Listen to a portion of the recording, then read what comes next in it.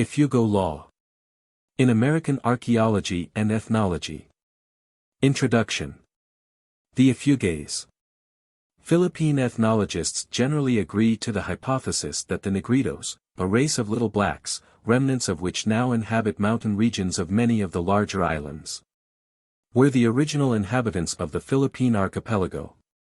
They advanced the hypothesis that these little blacks were driven by Malay immigrants from their former homes in the fertile plains to the mountains, and that these first Malay invaders were driven from the lowlands into the mountain regions by succeeding immigrations of Malays superior to them in organization and weapons. By and by, no one cares to hazard how long afterward, the Spaniards came. They Christianized the lowlanders, except the Mohammedan populations of Mindanao and Sulu. But at the time of the American occupation, the mountaineer descendants of the first immigration, for the most part, had not received the spiritual ministrations of Her Most Catholic Majesty's missionaries, on account of the inaccessible character of their habitat. True, garrisons and missions had been established in a few localities among them, but owing to the scattered character of the population, the independent spirit of the people, their natural conservatism, and the lack of tact and consideration on the part of the Spanish officials and missionaries, practically no progress had been made in Christianizing or civilizing them. The great majority of the non-Mohammedan, non-Christian Malays inhabit the island of Luzon. The Luzon non-Christian tribes and their estimated numbers are, Apayos, 16,000, Benguet Igorots, 25,000, Bontoc Igorots, 50,000, Wild Gadanes, 4,000. Ifugaos, 120,000, Ilongots, 6,000, Kalingas, 60,000, Tingians, 30,000, Lepento Igorots, 35,000, total, nearly 250,000. All these tribes inhabit the mountain ranges of the northern third of the island. The habitat of the Ifugaos is situated in about the center of the area inhabited by the non-Christian tribes. In point of travel time, as we say in the Philippines, for one equipped with the usual amount of baggage, Ifugao land is about as far from Manila as New York from Constantinople. To the northeast are the Wild Gadan, to the north the Bontoc Igorot, to the northwest, west, and southwest the Lepento and Benguet Igorots, to the east, across the wide uninhabited river basin of the Cagayan, are the Ilongots.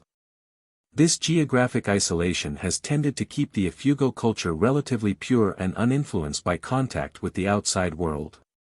2 or 3 military posts were fitfully maintained in Ifugao by the Spaniards during the last half-century of their sovereignty, but the lives of the natives were little affected thereby. Ifugao men wear clouts and Ifugao women loincloths, or short skirts, reaching from the waist to the knees. Wherever they go the men carry spears. Both sexes ornament their persons with gold ornaments, beads, agates, mother-of-pearl, brass ornaments, and so forth. Ifugao houses, while small, are substantially built, of excellent materials, and endure through many generations. It may safely be said that the Ifugaos have constructed the most extensive and the most admirable terraces for rice culture to be found anywhere in the world. The Japanese terraces, which excite the admiration of tens of thousands of tourists every year, are not to be compared with them. On these steep mountains that rise from sea level to heights of 6,000 to 8,000 feet, mountains as steep probably as any in the world, there have been carved out, with wooden spades and wooden crowbars, terraces that run like the crude but picturesque stairsteps of a race of giants, from the bases almost to the summits. Some of these terrace walls are 50 feet high. More than half are walled with stone. Water to flood these terraces is retained by a little rim of earth at the outer margin. The soil is turned in preparation for planting with a wooden spade. No mountain is too steep to be terraced, if it affords an unfailing supply of water for irrigation. The Ifugao, too, makes clearings on his mountains in which he plants sweet potatoes, and numerous less important vegetables. Without his knowing it, he bases his agriculture on scientific principles, to an extent that astounds the white man, and he tends his crops so skillfully and artistically that he probably has no peer as a mountain husbandman. Of political organization the Ifugao has nothing, not even a suggestion. Notwithstanding, he has a well-developed system of laws. This absolute lack of political government has brought it about that the Ifugao is a consummate diplomat. After an 8 years residence among them, I am convinced that the Ifugaos got along very well in the days before a foreign government was established among them. Through countless generations the Ifugao who has survived and prospered has been the one who has carried his point, indeed, but has carried it without involving himself in serious trouble with his fellows. The Ifugao's religion is a mixture of an exceedingly complex polytheism, ancestor worship, and a mythology that is used as an instrument of magic. His religion seems to be far more highly developed than that of the other non-Christian tribes. Attempts made by Spain to colonize the Ifugao in the lowlands invariably met with failure. The Ifugao is a hillman, and loves his hills. He is of an independent nature and cannot stand confinement. A great many prisoners jailed by American officials have courted death rather than endure incarceration. While there are well-defined tribal divisions that mark off the various mountain Malay populations of northern Luzon, the cultures of all of the tribes are basically similar. Numerous parallelisms, too, are found with the lowland Filipinos, even now, in features of daily life, religion, taboo, law, and marital relation. The dialects of all the tribes inhabiting the islands are branches of the great family of Malay languages, languages spoken over more than half the circumference of the globe. The linguistic differences that exist between the mountain and the lowland tribes seem to be not much greater than the linguistic differences between the various mountain tribes themselves. Many things lead us to believe that the culture of the Ifugaos is very old. We have to do with a people who possess both as individuals and collectively a most remarkable memory. Ifugao rich men lend to considerable numbers of clients and others every year during the hungry time, to these, varying numbers of bundles of rice, to this one a skein of yarn, to that one a pig, and to another again a chicken. All these bargains and their amounts and their varying terms, our wealthy Ifugao remembers, unaided by any system of writing or other artificial means. Many Ifugaos know their ancestors back to the 10th or even the 14th generation, and, in addition, the brothers and sisters of these ancestors. If we consider the racial or tribal memory of these people, we find a mythology fully as voluminous as that of the Greeks. But the Ifugaos have no recollections of having ever migrated. Unless they have lived for many centuries in their present habitat, it seems certain that they would have retained at least in mythical form the memory of their migration. Another consideration that is significant lies in a comparison of the rate of rice field building in these peaceful times, when such work is not hindered but instead vigorously stimulated by the government, with the amount of such work accomplished by past generations. One who stands on some jutting spur of the mountainside in Asin, Sapeo, or Bano can scarcely help being impressed with the feeling that he is looking upon a work of tens of centuries. Any calculation must be based on vague and hazardous figures of course, but, without having any theories to prove.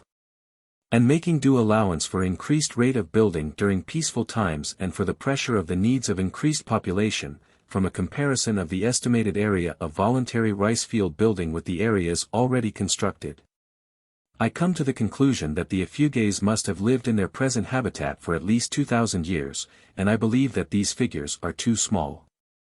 Sources of Ifugao law and its present status of development.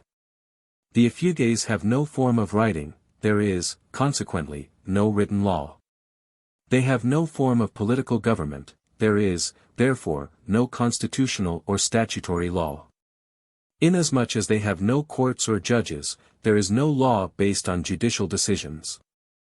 Ifugao law has two sources of origin, taboo, which is essentially religious, and custom. The customary law is the more important from the greater frequency of its application.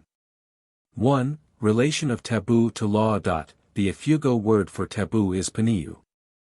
The root, which appears under the varying forms u, iho, io, and ihao, means in general evil or bad. The prefix pan denotes instrumentality or manner. The word paniu means both by derivation and in use, bad way of doing, or evil way. By far the greater number of taboos have their origin in magic. A very large number of them concern the individual, or those closely related to him by blood ties, and for this reason have no place in a discussion of law. Thus a pregnant woman may not wear a string of beads, since the beads form a closed circle and so have a magic tendency to close her body and cause difficult childbirth. This, however, is not a matter that concerns anybody else, and so could be of no interest at law. It is taboo for brothers to defecate near each other, but only they are harmed thereby, and the matter is consequently not of legal interest. The breaking of a taboo that concerns the person or possessions of an individual of another family is a crime. The following instances will illustrate. In nearly all districts of Ifugao it is taboo for persons of other districts to pass through a rice field when it is being harvested. It is also taboo for foreigners to enter a village when that village is observing its ceremonial idleness, tungal, at the close of harvest time. One who broke this taboo would be subject to fine. In case it were believed that the fine could not be collected, he would be in danger of the lance. It is taboo to blackguard, to use certain language, and to do certain things in the presence of one's own kin of the opposite sex that are of the degrees of kinship within which marriage is forbidden, or in the presence of another and such kindred of his. Or to make any except the most delicately concealed references to matters connected with sex, sexual intercourse, and reproduction. Even these delicately concealed references are permissible only in cases of real necessity. The breaking of this taboo is a serious offense. One who broke the taboo in the presence of his own female kin would not be punished except in so far as the contempt of his fellows is a punishment. In Kiangan, before the establishment of foreign government, breaking the taboo in the presence of another in his female kin of the forbidden degrees is said to have been sometimes punished by the lance, c. It is taboo for one who knows of a man's death to ask a relative of the dead man if the man is dead. The breaking of this taboo is punishable by fine. If asked, Ifugaos say that it is taboo to steal, to burn or destroy the property of another, to insult, or ruin the good name of another, to cause the death or injury of another by sorcery or witchcraft, in short, to commit any of those acts which among most peoples constitute a crime. The word taboo as understood among ourselves, and as most often used among the Ifugaos, denotes a thing rather arbitrarily forbidden. It seems likely that moral laws, from which most criminal laws are an outgrowth, originate thus. The social conscience, learning that some act is antisocial, prohibits it, often in conjunction with religion, or some feature of it, or some semblance of it, arbitrarily, harshly, and sometimes unreasonably. Thus the first taboo set forth above has the semblance of being aimed against interruption in the business or serious occupation of another, or against his worship. The mere passing near a rice field and it is being harvested, or the mere entrance into a village during the period of ceremonial idleness are arbitrarily seized upon as acts constituting such interruptions. The second taboo arose from the purpose of the social consciousness to prevent marriage or sexual intercourse between near kin. It is most sweeping and unreasonable in its prohibitions. A third person may make no remark in the presence of kin of the opposite sex as to the fit of the girl's clothing, as to her beauty, nor may he refer to her lover, nor play the lover's harp.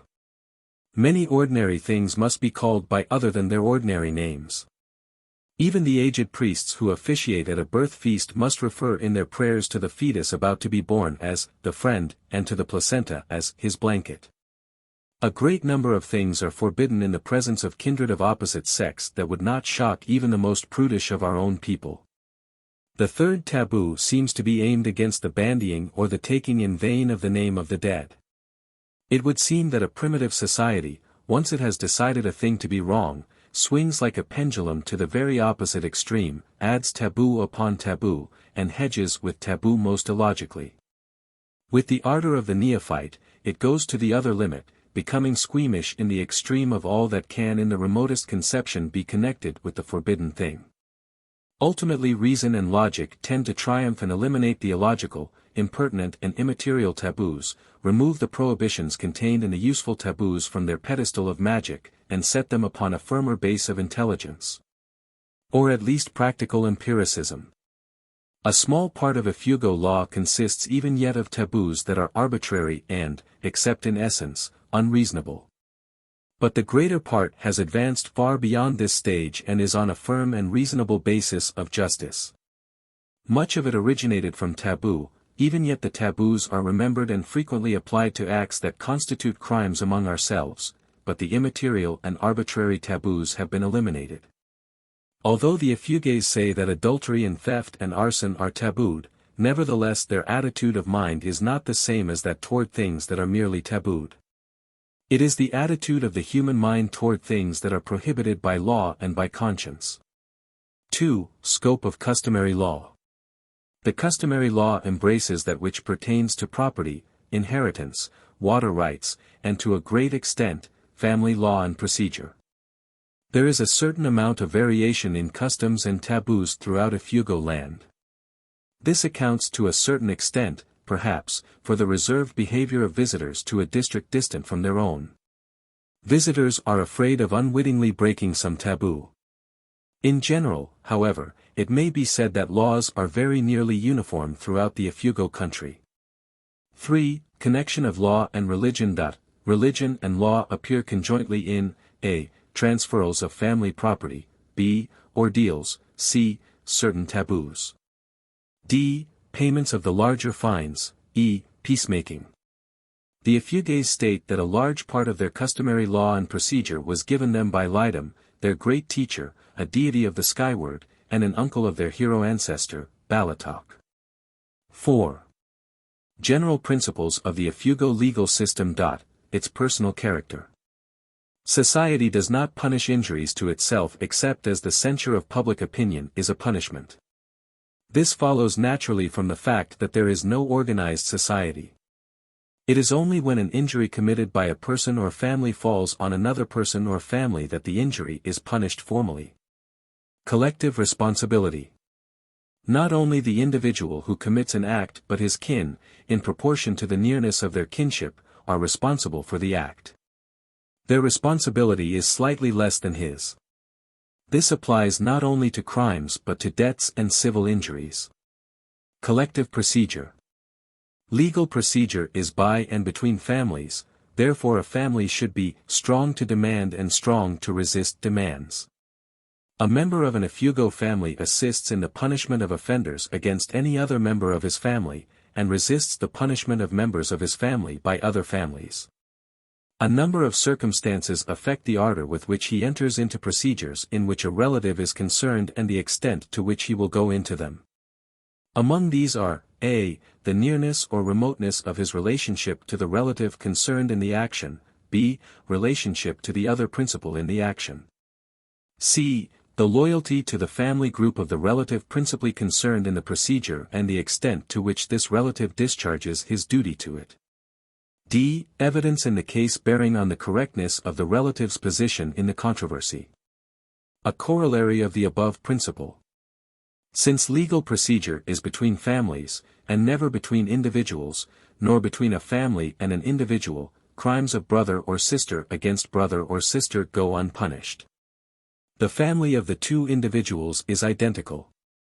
A family cannot proceed against itself. But in the case of incest between a father and a daughter, the father might be punished by the girl's mother's family on the ground that he had committed a crime against a member of that family. It is true that just as great an injury would have been committed against the family of the father, since the relationship of the daughter to that family is the same as to her mother's family. But the father, the perpetrator of the crime, being a nearer relative of his own family than his daughter, his family certainly would not take active steps against him. Were the crime a less disgraceful one, the father's kin would probably contest his penalty. The family unity must at all hazards be preserved. Clemency is shown the remoter kin in order to secure their loyalty to the family group. A large unified family group is in the ideal position of being strong to demand and strong to resist demands. The family is the only thing of the nature of an organization that the Ifugao has, and he cherishes it accordingly. Collective recipiency of punishment. Just as the family group is collectively responsible for the delinquencies of its members, but in less degree than the delinquent himself, so may punishment be meted out to individuals of the group other than the actual culprit. Although naturally it is preferred to punish the actual culprit. And so may debts or indemnities be collected from them. But only those individuals that are of the nearest degree of kinship may be held responsible. Cousins may not legally be punished if there be brothers or sisters. Ifugao law is very personal in its character. For the different classes of society there are in the Mampolia-Kababian area 5 grades of fines in punishment of a given crime, 4 in the Hapeo-Huanduan area, and 3 in the Kiangan area. Might is right to a very great extent in the administration of justice. For a given crime, one family, on account of superior war footing, or superior diplomacy, or on account of being better bluffers, will be able to exact much more severe penalties than another. Especially is Ifugao administration of justice likely to be unfair and persons of different classes are parties to a controversy. I doubt very much, however, whether this characteristic of Ifugao administration of justice be more pronounced than it is in our own. 5. Stage of development of Ifugao law. Reasons have already been given for believing the Ifugao's culture to be very old. His legal system must also be old. Yet it is in the first stage of the development of law. It is, however, an example of a very well-developed first-stage legal system. It ranks fairly with Hebrew law, or even with the Mohammedan law of a century ago. R. Cherry in his lectures on the growth of criminal law in ancient communities demonstrates these stages of legal development. First, a stage of simple retaliation, an eye for an eye, a tooth for a tooth, a life for a life. Second, a stage in which vengeance may be bought off either by the individual who has inflicted the injury or by his tribe. Third, a stage in which the tribe or its chiefs or elders intervene to fix penalty payments and to pronounce sentence of outlawry on those who refuse to pay proper fines. Fourth, a stage in which offenses come to be clearly recognized as crimes against the peace and welfare of the king or the state. No Ifugao would dream of taking a payment for the deliberate or intentional murder of a kinsman. He would be universally condemned if he did so. However, he would usually accept a payment for an accidental taking of life. There is still, however, an element of doubt as to whether even in such a case payment would be accepted. For nearly all other offenses payments are accepted in extenuation. Ifugao law, then, may be said to be in the latter part of the first stage of legal development. The present population of the Philippine Islands is about 10 million. Notwithstanding, there are vast stretches of unoccupied lowlands. At the coming of the Spaniards the population of the tribes that now are Christian has been estimated at 500,000. These second Malay immigrants undoubtedly gained the principal part of their livelihood from agriculture, for which they needed little land. Why, then, is it hypothesized that any immigration drove another to the mountains? My own belief is that the first immigrants went to the mountains of their own volition for the reason that they had been a mountain people and a terrace-building people in their former home. I use the word district to denote the inhabitants of one of the many smaller culture sections into which the habitat of the Ifugaos is divided. The possibility that these sex taboos are survivals of a former clan system in which exogamy was the rule does not in the least invalidate this statement. Taboo is for the most part undoubtedly derived from magic. Indeed, there are not wanting those who hold that all taboo has its origin in magic. While doubting if so sweeping an assertion as this can be true, especially when we consider that even in its most primitive phases human life is exceedingly complex and intricate.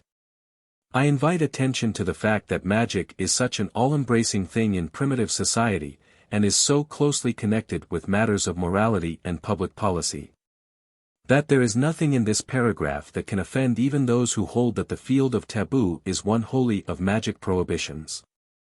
The family law. Marriage.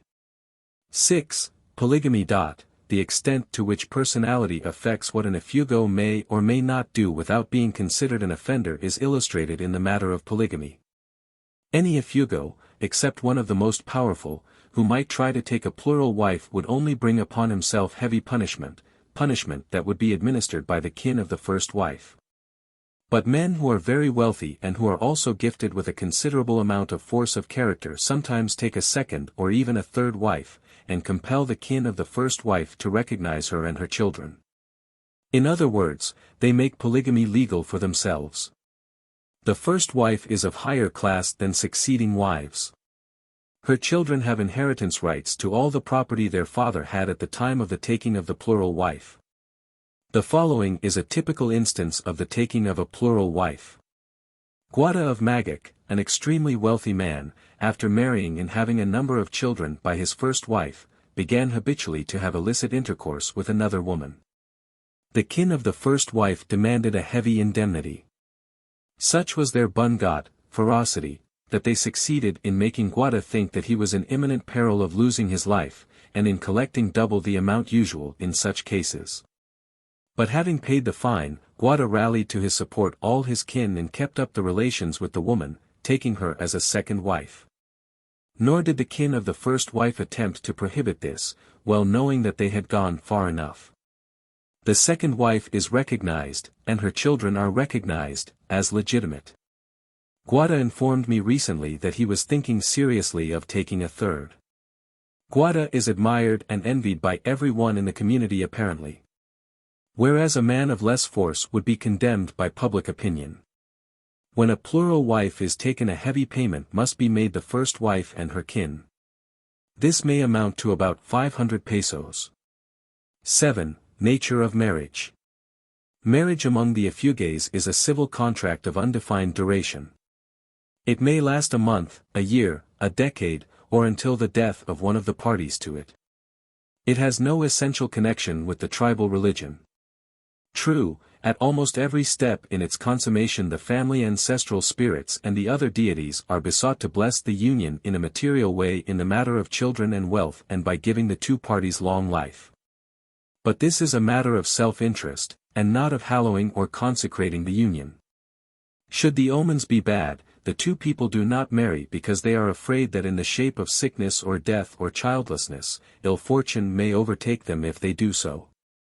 And even after the marriage has been fully consummated, should it happen that at any one of 3 certain feasts performed by the parents of the couple during the year in connection with their rice crop, the omen of the bile sac should promise ill, the marriage is dissolved.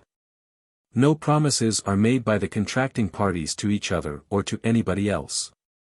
Nor do the contracting parties take any part in any religious ceremonials or in any marriage ceremonials of any kind. Marriage may be terminated at any time by mutual agreement. But that marriage is considered a contract is shown by the fact that if either party terminates the marriage against the will of the other, the injured party has the right to assess and collect damages. The theory that marriage should be permanent in order to provide the better for the training and rearing of children has no legal embodiment. It is, however, established by custom that in case of divorce a property settlement according to the wealth of the family must be made on the children. 8. Eligibility to marriage. Any person of any age may marry. The consent of the parents is not necessary. But there is taboo on the marriage of cousins within the 3rd degree. This taboo may be rendered inoperative, except in the case of full cousins, by an exchange of animals ranging from 2 pigs in the case of the nearer relationships to 1 small pig or a chicken in the case of the remoter. The girl's kin in all cases receive the more valuable animals in this exchange. But the marriage of first cousins is absolutely tabooed and never occurs. It is said that children are sometimes coerced into marriage against their will. But I have heard of only one case in which physical force was used, and even in this case the attempt ended in failure. 9. The 2 ways in which marriage may be brought about. Those children that will inherit a great deal of property are married usually, but by no means always, by a contract marriage. Those who will inherit no property, or but a small amount, and those who, married by the preceding method, have lost their spouses, or who on reaching a maturer age, do not find themselves compatible with their spouses, and consequently remarry, are married by a trial marriage. However, it should be said that even a contract marriage is a trial marriage to a great degree. In fact, one inclined to be prudent in his speech would never pronounce an Ifugao marriage a permanent one until the death of one of the parties to it. The trial marriage is merely a primitive sexual mating in the dormitories of the unmarried. It might be called a courtship, it being understood that, except in its very incipiency, Ifugao courtship postulates an accompaniment of sexual intercourse. It is very reprehensible, but not punishable, for a girl to enter into two such unions contemporaneously. The moral code is hardly so strict with respect to the male. In case the two individuals are satisfied with each other, that is, in case they find themselves compatible, and nearly always in case the girl becomes pregnant and the youth has no reason for misgivings as to the parentage of the child, the youth, after consultation with his parents, sends a distant relative or friend, who is not related to the girl, with beadles for a ceremonial conference in which the hand of the girl is asked in marriage. Generally it requires 2 or more trial marriages to select for a person his more permanent mate. 10. Contract marriage. The contract marriage is usually arranged for, and its first ceremonies at least performed while the children are quite small. Its purpose is to guard against the commission of such a folly on the part of the child who will be wealthy as marriage to a less wealthy spouse.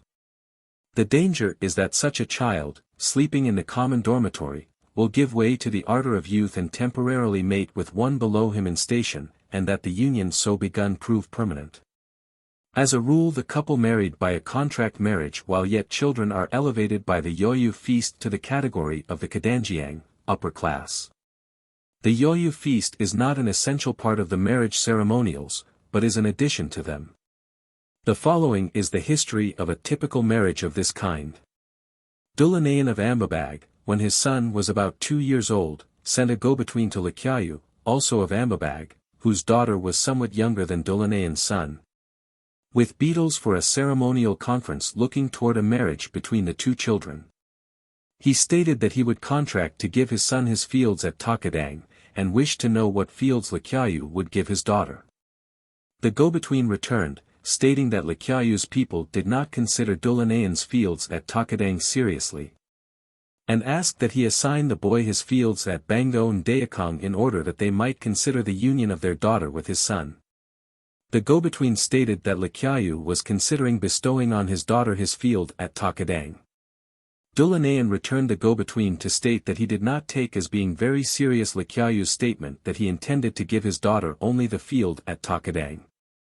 He made the proposal that Likyayu add to the field at Takadang the one at Danak, and stated that if Likyayu would do so he would give his son the fields at Bango and Dayakong, as Likyayu suggested. Likyayu accepted this proposal.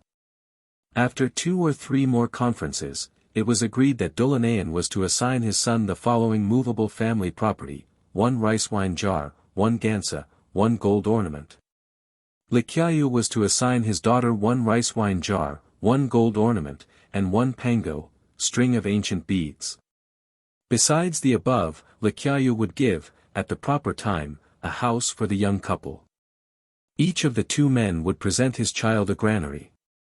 The above agreement made, Dulanayan sent a pig called Tokop di Mamon and a pig called Mbango. These pigs were sacrificed by Likyayu and his kin. The omens of the bile sacks promised well. Likyayu returned 1 Natawinan, 4 spears, as the Mangdad of the Mbango. About 3 years elapsed before anything further was done toward the completion of the marriage. During this period Dulanayan on behalf of his son furnished Likyayu's household with what firewood was needed and kept his granaries in repair. Whenever his son's betrothed fell ill, or whenever her parents or grandparents fell ill, Dulanayan furnished a pig for sacrifice. And whenever Dulanayan's son or his son's parents or grandparents fell ill, Likyayu furnished a pig. Likewise, when one of the direct descendants of either of the young couple died, the other family furnished a pig for the funeral and a death blanket as one of the burial robes. In the year 1912, that is, 3 years after the contract was made, Dulanayan sent a man to propose in Yoyu. Each family performed a granary feast to determine whether the time was propitious. The omens being good, each family notified the other of the fact. Dulanayan then sent a large pig as the hingat. Likyayu's people returned a small pig as hulul di hingat. Then Dulanayan furnished a large pig for the buban, and the 2 families met for the first time during the period of the negotiations and sacrificed and prayed together. A short time afterward the children were made Kadanjiang by the giving of an Yoyu feast. At this feast Dulanayan gave hakba, marriage presents, to Likyayu and his kin. In a contract marriage there is always an assignment to the children of the property that they will inherit. The amount of property settled upon either of them is equal or very nearly equal to that settled on the other. Nor may the parent of one of the children sell any of this property except for the purpose of providing animals for sacrifice in case of the illness or death of the child or one of his direct descendants.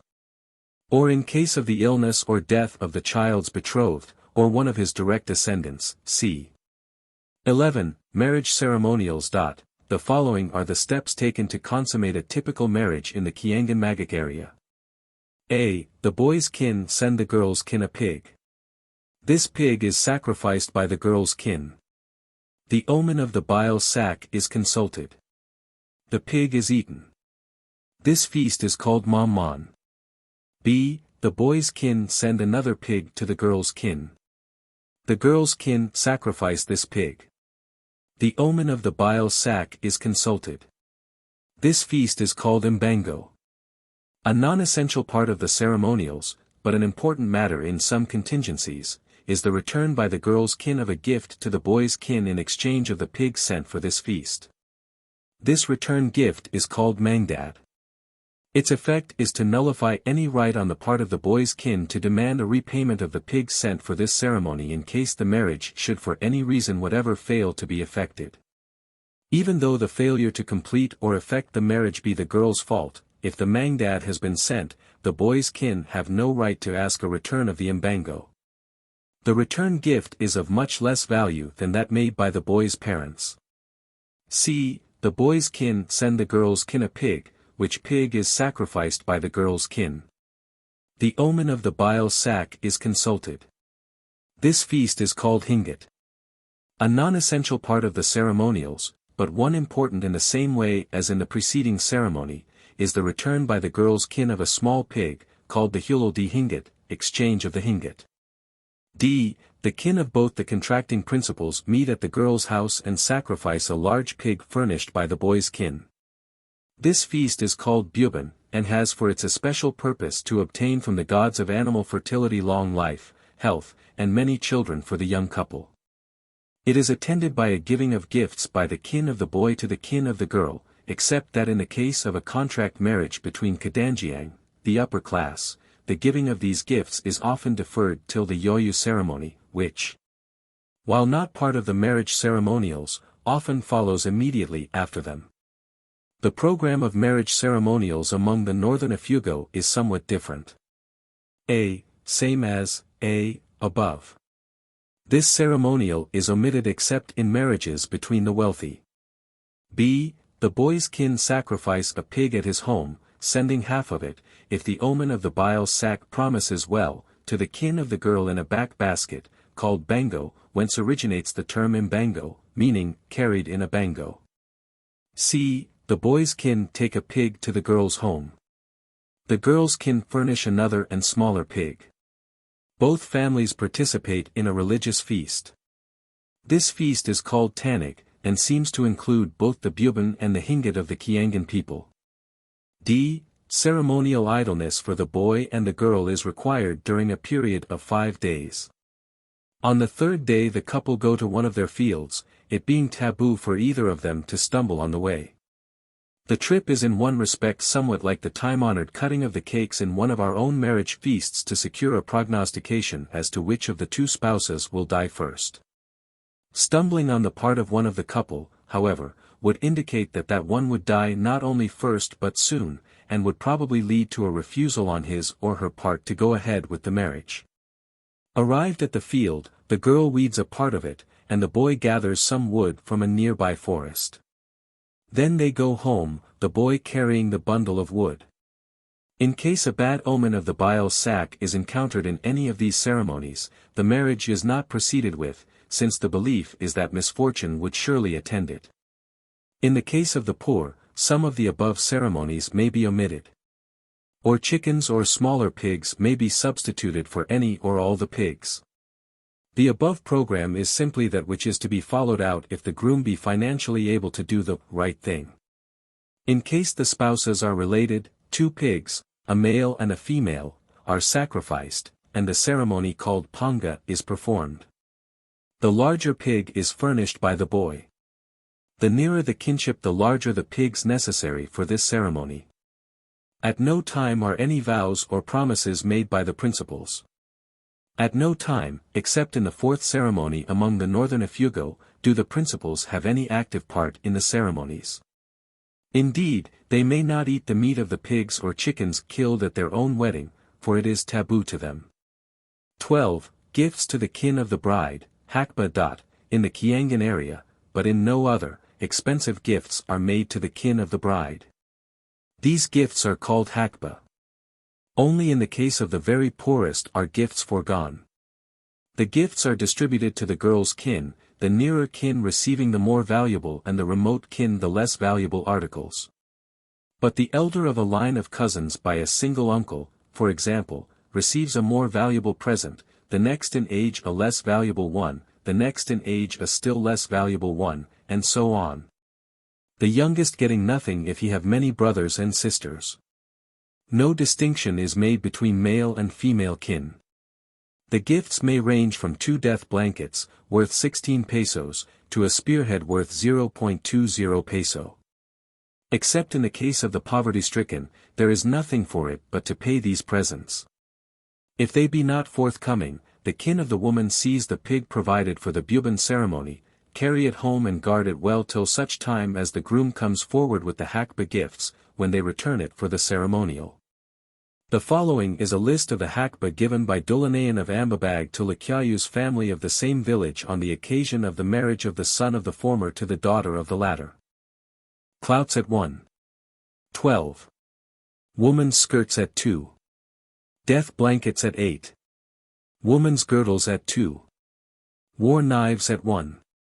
Iron pots at 5. Bio, blanket, at 5. Rice wine jar at 8. Gansas at 8. Irons, spears, knives, axes, etc. At an average value of 0.50 each. Total 752. Dulanayan stated at the time these notes were taken that there were a number of things omitted from the above list that he had forgotten. That he counted up the amount of all the hakba immediately after the feast, and that it totaled over 800 pesos. A groom whose property placed him in the upper rank of the middle class would spend about 128 pesos as follows on hakba. Death blankets at 8. 64. Irons, at 50.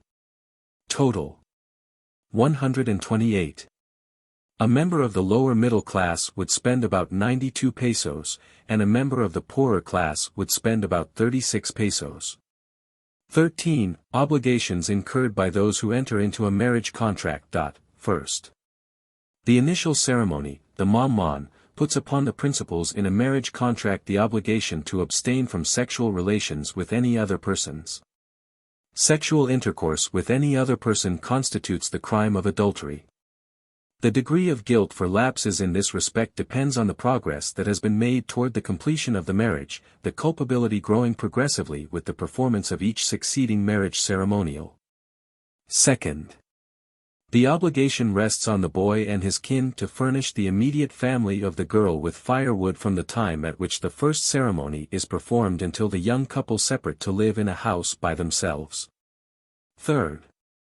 For the same period of time as that embraced in the preceding paragraph, the obligation rests on the boy and his kin to keep the granaries of the family of the girl in repair, and to re-roof them whenever needful. Fourth.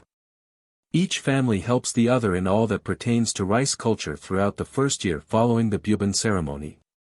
Each family furnishes the other with the pig necessary for the sacrifice at each of the 3 important rice culture feasts, the Kulp, growth feast, the Kalating, harvest feast, and the Tuldag, granary feast.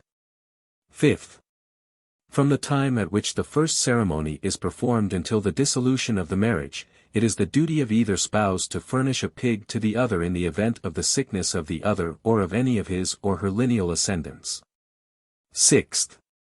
For the same period as that embraced in the preceding paragraph, it is the duty of either spouse to furnish the other in the event of the death of any of the lineal ascendants of the other, a pig and a death blanket.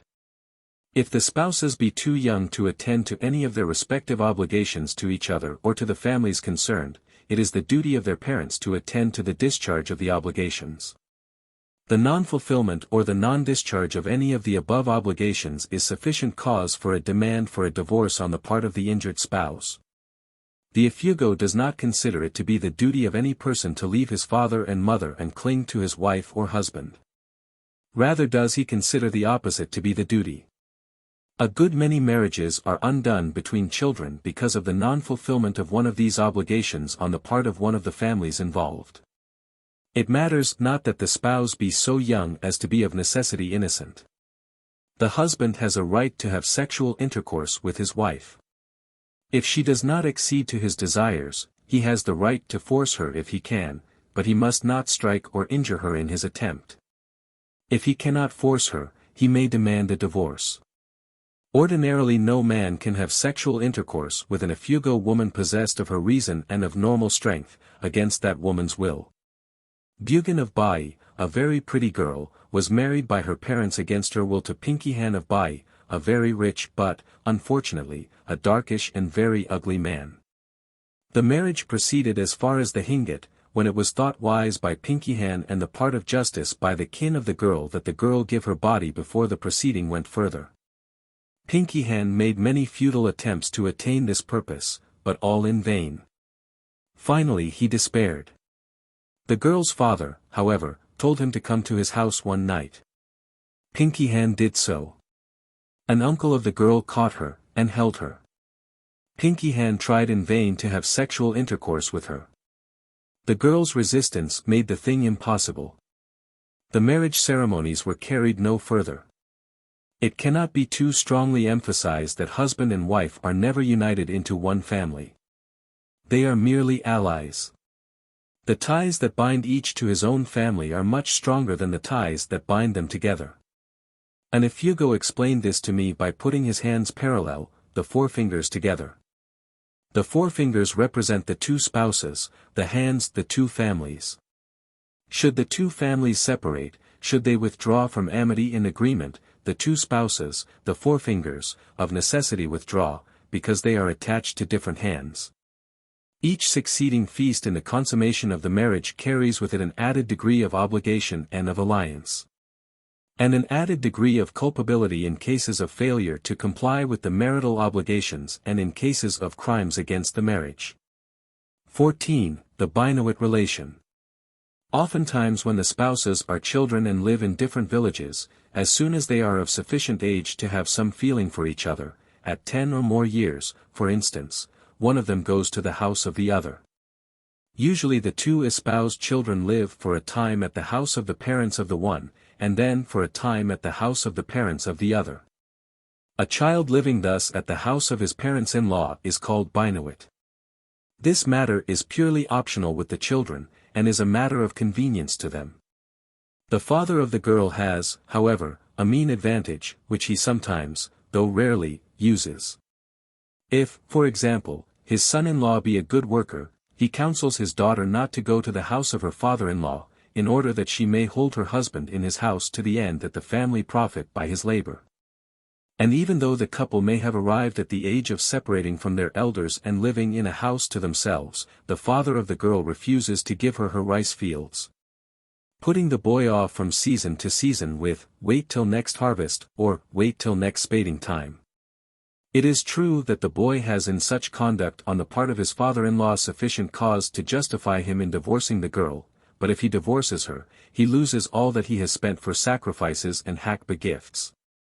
15. Property rights acquired by marriage.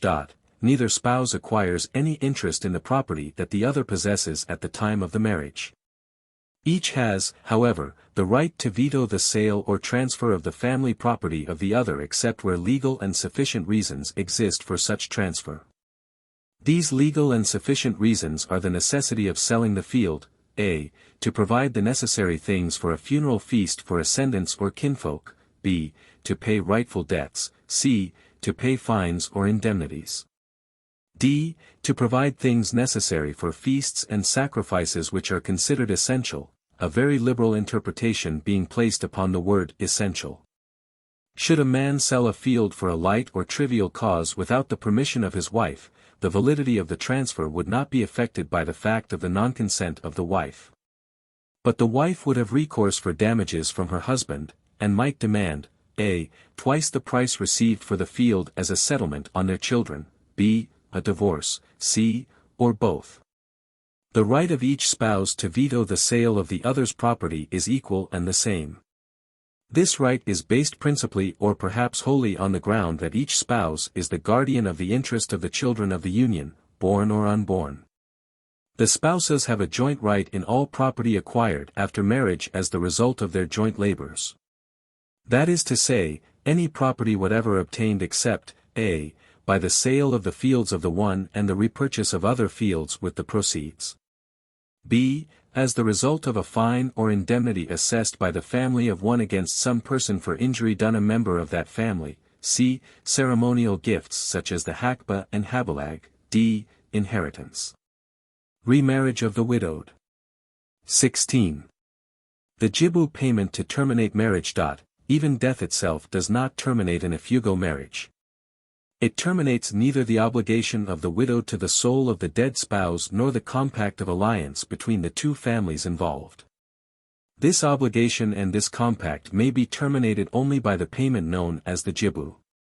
The word jibu means literally, finish. In its narrowest and probably original sense it may have meant a payment to terminate all the relations and obligations growing out of a marriage. There is another explanation. From the day of the death of a spouse till the third day after the interment, when the binakbak ceremony is performed, the kin of the deceased and the kin of the surviving spouse are on terms of theoretical enmity.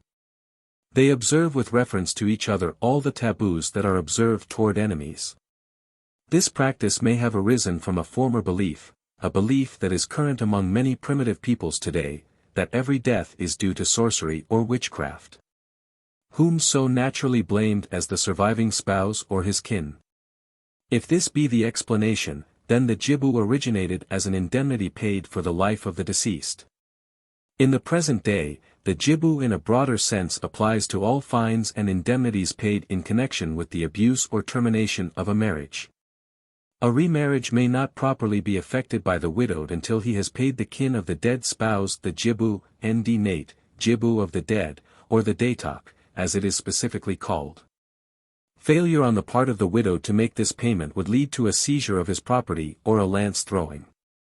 In the Kiangan area this payment is not nearly so high as in other parts of Ifugao land, and for the reason that in the former area large payments are made to the kin of the woman in the hakba gifts at the beginning of the marriage. In Bano and other areas of Ifugao the payments are about 5 times the amounts shown in the subjoined table. The following is the datak payment of the Kiangan area. Datak. For the wealthy. Puyu, 1 death blanket. 8.00. Hainub, 1 pot. 5. 00. Hainub, 1 pot. 2.00. Natawinin. 1.00. Natawinin. 1.00. Natawinin. 1.00. Natawinin. 1.00. Natuku. 0.50. Natuku. 0.50. Naoha. 0.25. Amo. 6 irons. 1.50. Padodal, offering to the soul of the dead, 1 pig. 10.00. Total. 31. 75. For the middle class. Puyu, 1 death blanket. 4.00. Hainub, 1 pot. 2.00. Hainub, 1 pot. 2.00. Natawinin. 1.00. Natawinin. 1.00. Natuku. 0.50. Natuku. 0.50. Nunbody. 0.40. Naoha. 0.25. Amo. 4 irons. 1.00. Padoldal, 1 pig. 8.00. Total. 20. 65. For the very poor. Puyu, 1 pot. 4.00. Hainub. 1.00. Natawinen. 1.00. Natuku. 0.50. Nunbody. 0.40. Naoha. 0.25. Amo. 4 irons. 1.00. Padoldal, 1 pig. 5.00. Total. 13. 15. It is considered an insult to the deceased and his kin for a widowed person to remarry within a year from the death of his spouse. In such an event, a larger jibu is demanded by the kin of the dead spouse. Should the spouses have had no children, double the amount usual is demanded as the daytok. If the widowed remarries without having first formally notified the kin of his dead spouse of his intention, or if he scandalously has sexual intercourse, he commits adultery according to Ifugao law, and must pay the jibu luk tap, c. As a matter of fact, I do not believe that this law is often enforced. The Ifugaes say that it was nearly always enforced before the establishment of foreign government. If the widowed be a woman, both she and the man with whom she contracts a second marriage are responsible for the jibu payment. The payment as a matter of practice is always made by the man who marries her. But it is said that, should her second husband for any reason fail to pay, the widow would be held for the payment. In the event of the birth of a bastard child to a surviving spouse, the jibu must be paid. The following is an instance of the non-payment of this indemnity, and the sequelae. Piniliu of Longa married the wife of But Long, a deceased kinsman of Timbului, also of Longa. Piniliu did not come forward with the usual daytok payment, notwithstanding the fact that it was repeatedly demanded of him. Finally Piniliu went to Nueva Vizcaya, and there bought a carabao. Timbului gathered his kin and met Piniliu when he was bringing back the carabao. About 2 miles before they reached their home village, Timbului and his kin seized the animal, hamstringing and slaughtering it before Piniliu's eyes.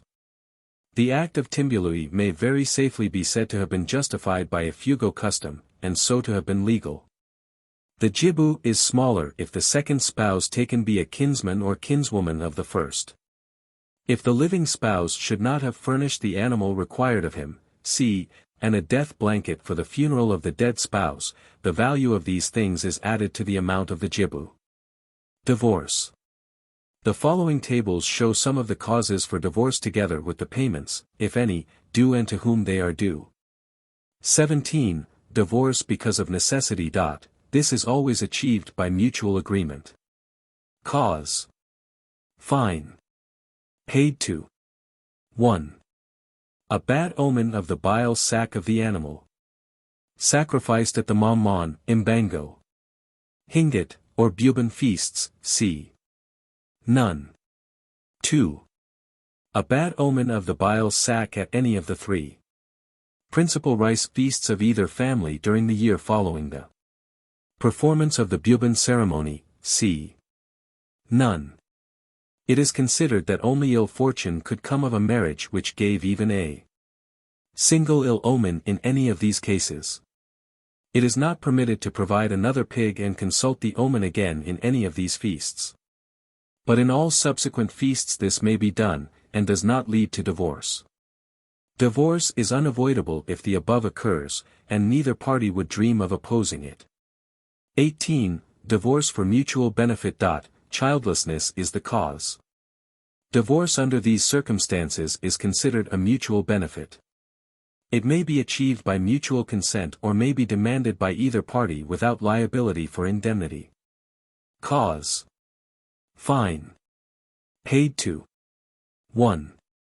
Continuous dying of offspring. None. 2. Childlessness for a period of 2 or 3 years. After marriage. None. It is considered that the gods of animal fertility look with permanent disapproval on the union. This is not without some show of reason, since spouses who have lived together for a goodly number of years on separation and remarriage with other persons have each had children. Ifugao experience in this matter would indicate that there is such a matter as biologic incompatibility. 19. Divorce which may be demanded by either party. Cruelty and incompatibility are the causes. The divorce may be by mutual consent or may be demanded by the injured. Cause. Fine. Paid to. 1. Neglect of one spouse by the other in time of sickness, the failure to cherish. Hud, see below. The injured. 2. Ill treatment of one of the spouses by the near kin of the other, insulting language by a father or mother-in-law. In some cases hud. Divorcer. 3. Unwillingness of either party to have sexual intercourse with the other, and continued resistance to it, when there is the ability to perform the sexual act. Hud. Divorcer. 4. The lessening of the fields of one of the spouses, which it was agreed in the contract of marriage would be his, without the consent of the kin of the other spouse. Hud. Divorcer. 5. Permanent inability to perform the sexual act. None. 6. Insanity. None. 7. Failure on the part of one spouse or his family in any of the obligations heretofore mentioned, c. Hud, not always paid. Divorcer. 8. Commission of crime by one spouse against a member of the other spouse's family. Hud. Divorcer. 9. Refusal of one family to furnish the pigs necessary to complete the ceremonials, in case the spouses are related. The refusal or continued neglect of one family to produce a pig for the panga, c. None. 10. The selling of a rice field for insufficient reasons by one spouse without the consent of the other, c. Hud, also c. Divorcer. 11. Continued refusal of the father of either of the spouses to deliver the fields called for in the contract when the couple has reached a reasonable age, c. Hud. Divorcer. 12. Continued laziness or shiftless conduct on the part of one of the spouses. Usually none. 13. The incurring of many debts or other obligations. The squandering of family resources. Hud. Divorcer. 14. Unreasonable or insane jealousy. None. 20. Cases where divorce may be demanded by one party or the other. Cause. Fine. Paid to. 1. Desertion of lawful spouse and cohabitation with another, divorce already a fait accompli. Jibu of Hakwit, c. Injured party. 2. Incompatibility. Continuous quarreling. Hud. The divorced. 3. A change of affection or a desire not to proceed with or complete the marriage, if there be children, all the property or nearly all must be settled on them. Hud. The divorced. 4. Adultery. Jibu of Luk Tap, c. The injured. 21. The Hud, or payment for mental anguish. This is the fine or indemnity assessed in cases of divorce at the instance of one of the parties, when uncomplicated by improper sexual relations, on the ground of mental anguish, hacket d nemnum, literally, hurt of the mind. In general it may be said to be assessed against that spouse who has made necessary the dissolution of the marriage, whether or not he be the one who takes the initiative in effecting the divorce. Should the divorce be effected on account of sexual crime of one of the spouses, the greater the injury the more severely the crime is punished. The hud is a small fine, but its payment is said effectually to banish the mental anguish. The dignity and self-importance of the Malay are of unusual proportions in comparison with his other feelings and emotions. In Kiangan district there are 3 grades of the hud, one for the Kadanjiang or wealthy, one for the Tumuk or middle class, and one for Nawatat or poor. The following are the usual amounts of the indemnity. The hud.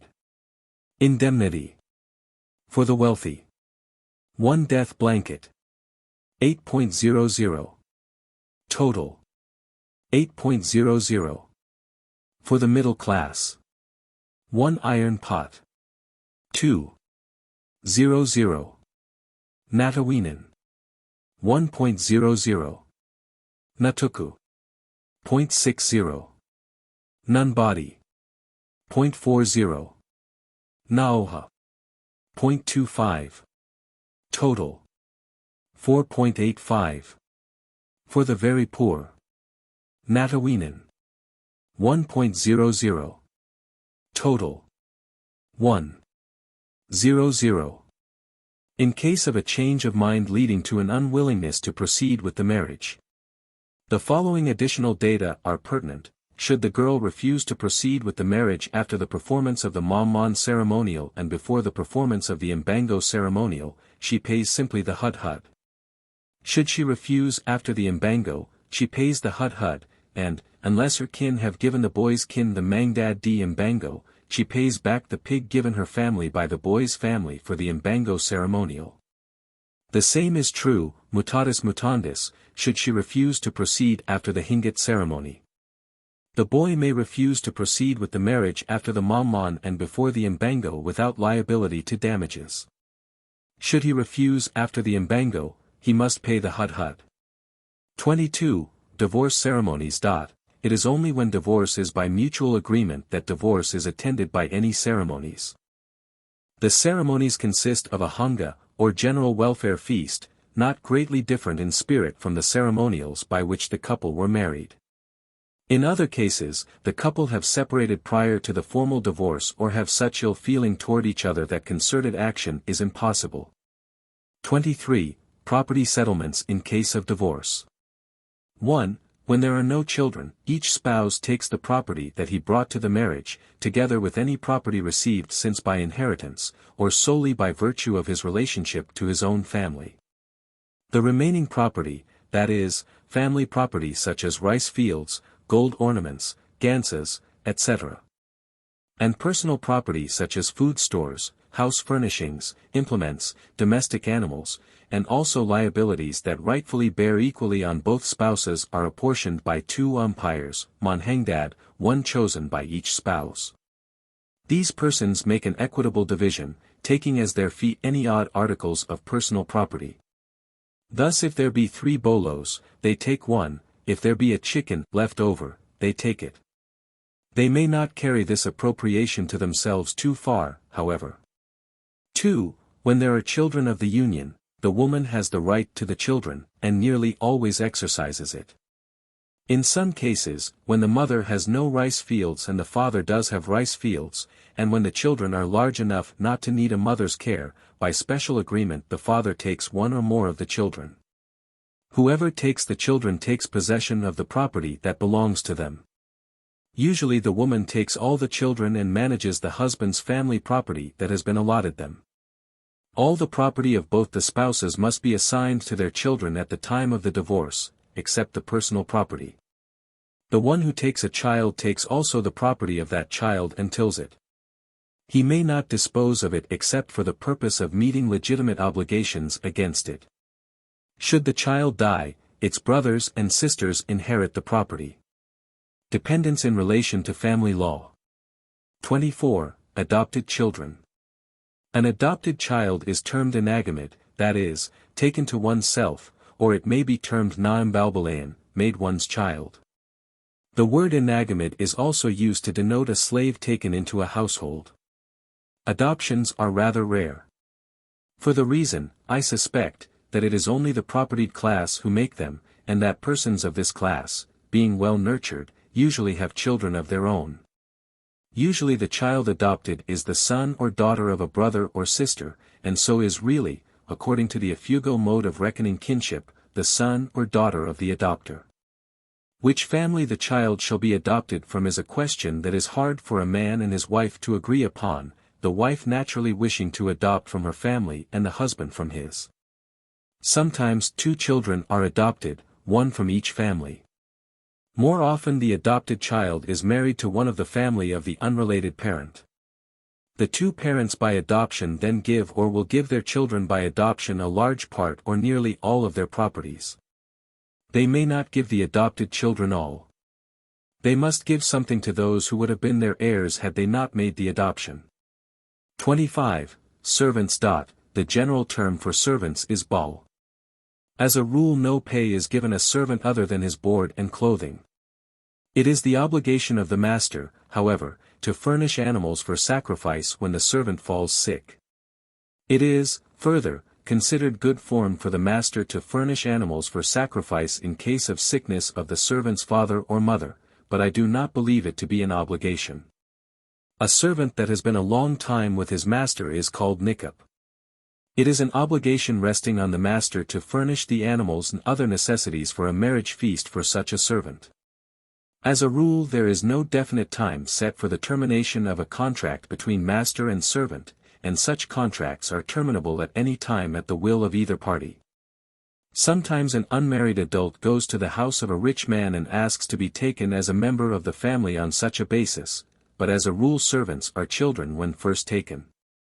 Oftentimes a high degree of affection is felt for a faithful member of the family of this class, and if a child he is treated as a son or daughter. Sometimes a rice field is assigned to him, and he inherits as though he were the youngest son or daughter. 26. Slaves. Before the American occupation, except in those few parts of the habitat that were prosperous and in which the obtaining of the daily ration was not a serious problem, the selling by parents who found themselves poverty-stricken of one of their children was not at all uncommon. The price that a child brought his parents varied from 5 pigs to 5 carabaos. There was no difference in value between a male and a female child. A slave was most valuable at the age of 18 or 20. Some men were slave dealers, and carried great numbers of children to Nueva Vizcaya and Isabela. In those parts a slave was worth from 5 to 20 carabaos. Among the Ifugao a slave was absolutely the property of his owner. The latter had power of life and death over him. Even if the master killed the slave it was not considered that the slave's family would be justified in avenging the death. But a slave's children, even though they be the children by another slave parent, were free. Frequently one of them was assigned to take the place of the father and another of the mother, and these 2 then became free. In the lowlands, however, the children of slaves were slaves, which accounts partly for the higher prices paid for slaves in those parts. It would be interesting to know whether the lowland, Christian, Filipino held children of slaves as slaves before his civilization and Christianization by the Spaniard, or whether his practice then was that of his Ifugao brethren. The purchase of a slave was celebrated by a very pretentious series of religious ceremonials. Oftentimes, with the Ifugao, a slave was set free, at or before the death of his master, and was given a rice field. Unless set free he was inherited by the master's heirs as any other property. Sometimes a slave child was adopted by a childless couple as their own son or daughter. The following Pocahontas story is told of a slave who lived at his master's house in Anao. The master treated him ill, and the slave, a young man, ran away. He went to the enemy village of Alamat. The men of that town were going to kill him, hearing his Anao accent, and believing him to be one of their hereditary enemies. But a handsome girl, the daughter of a rich man, protected him with her own body and begged for his life. She afterward married him and bought his freedom. There was no actual necessity for her buying his freedom, since the last thing in the world the Anao master could have accomplished would have been the recovery of his property. She bought his freedom, however, in order that the children of herself and her husband might never be called the offspring of a slave. Mention should be made, also, of those who voluntarily entered into slavery as a means of paying a debt. The word voluntarily, in this connection needs explanation, however. A man was usually frightened into entering into servitude by the probability that if he did not he would be killed. In parts of Ifugao, the killing of women or children in feuds was a disgraceful thing, and rarely, if ever, practiced. Instead they were made prisoners and sold for debt. Sometimes, too, women or children were carried off and held for debt. This form of collection of debts was legal, or at least semi-legal. In case the debt was paid, the captive was returned, otherwise, he was sold as a slave.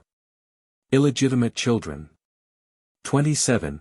Definition of illegitimacy, its frequency.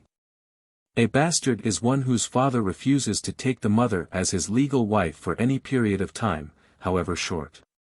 The marriage of the parents after the birth of the bastard, consequently, legitimizes the child. Bastardy is not very frequent.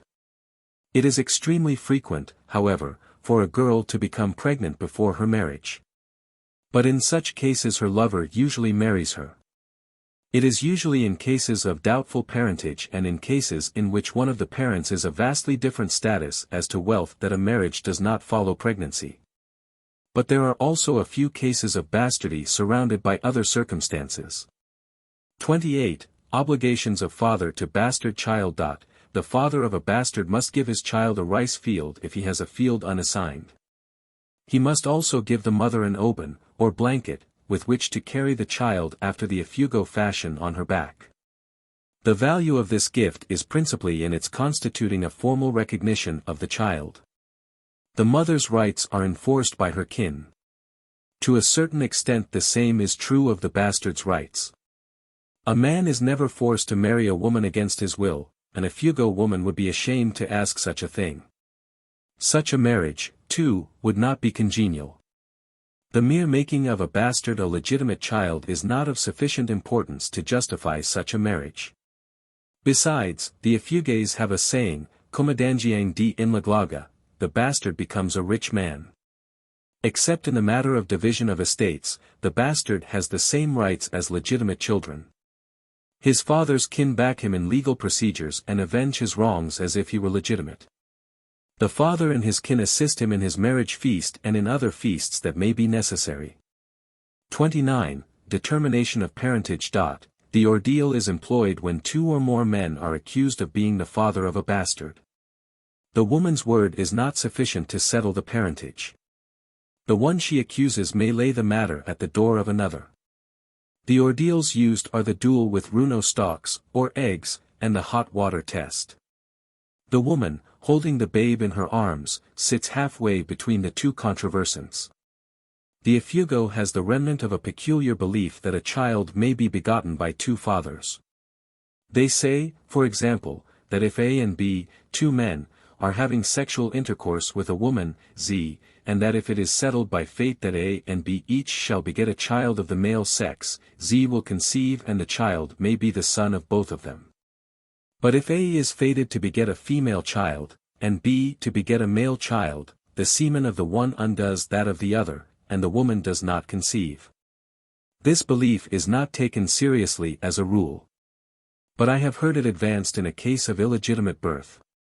Accordingly, should each of the two men be struck by the eggs thrown in the duel to decide the parentage of the child, or should both be scalded by hot water, the Ifugao, formerly at least, held that the child belonged to each of them. Reciprocal obligations of parents and their children. 30. Duties of parents to children. The Ifugao family exists principally for the child members of it. The parents are supposed to love, and do love their children more than the children love them. The parents are under the obligation to provide food and clothing for their children, and to impart to them the tribal knowledge that is necessary to a respectable and well-regulated Ifugao life. The child may be forced to assist, according to his ability, in the matter of household tasks, work in the fields, and the like. Corporal punishment may be, but very rarely is, administered. It is the mothers, strange to say, rather than the fathers, who use this form of punishment. I never saw or heard of a father whipping his child. Such a thing as a right of life and death over a child is as unthought of, as it would be abhorrent, to the Ifugao if mentioned. The Ifugao child, even at the age of 10 or 12, begins to look upon his parents' property as his own, or at least that portion of it that will fall to his share. A little later, he becomes independent. He does not obey his parents unless he wants to do so. He is fully as likely to command them as to obey them. And the parent is under the obligation early to allow the children to displace him from his possession. He must turn over all his property to them as soon as they are able to marry or care for themselves. Should there be but a single field, he assigns it to his eldest. From the time that the fields are turned over, the father's offices are those of priest and counselor. The mother's offices are those of priestess, sometimes, and of household drudge, always. 31. Obligations of children to parents. The obligations of children to their parents are a. To provide animals and other things requisite to religious feasts that are thought necessary to keep them in good health and to restore them when sick. This obligation is by far the most burdensome one, usually. b. To provide food and clothing for them, and to care for them when sick or helpless. c. To provide requisites for a funeral feast in accord with the station of the deceased. In case the child has not yet obtained possession of his allotment, these obligations do not rest upon the child, but are a charge upon the property allotted him. If the child has obtained possession of his share in the family estate, the obligation rests upon the child himself. The law of primogeniture holds with respect to these obligations. Civil obligations rest more heavily upon the older children and as nearly as possible in proportion to the amounts of property received from the parents. Children who receive no family property contribute very little. One might ask how compliance with these obligations is enforced. Compliance with them is really not enforced. They are the most sacred of all duties. Not to meet them would bring upon oneself such universal reproach as to render life unbearable. When the Ifugao sacrifices a chicken or pig, he always consults the omen of the bile sac. A full distended bile sac normally placed is a good omen.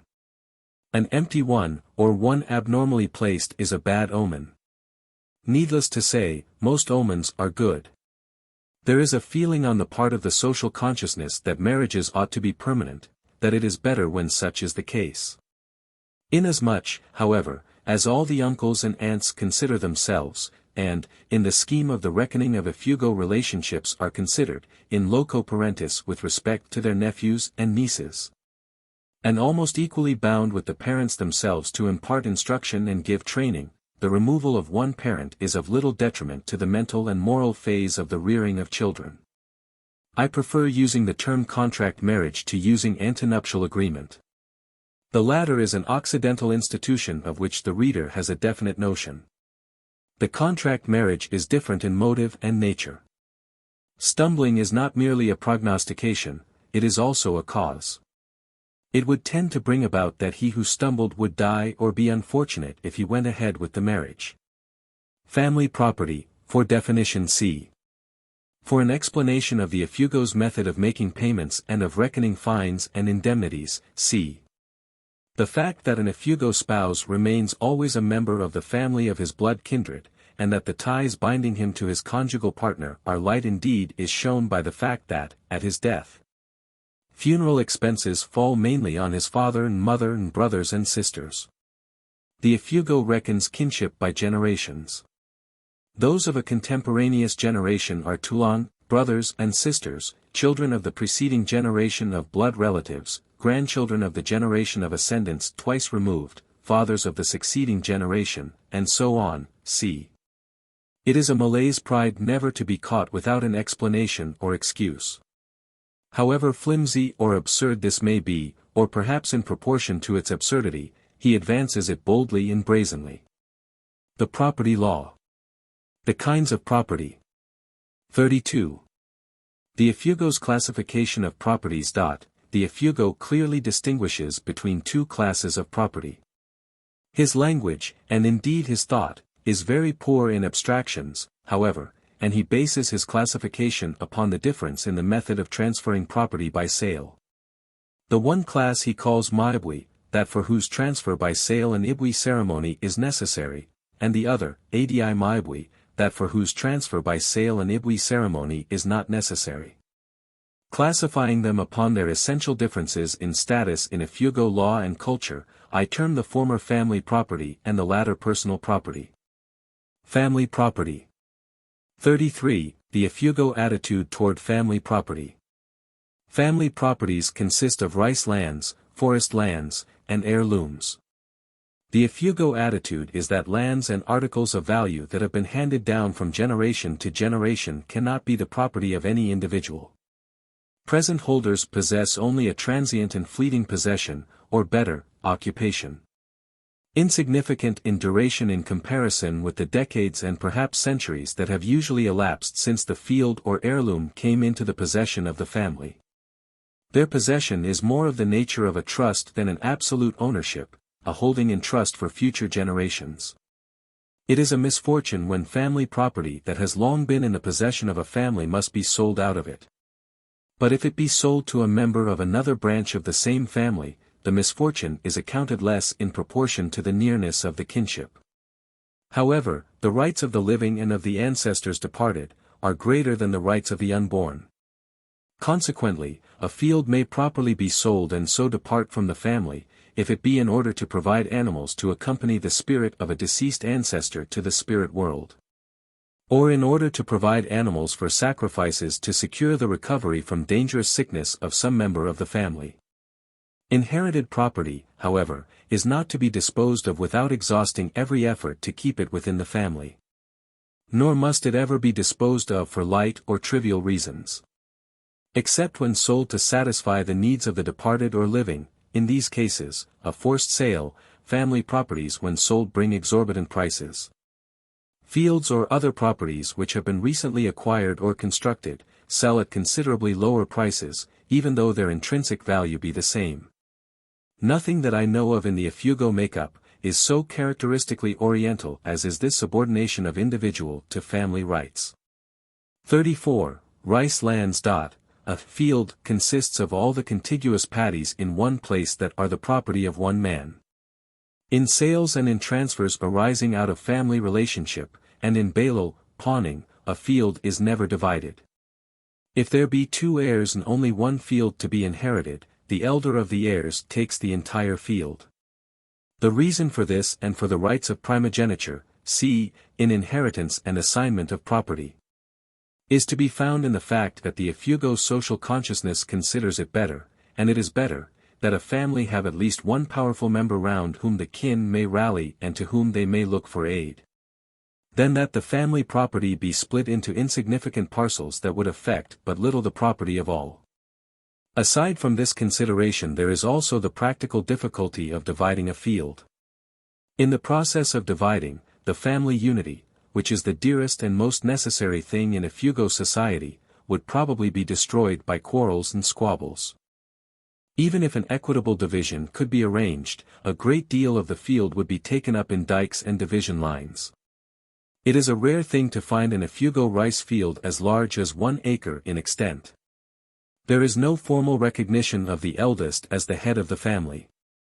But together with the lion's share of the property, the firstborn inherits certain well-defined and rather stringent obligations. In this we seem to have the savor of a system of patriarchy. 35. Forest lands. Such lands, valuable principally because of the woods upon them, are often the common property of a group of kinsmen and their families. They are sometimes partitioned.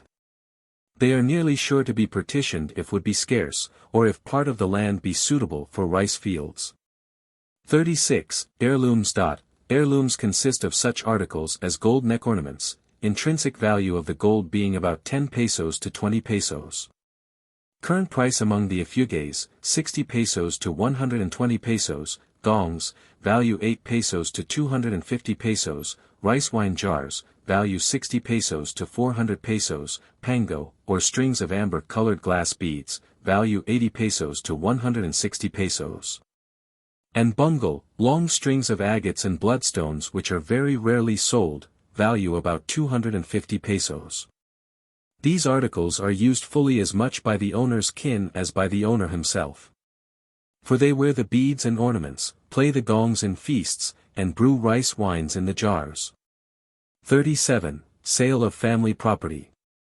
The selling of rice fields, forest lands, gold neck ornaments, rice wine jars, and the like is a matter of practical concern to the entire family. Selling them, except in cases of necessity and after consultation with the kin, would lead to ill feeling toward the seller on the part of his kin, and a refusal to assist and back him.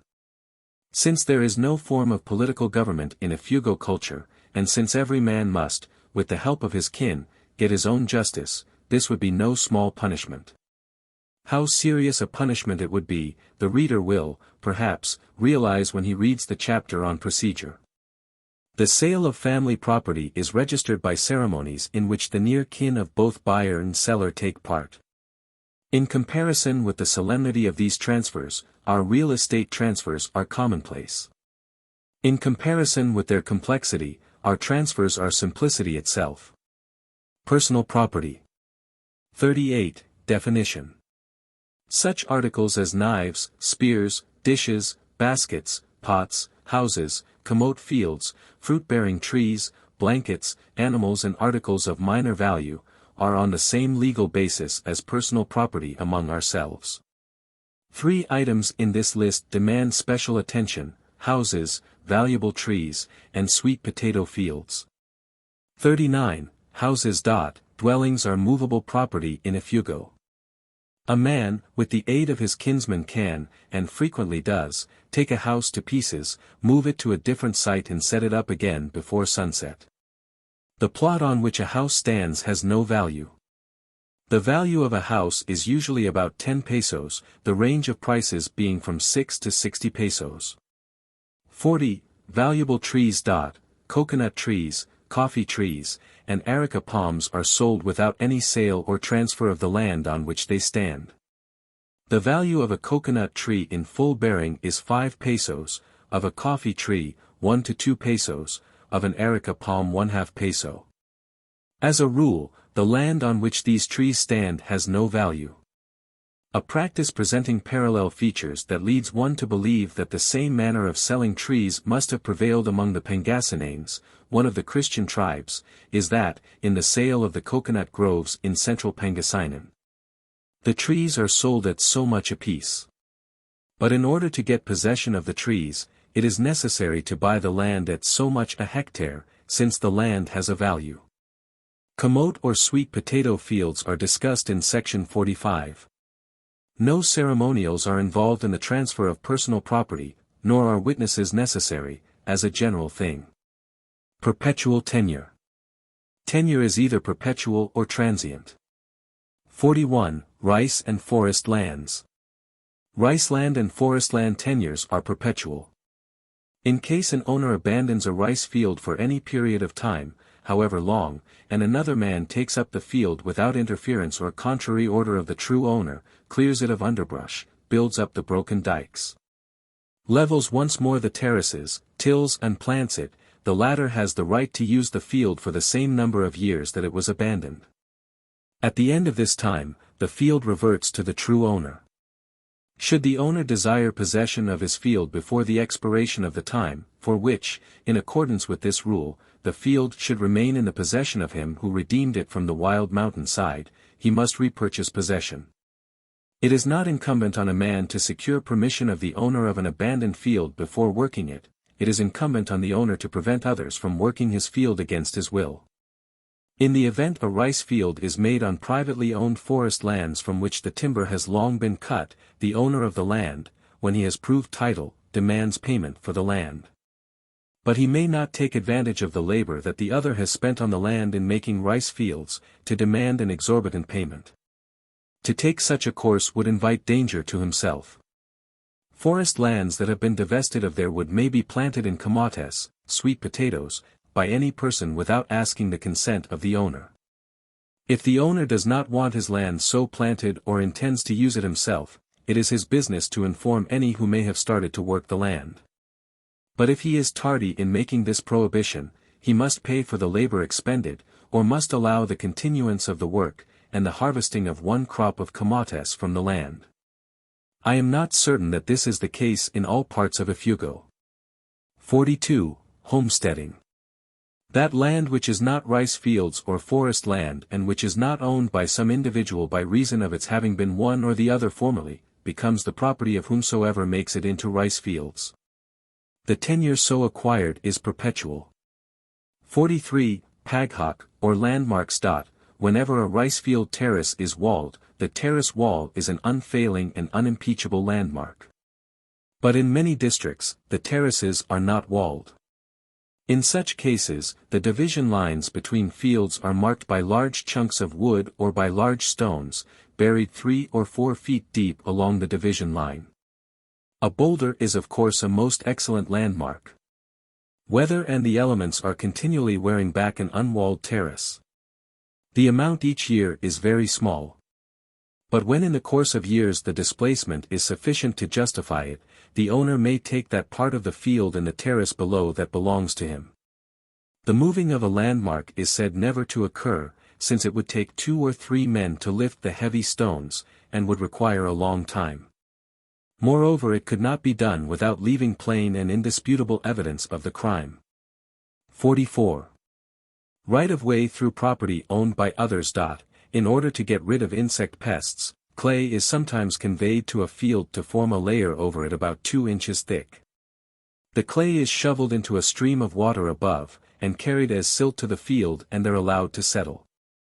Sometimes leaf mold and other fertilizers are conveyed to a field in this manner. It makes no difference how many fields there may be above that on which it is desired to deposit the sediment, the owner of the last has a right to cut a ditch through the upper fields as a conduit for the stream of water. He must, however, repair all the upper terraces so as to leave them as they were before. Transient tenure. 45. Tenure of sweet potato fields.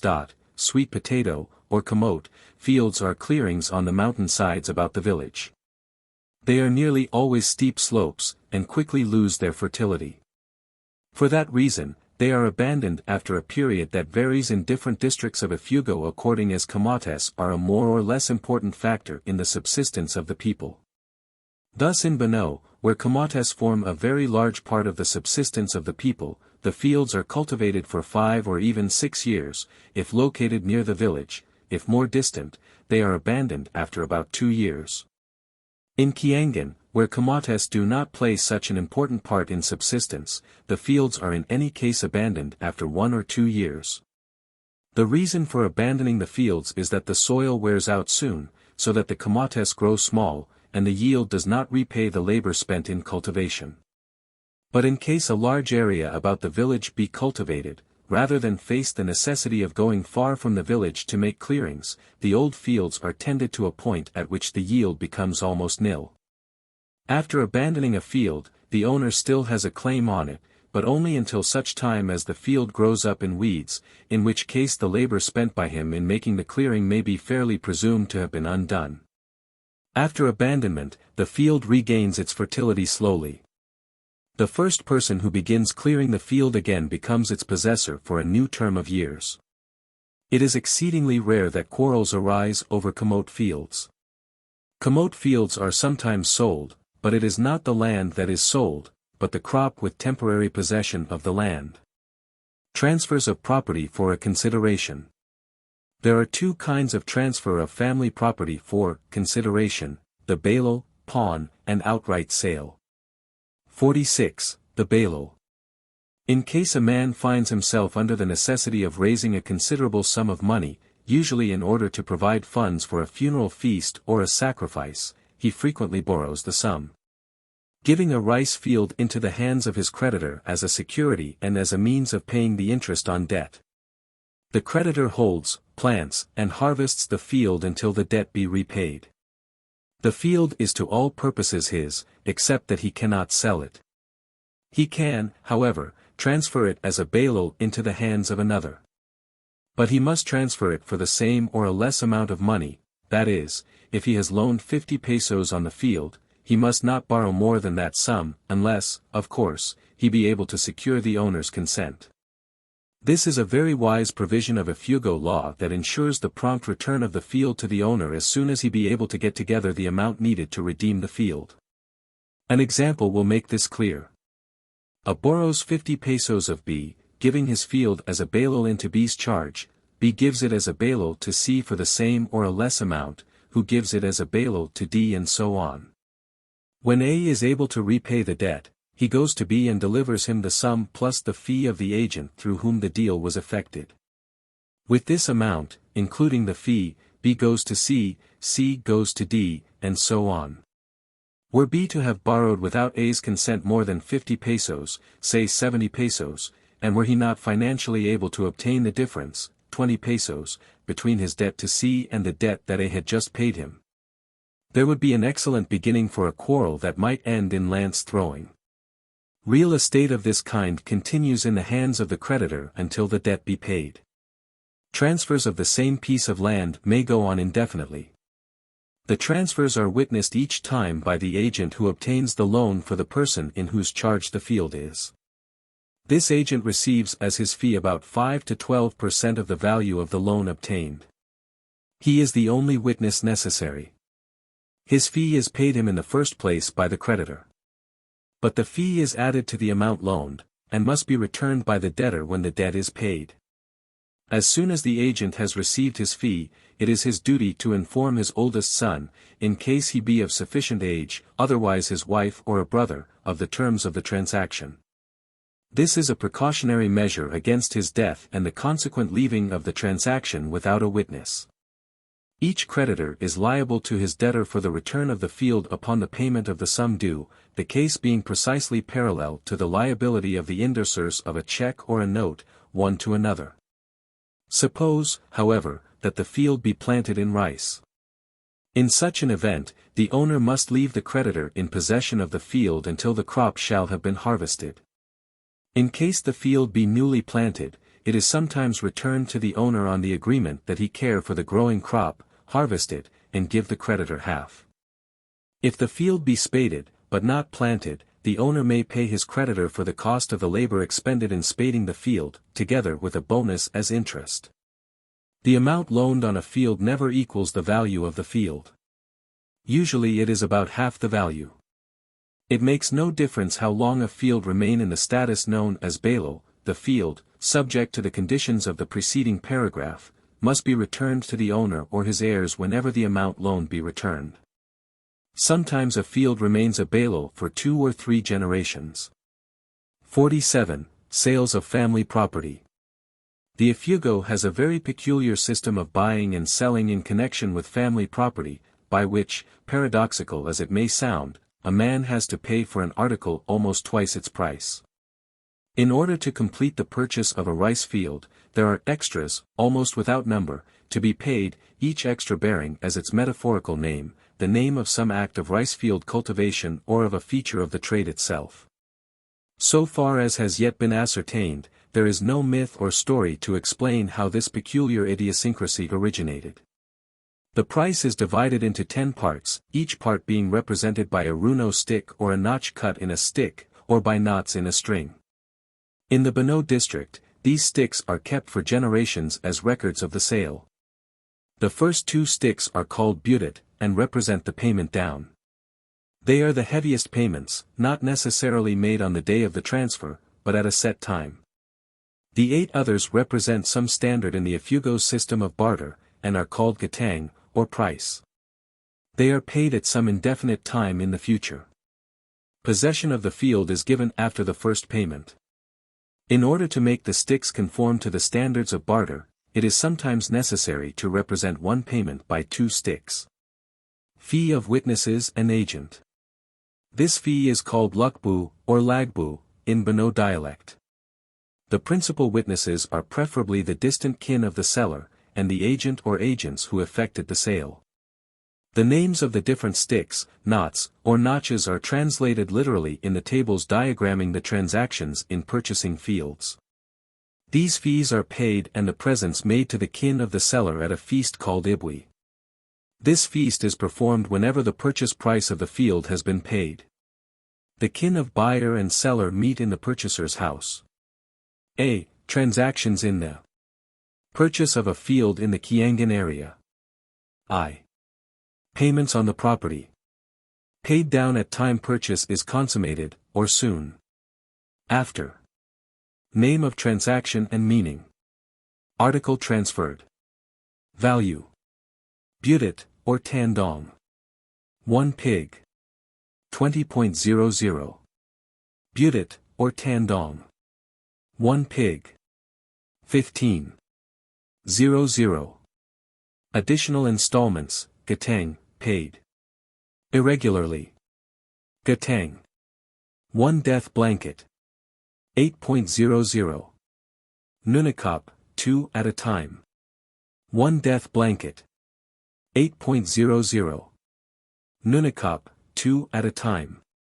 1 pig. 20.00. Gatang. 1 pig. 8.00. Gatang. 1 pig. 8.00. Total. 87.00. 2. Fees, Lukbu, of the principal. Witnesses. Name of transaction and meaning. Article transferred. Value. Babad, the tying. 1 pig.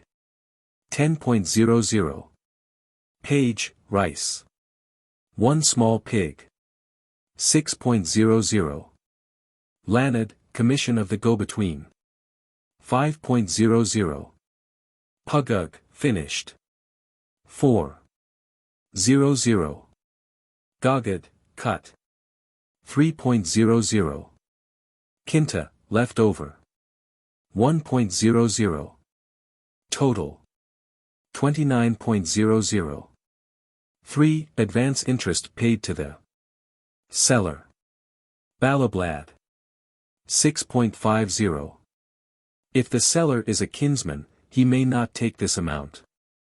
If taken, the seller and the purchaser may not eat together for 5 days, since they are on a basis of theoretical enmity. This theoretical enmity exists in several other instances in Ifugao life. C and 4. Gifts to the sellers. Kin. Pidwan di Gagad, repetition of the cut.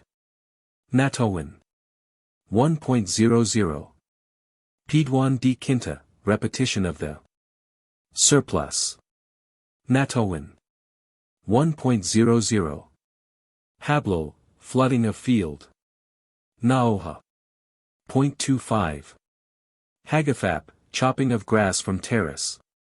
Wall. Naoha. 25. Ohak, sticks for beans to climb up. Naoha. 0.25. Umuhan, burning off grass. Naoha. 0.25. Iag, dinner call. Naoha. 0.25. Banting, flint and steel. Naoha. 0.25. Pokemon, chewing beetles together. Naoha. 25. Alawin, woman's rice field jug. Naoha. 0.25. Calico, edible water beetle living in rice field. Naoha. 0.25. Tabong, spit on which calico are strung. Naoha. 0.25. Inipit di otak, holding beyond the lookout between toes to cut meat. With. Naoha. 25. Bunga, cooking pot. Naoha. 0.25. Hukup, lid for the same. Naoha. 0.25. Duyu, dish. Naoha. 0.25. Tayap di gatang, wings of the sail. Natowin. 1.00. Tayap di mongatang, wings of the seller. Natowin. 1.00. Kindut, carried under the arm. Natowin. 1.00. In Haida, eaten chicken. Natowin. 1.00. Total. 9.50. Grand total. 132.00. B. Transactions in the purchase of a field in Bano. I. Payments on the property. Butit Nabungal, the jeweled butit. 60.00. Butit Nadulpig, additional butit. 10.00. Butit Nadulpig, additional butit. 10.00. Butit Nadulpig, additional butit. 10.00. Butit Nadulpig, additional butit. 10.00. Butit Nadulpig, additional butit. 10.00. Butit Nadulpig, additional butit. 10.00. Butit Nadulpig, additional butit. 10.00. Butit Nadulpig, additional butit. 10.00. Butit Nadulpig, additional butit. 10.00. Total, value of field, 15 pigs. 150.00. 2. Additional payments made to the seller. His kindred, and the witnesses after payments of purchase price but before the Ibwi feast. Tayap di Gatang, wings of the sail. 30.00. Babad, Thai. 20.00. Binangwa de Babad, half of the Thai. 10.00. Pino hat, carried under the arm. 8.00. Dotag, meat. 5.00. Gagad, cut. 2.00. Total. 75.00. 3. Payments at Ibwi. Ceremony. To the witnesses. 1 death blanket. 8.00. 1 death blanket. 8.00. Inagagong, kind of blanket. 5.00. For distribution to seller's kin. 10 chickens, Nanpangan. 8.00. A log, cooking pot of Chinese origin. 2.00. Gagad, 1 bolo, the cutting off. 1.00.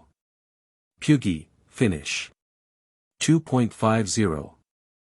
Linuta, cooked. 2.50. Total. 37.00. Grand total. 262.00. One of the fine points in buying consists of an insidious hospitality on the part of the purchaser, which gets the seller and his kin drunk so that they forget some of their perquisites. At the psychological moment, that is, when a few, but not all, of the presents or lukbu have been made the seller and his kin, and when the latter are at the proper stage of drunkenness. One of the purchaser's kinsmen says, "Let us proceed with the praying." If he is successful in getting the religious part of the ceremony started, and can keep the minds of the seller and his kin from the unpaid gifts or fees until they eat, then the fees never have to be paid. For when they have started eating, everything is over.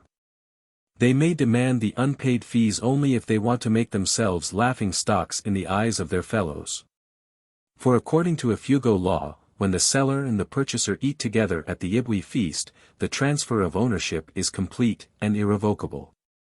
Although possession of the property is given before the purchase price is paid, ownership of it is not, however, complete until after the performance of the Ibwi.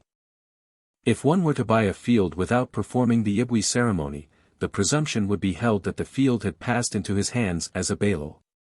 It has been noted already that but 1 or 2 of the unit payments are made at the time possession is given, and that no particular time is set for making the rest of the various partial payments. At any time before the Ibwi ceremonial which forever transfers the field, the seller may demand a payment or all the payments, except the fees to the witnesses and his kin. He may do this as a matter of malice, or he may do it as a matter of necessity. He sends a monkalan, or go-between, to demand payment. The go-between and the buyer arrange a reasonable time, usually not less than 10 days, within which the payment is to be raised. If it be not then forthcoming, the field may revert to the former owner, should the latter so desire, and be sold by him. He must, however, return immediately the entire amount of the partial payments made to date by the first purchaser. In case of such a transfer of a field as that described in the preceding paragraph, the same rules apply to the ownership of standing crops as apply in transfers of possession arising from the bailel. But should the seller of a field, after having sold it to a second person, and after having received a part of the purchase price of the field from him, without consultation or notification, and without giving this second person a chance to make the final payments on the field, sell it to another, he must repay to the first purchaser double the amount of the partial payments made by the first purchaser to the date of the sale. Personal property is transferred without formality. 48. Responsibility of seller after property has left his hands. In both Ifugao and Kalinga, if a rice field after passing into the hands of a purchaser, is subject to an unusual number of slides in the terrace wall, or is wholly, or in part washed away by a freshet, the purchaser may, at any time within the year following the purchase, relinquish the field and demand the return of his purchase price. This is on the ground that the seller may have put a curse on the field when it left his hands, or that, at least, he did not relinquish his hold on its welfare and fertility. In Kalinga, if a water buffalo, horse, or ox, die within the year following its sale, the purchaser may demand the return of the purchase price. Transfers of property arising from family relationships. 49. Methods of transfer. Property is transferred within a family by two methods, by assignment and transferal during the life of the owner, and by inheritance. 50. Assignment and transfer of property during the lifetime of the owner. At some undefined time all the family property that one possesses is assigned to his children. By assigned, I mean provisionally allotted, subject to any legitimate charge or obligation against it. A family property is always subject to sale or pawn for the purpose of providing funeral feasts, sacrifices in time of sickness or other grave necessity, payments of fines, and indemnities made on behalf of lineal ascendants and descendants and near collateral kin. The property is usually assigned when the children are quite small. Property is transferred, that is to say, possession is given, to the children when they marry and separate from the household of the parents. By the time the youngest child has so separated, or even before, the parents have become a charge on their children. It is only sometimes, in the case of the very rich, that a portion of the property is reserved. Childless widowed aunts or uncles usually transfer their property to those who would otherwise inherit it, and so become a charge upon those persons. 51. Inheritance. It is only in case of the death of the parents when the children are very small, or of the death of a more distant relative from whom it is inherited, that the Ifugao receives property by inheritance. 52. The passing of property between relatives because of relationship. The same laws govern both the assignment and transfer of property while the possessor is yet living, and the inheritance of property. Of all Ifugao laws, they are the most definite and the most invariably followed. 53. The law of primogeniture. By this law, the elder children inherit a greater portion of the property than the younger ones, the proportion being governed by the ordinal rank of the children as to birth. If there be but one rice field, the eldest takes it.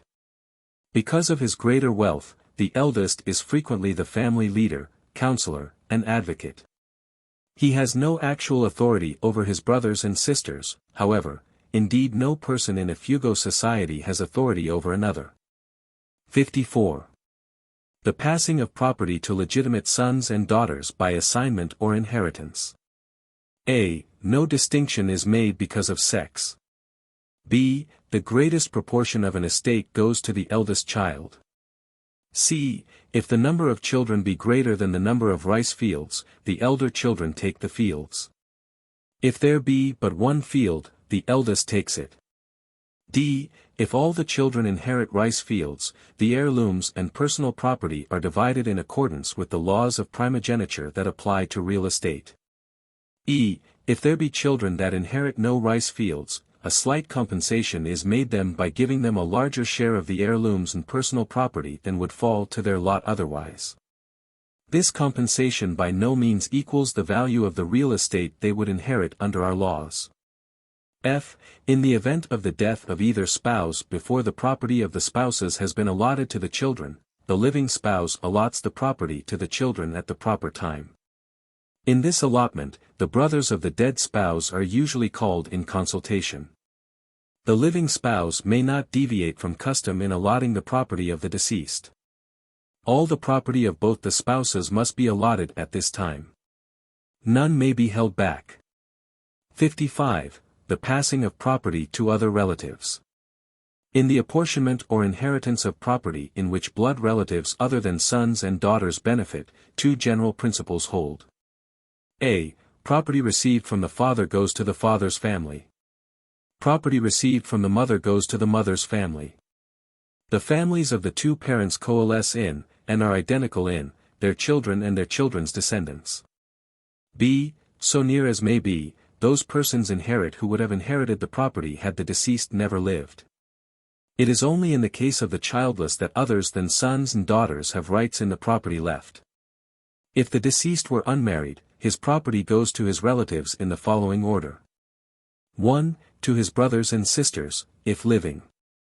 To the brothers and sisters descended from one parent, passes that portion of the property received from that parent, to the brothers and sisters descended from the other parent, that portion of the property received from that parent. 2. To the nephews and nieces, the offspring of the brothers and sisters, or to their descendants. 3. To the cousins in order, first of degree, and second of primogeniture. If the deceased were married, in the inheritance of his property there are the following rules. 1. The living spouse inherits the sole right in, and possession of, half the property jointly acquired by the spouses subsequent to their marriage. It is not, properly speaking, the property that is inherited, it is the sole right in what was a joint possession before. 2. That half of the property jointly acquired by the spouses which is the share of the deceased, goes to his heirs, being divided, if his heirs be not his brothers and sisters or their descendants, equally between the heirs on the father's side and those on the mother's side. 3. The property that the deceased brought to the marriage and that which he acquired subsequently owing to and by virtue of his relationship to his family, goes to the deceased's family. Personal property acquired by the deceased and his spouse is not, however, taken from the surviving spouse.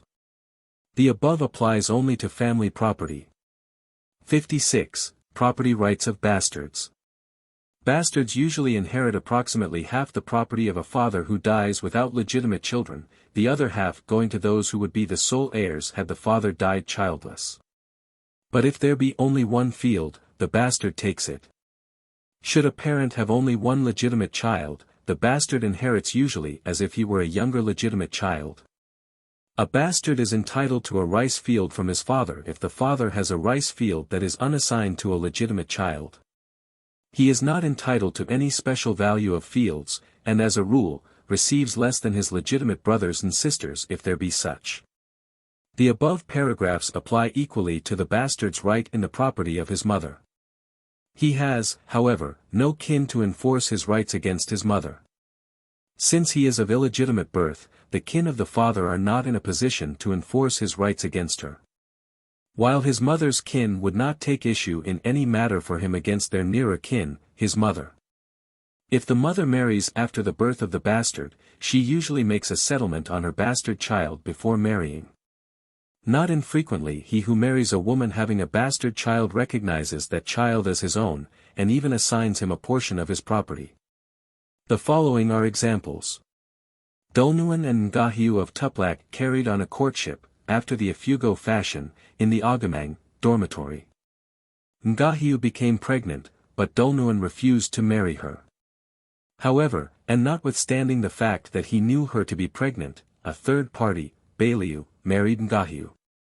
From what motive he did this does not appear, it was probable that he gained financially, since Ngahiu was wealthier than he. And being pregnant as she was in no position to stipulate too closely as to the property of the one who might become her husband. The bastard child, notwithstanding the fact that there were legitimate half-brothers and sisters, was given fields by a. his mother, b. his natural father, Dolnuan, c. Baliu, who recognized him as his son.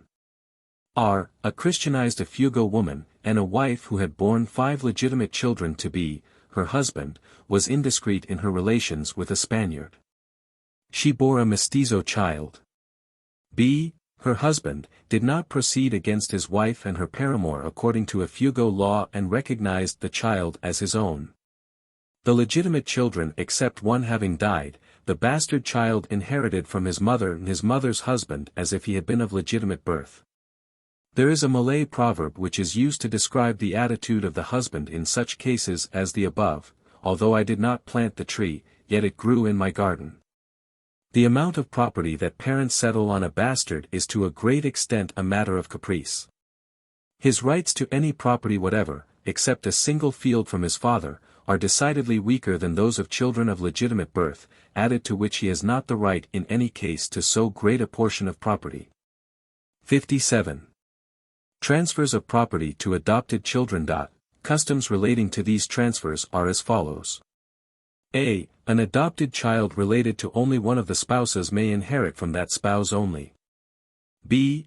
If the adopted child be a niece or nephew, he inherits or has assigned him all the property of the related parent, provided that there be no brothers or sisters of the related parent except the adopted child's own blood parents. If there be other brothers and sisters, and if these brothers and sisters agree to help stand the funeral expenses of the adopting brother or sister, a small part of the property is given them. But the adopted child inherits the greater part of the property. C. If the adopted child be the son or daughter of a cousin, there is assigned him, or he inherits all the property that his parents would inherit in case of the death of the related parent, and a portion in addition. Should the parents not be in the position of being likely to become heirs to the related adopting parent, the adopted child inherits, or has assigned him, only a minor portion of the estate. If there be no brothers and sisters of the parent by adoption, he may have assigned him the greater portion of the estate, however. D. If the adopted child be not related by blood to either of the parents by adoption, he inherits, or has assigned him, a small portion of the estate of both adopting parents. The kin of these parents take the lion's share of the estate.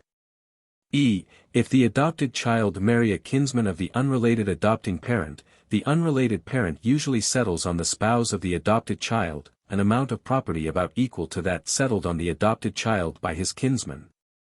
His other adopting parent, subject, however, to the 4 rules above.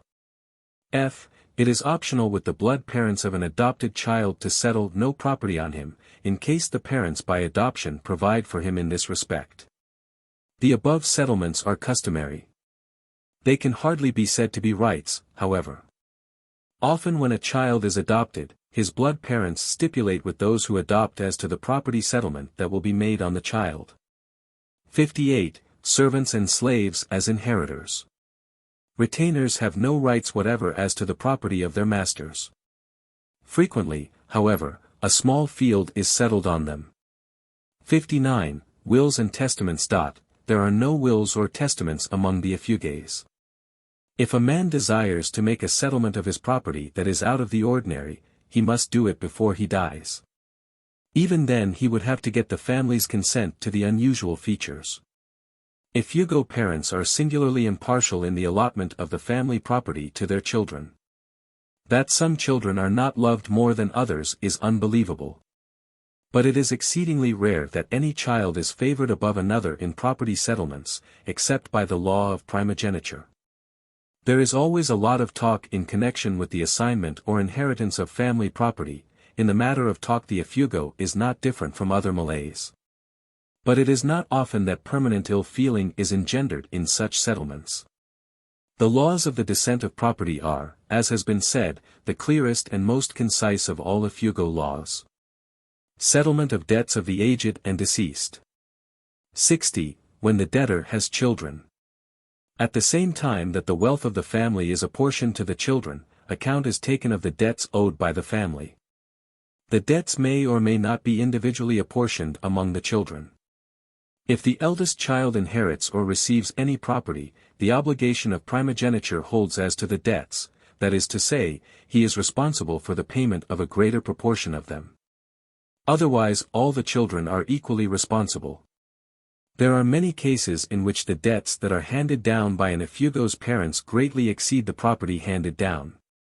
Children who receive no family property are not responsible for the payment of the debts of the parents, provided there be a child or children that do receive family property. The apportionment of the debts of the deceased must be in proportion to the amount of property received. If none receive family property, all are responsible for payment.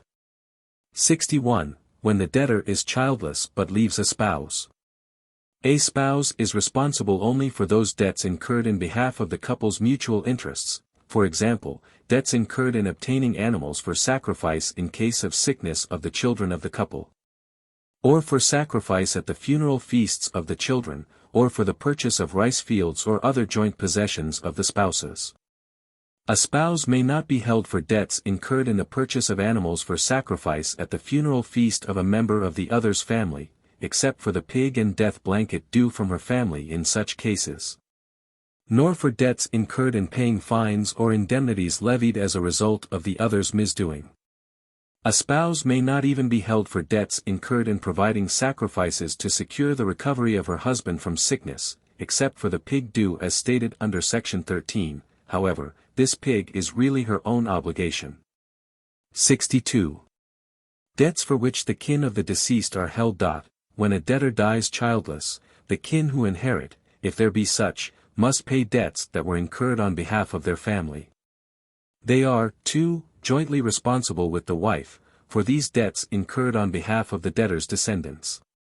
If there be nothing inherited, all the kin are responsible for these debts in proportion to nearness of the kinship. It is a matter of doubt as to whether a man's kin or his spouse can be held for his gambling debts. Such debts are purely personal, and are about the only debts that an Ifugo contracts in his own selfish interest. The Ifugays did not gamble heavily, at least not before the coming of the Spaniards. Since their coming, custom in this matter has not had time to crystallize. 63. Attitude toward debts. A debt is a sacred thing to an Ifugo. The non-payment of a debt is disgraceful. The non-collection is still more disgraceful, for the presumption is that a man who does not collect from his creditors cannot do so. If he cannot collect his debts, it must be because he is a coward. In the babbling that prevails about the rice wine jar when tongues are loosened, one who has debts long outstanding that other men would collect, hears things not calculated to tickle his pride. Borrowing and lending. To a far greater proportionate extent is borrowing and lending carried on among the Ifugays than in our own country. Almost any event that carries with it a large payment or expenditure carries with it as a corollary a large amount of borrowing. The things usually borrowed are death blankets, animals for sacrifice, and rice. 64. Lupe, or interest. Interest on things borrowed is exceedingly high. But where borrower and lender are brothers, no interest is charged. Where they are kin of somewhat remoter degree, a low interest, as a rule, is charged. In any case a special agreement may be made by which the interest is not as high as usual. It may be stated as a general principle that a thing borrowed must be repaid by twice its value if paid soon, that is within a year or even 2 years. But if repayment be made after a long time, 3 perhaps, 4 times the value must be repaid. The Ifugo does not hold to the calendar very severely in reckoning interest. But where full interest is charged, the rule is that a thing borrowed must be repaid by twice its value, even if it be paid within 2 weeks.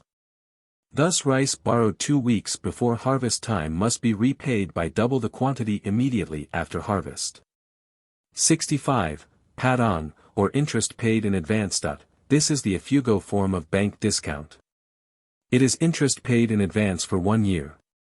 On a carabao, worth usually about 80 pesos, this amounts to 30 pesos a year. At the end of the year if the carabao be not paid back, the padon must be followed by a second payment of the same quantity, called anud, following, for the next year. If it be intended to repay the carabao within 3 months, the interest in advance is 10 pesos, and is called balablad. 66. Another form of patong. Somewhat similar is the fee or interest paid to the owner of anything seized by a man of a different district or village to cover an unpaid indebtedness owed the latter by a neighbor or co-villager of the former. It is the amount of interest usually paid for 1 year, but there is no annud or further payment, since it is presumed that by the end of the year the delinquent neighbor ought to have been compelled to pay. Thus A of one village owes C of another village a debt. After several fruitless attempts to collect, C seizes a carabao belonging to B, a co-villager of A. C sends a go-between to pay B 30 pesos, telling him of A's debt, and informing him that he must get his carabao back from A. Go-betweens. 67. The go-between. No transaction of importance of any sort between persons of different families is consummated without the intervention of a middleman, or go-between, called manbaga, bespeaker, in civil transactions, and monkalan, admonisher, in criminal cases. Go-betweens are used commonly in a. Buying and selling of family property of whatever kind or value, b. Buying and selling of animals and the more valuable personal property, except chickens, and in some cases pigs. c. The borrowing of money or other wealth, d. Marriage proposals and the negotiating of marriage contracts, e. Collection of debts, f. All steps connected with the bailal, such as pawn of rice fields, or their redemption. G. Demands for damages to property or persons, h. The buying back of heads lost in war, the ransoming of the kidnapped, or the making of peace. The go-between is the principal witness to a transaction. For his services he receives pay which is fixed to a fair degree of exactness for a particular service. This pay ranges from a piece of meat to a fee of 20 or 25 pesos. 68. Responsibility of go-betweens. Go-betweens are responsible to both parties to a transaction, for the correct rendering of tenders, offers, and payments. Their word binds only themselves, however, not their principals. Go-betweens are not agents of one party more than another. They are supposed to be impartial, and interested only in consummating the transaction involved in order to get their fee. Thus, suppose that A sends B as a go-between to sell a field to C, a man of another district. B finds that he cannot sell the field for the price A asked for it, and, anxious to consummate a sale and so collect his fee, he agrees to sell the field to C for a lower price than that asked by A. In such a case as this, B is responsible to C in case A refuses to abide by C's agreement to sell. C has the right to collect damages. The Oriental propensity to squeeze is proverbial. It is condoned in law, one might almost say legitimized, provided it be not found out. Thus, A sends B to Nueva Vizcaya to buy a carabao. The regular commission for this service is 10 pesos, the agent to deliver a living carabao to the principal, and to be responsible for the value if the carabao die on the route. This, the usual agreement, holds between them. A furnishes B with 80 pesos with which to purchase the animal. B returns with the animal, representing that he paid 70 pesos for it, when, as a matter of fact, he paid out 60 pesos, thus gaining 10 pesos squeeze. If A finds out that B paid only 60 pesos for the carabao, the only thing he can do is to collect the 10 pesos difference between what A paid and what he said he paid. He cannot assess punitive damages. 69. Conditions relieving a go-between of responsibility. An act of God or the acts of a public enemy relieve a go-between or an agent from responsibility. Thus an agent sent to purchase an animal in Baliwan, the stranger country, is under obligation to deliver it alive. But if it be struck by lightning, or if the carabao be taken away from him by enemies, and he has a wound to bear witness that he offered due resistance to them. Or, in case he has no wound, if he has witnesses or good proof of the fact that the enemy was so superior in force as to make resistance foolhardy, he cannot be held for payment of the animal. 70. Payment due those who find the body of one dead by violence. An Ifugao who finds the body of one dead by violence or drowning, and not an inhabitant of the same district as himself, must perform a general welfare feast to remove the liability to misfortune that is likely to result from such an incident. Consequently, he is entitled to a payment, varying from 1 to 10 pesos, according to the rank of the dead person. If there be more than one who encounter the dead body, all are entitled to the same payment. This payment is called halat. Contracts for the sale of property. 71. On whom binding. Contracts for the transfer of property for consideration are binding on the seller only. Rarely, if ever, is there a payment to bind the bargain. The simple promise to sell is sufficient to constitute a contract to sell. The breaking of a contract to sell renders the breaker of the contract liable for damages only in case he took the initiative in making the contract. Damages paid for the breaking of a contract to sell are called hagap. In case an agreement to sell a rice field is broken, the damages are usually one large pig, 15 or 20 pesos. In the case of questions of this sort over minor property, the hagap may be a death blanket, a small pig, or a chicken. The following examples will serve to illustrate. A sends B as a go-between to sell a rice field. B first contracts to sell the field to C. Later, knowing the terms of the sale offered by A to be very advantageous, he sells the field to a kinsman D. In this case B is liable for the hagap to C. In the above case B, after contracting to sell the field to C, duly reports to A that C has accepted the terms offered, and that he is raising the amount required for the first payment. That he will go again by agreement with C to receive this first payment on such and such a day. A sells the field to somebody else. In this case A is liable to C for the hagap, and to B for his fee as go-between. It becomes a matter of common knowledge that A has a gold neck ornament for sale. C agrees to purchase at the stated price and A agrees to sell to him. A sells the ornament to somebody else. A is not liable for the hagap, for the reason that C made the first advances. In no case can one who makes a contract to buy be held for any payment of damages for breaking his contract. Irrigation Law. 72. The law as to new fields. If all the land below a spring or small stream located on ownerless land, be common land, that is, land without an owner, he who makes the first rice field below the source of the water supply is entitled to all the water needed for his rice field. Another man, making a rice field between the field of the first comer and the source of the water supply, may not use the spring or stream to the detriment of the first comer. But should a man make a field, be it on common or on owned land, below a spring or stream, and should another man make a field between the first field and the source of the water supply on owned land, the second comer would have the right to whatever water might be useful to him. 73. The law as to water. Water which has been flowing to an area of irrigated land may under no circumstances be diverted to irrigate a different area, even though that area be nearer the source of the water. A person who acquires rice fields, one of which is near the source of the water supply and the other at a considerable distance from it, may not pipe or trough the water from the upper field to the lower one if the water has meantime been irrigating an intervening area. Thus, Mang of Ambabag, having a field nearby, acquires a field near Ambabag, about a quarter of a mile upstream from the first. He threatens to put a line of troughs from one field to another so as to supply sufficient water to the lower field. This action would rob intervening fields of their accustomed water supply, and would be illegal. A spring belongs to him on whose land it is situated, and so also does all the water issuing from the spring. The owner may sell the surplus water to whom he pleases. The water rights so sold are perpetual. Thus, A has a rice field in which there is a spring.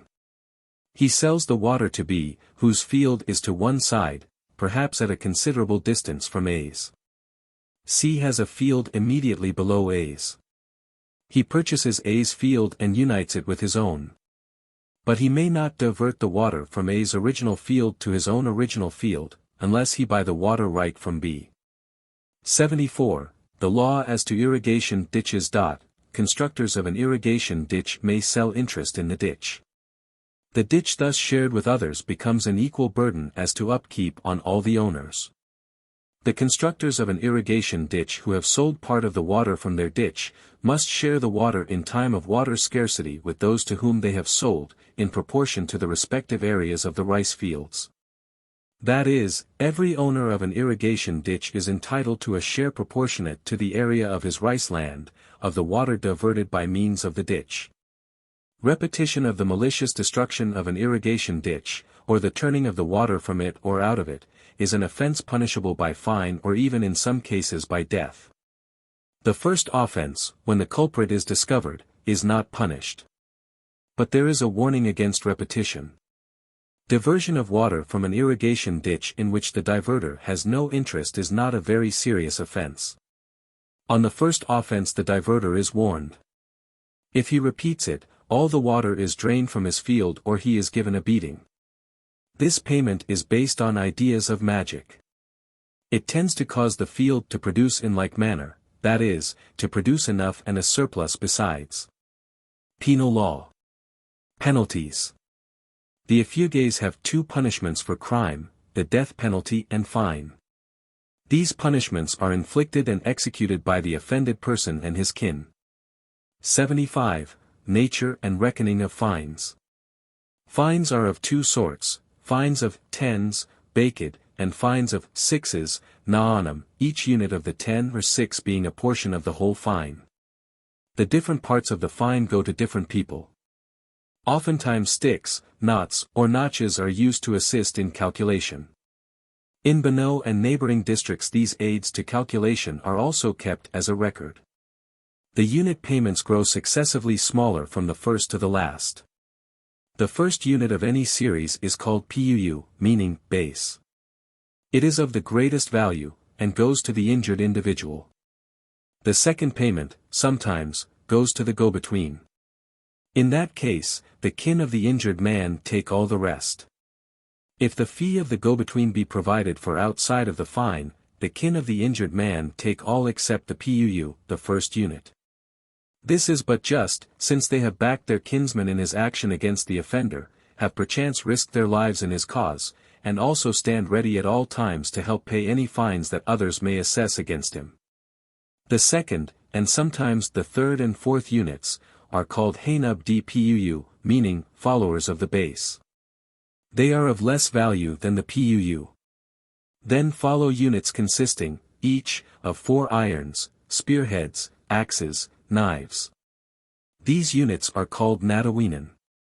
Then come units of 3 irons each, called Natuku, then units of 2 irons each, called Nunbody, then units of 1 iron each, called Nauha. In the case of fines composed of 6 units, there is usually no Hainub. The Malay does nothing without first thoroughly talking it over.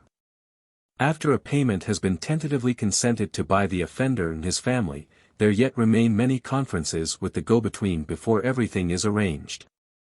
An uninitiated white man on seeing a group of these people, squatted in a circle, moving little sticks about, and in heated discussion, might think they were playing some primitive but absorbing native game.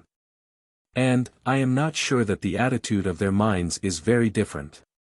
The following tables of fines assessed for the 4 degrees of adultery illustrate the manner of reckoning fines, their amounts, the value of the units, as well as the fines proper to the 3 classes of society in the Kiangan district.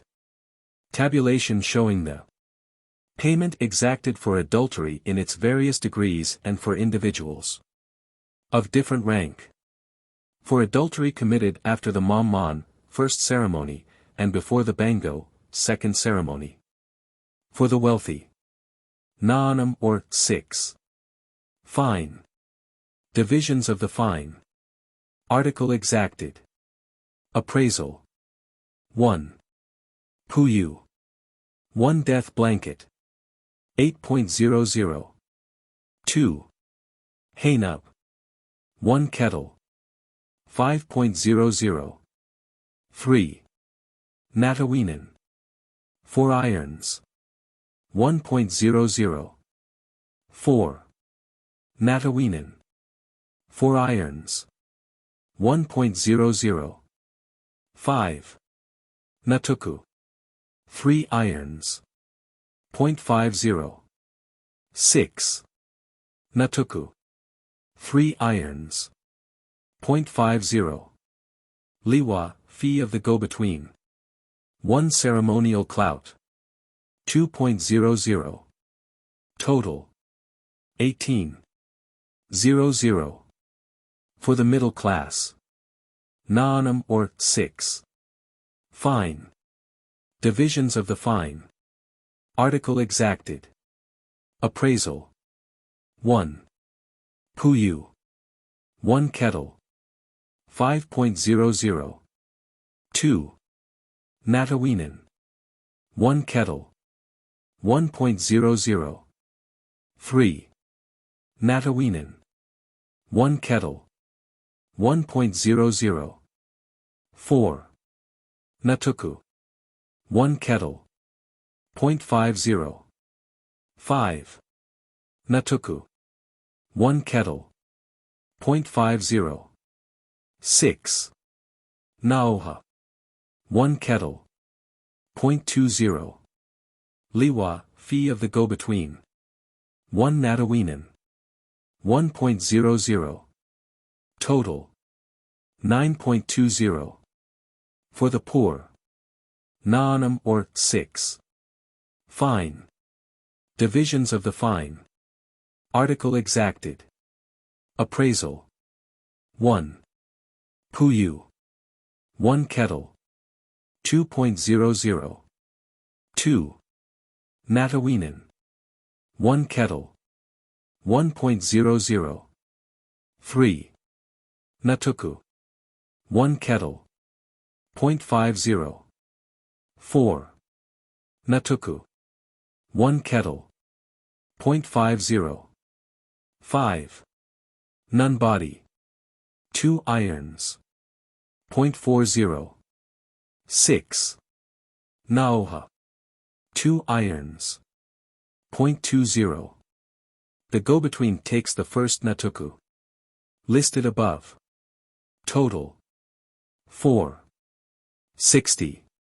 For adultery committed after the bango, second ceremony, and before the buban, final ceremony. For the wealthy. Hinbaked or 10. Fine. Divisions of the fine. Article exacted. Appraisal. 1. Puyu. 2 death blankets. 16.00. 2. Hainub. 1 death blanket. 8.00. 3. Hainub. 1 death blanket. 4.00. 4. Hainub. 1 death blanket. 4.00. 5. Hainub. 1 kettle. 4.00. 6. Hainub. 1 kettle. 2.00. 7. Natawinen. 1 kettle. 1.00. 8. Natawinen. 1 kettle. 1.00. 9. Natawinen. 1 kettle. 1.00. 10. Natawinen. 1 kettle. 1.00. Liwa, fee of the go-between. 1 kettle. 5.00. Total. 47.00. For the middle class. Hinbaked or 10. Fine. Divisions of the fine. Article exacted. Appraisal. 1. Puyu. 1 death blanket. 8.00. 2. Hainub. 1 kettle. 5. 00. 3. Hainub. 1 kettle. 2.00. 4. Natawinen. 1 kettle. 1.00. 5. Natawinen. 1 kettle. 1.00. 6. Natawinen. 1 kettle. 1.00. 7. Natawinen. 1 kettle. 1.00. 8. Natuku. 1 kettle. 0.50. 9. Natuku. 1 kettle. 0.50. 10. Naoha. 1 kettle. 20. Liwa, fee of the go-between. 1 kettle. 4.00. Total. 24.20. For the poor. Naanam or 6. Fine. Divisions of the fine. Article exacted. Appraisal. 1. Puyu. 1 kettle. 5.00. 2. Hainub. 1 kettle. 2.00. 3. Natawinen. 1 kettle. 1.00. 4. Natawinen. 1 kettle. 1.00. 5. Natuku. 1 kettle. 0.50. 6. Nunbody. 1 kettle. 0.40. Liwa, fee of the go-between. 1 kettle. 2.00. Total. 11. 90. For adultery committed after the Buban, final ceremony, the penalty is doubled for the higher classes, and increased to a fine of 10 for persons of the lower class. That is, a poor man pays for adultery after the Buban what a middle-class man would pay for adultery before the Buban. For adultery in the aggravated degree known as hakwit, c. the fines just mentioned are doubled. So that a wealthy man would pay 188 pesos, a middle-class man 96.80 pesos, and a poor man 48.40 pesos. Circumstances which affect penalty. Certain circumstances, namely, criminal responsibility, alienship, kinship, confession, and the relative rank of offender and offended, affect penalty. Either as to its severity or as to the likelihood of its being inflicted at all. 76. Moral turpitude not a factor. Moral turpitude, which plays no small part in our own law in determining punishment, seems not to enter into the consideration of Ifugao law. Thus, such crimes as incest between brother and sister, parricide, matricide, fratricide, and treason against one's family, all go unpunished. Even the betrayal of a co-villager into the hands of the enemy subjects the offender to only a third degree of likelihood of being punished, c. These crimes probably go unpunished in accordance with the following correlated fundaments of Ifugao society. Legal procedure is conducted by and between families. The family unit is the most precious thing in Ifugao social life. Family unity must, at all hazards, be preserved. In the case of a murder accomplished by treachery, as for example, the killing of a guest, the moral turpitude involved might perhaps hasten punishment. It might even increase its severity in that the kin of the murdered person might retaliate on a greater number of those concerned in the murder. But such an abuse of hospitality appears never to have occurred. Another reason why what we consider moral turpitude does not enter into punishment is that treachery, ambush, and accomplishment by superior force are the rule, not only in commission of crime, but also in perfectly legal capital executions and seizures of property. Penal responsibility. As between principals and their accomplices and accessories, Ifugao law recognizes only gradations in likelihood of punishment. The penalty is the same for all of them. But very frequently the offense is considered as having been expiated by the punishment of those whose responsibility for it is greatest, and the rest go free. 77. The Nungalat, or principal. The Nungalat, he who was strong, is the conceiver, planner, and director of an offense. He may or may not take an active part in its commission. Whether or not he does so, he is considered to be responsible for it in the highest degree. He is, of all who take part in the offense, the most likely to be punished. The following example, continued through several succeeding sections, shows the various degrees of criminal responsibility, and the corresponding degrees of likelihood of punishment. A decides to avenge the death of a kinsman. He consequently calls a number of his kinsmen and proposes a war expedition to take the head of Z, an enemy concerned in the death of the murdered kinsman, in another village. They agree. A calls the family priests to his house to perform the necessary religious preliminaries to setting out on a head-hunting expedition. The ceremonies are performed, and the omen of the bile sack promises well.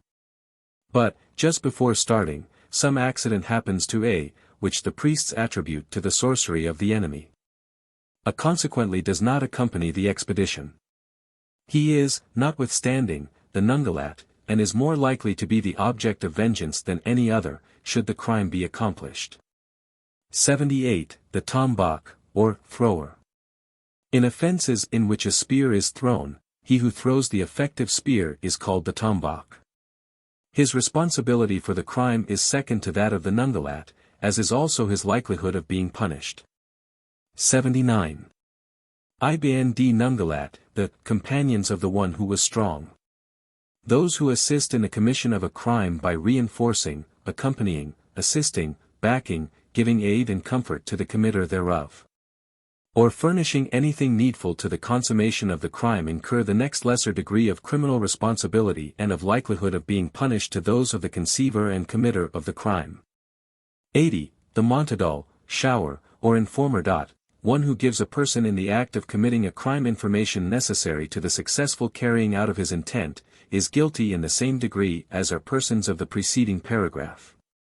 Thus, continuing the illustration started above, suppose that B, C, D, E, F, G, H, and I go to take the head of A's enemy in theirs.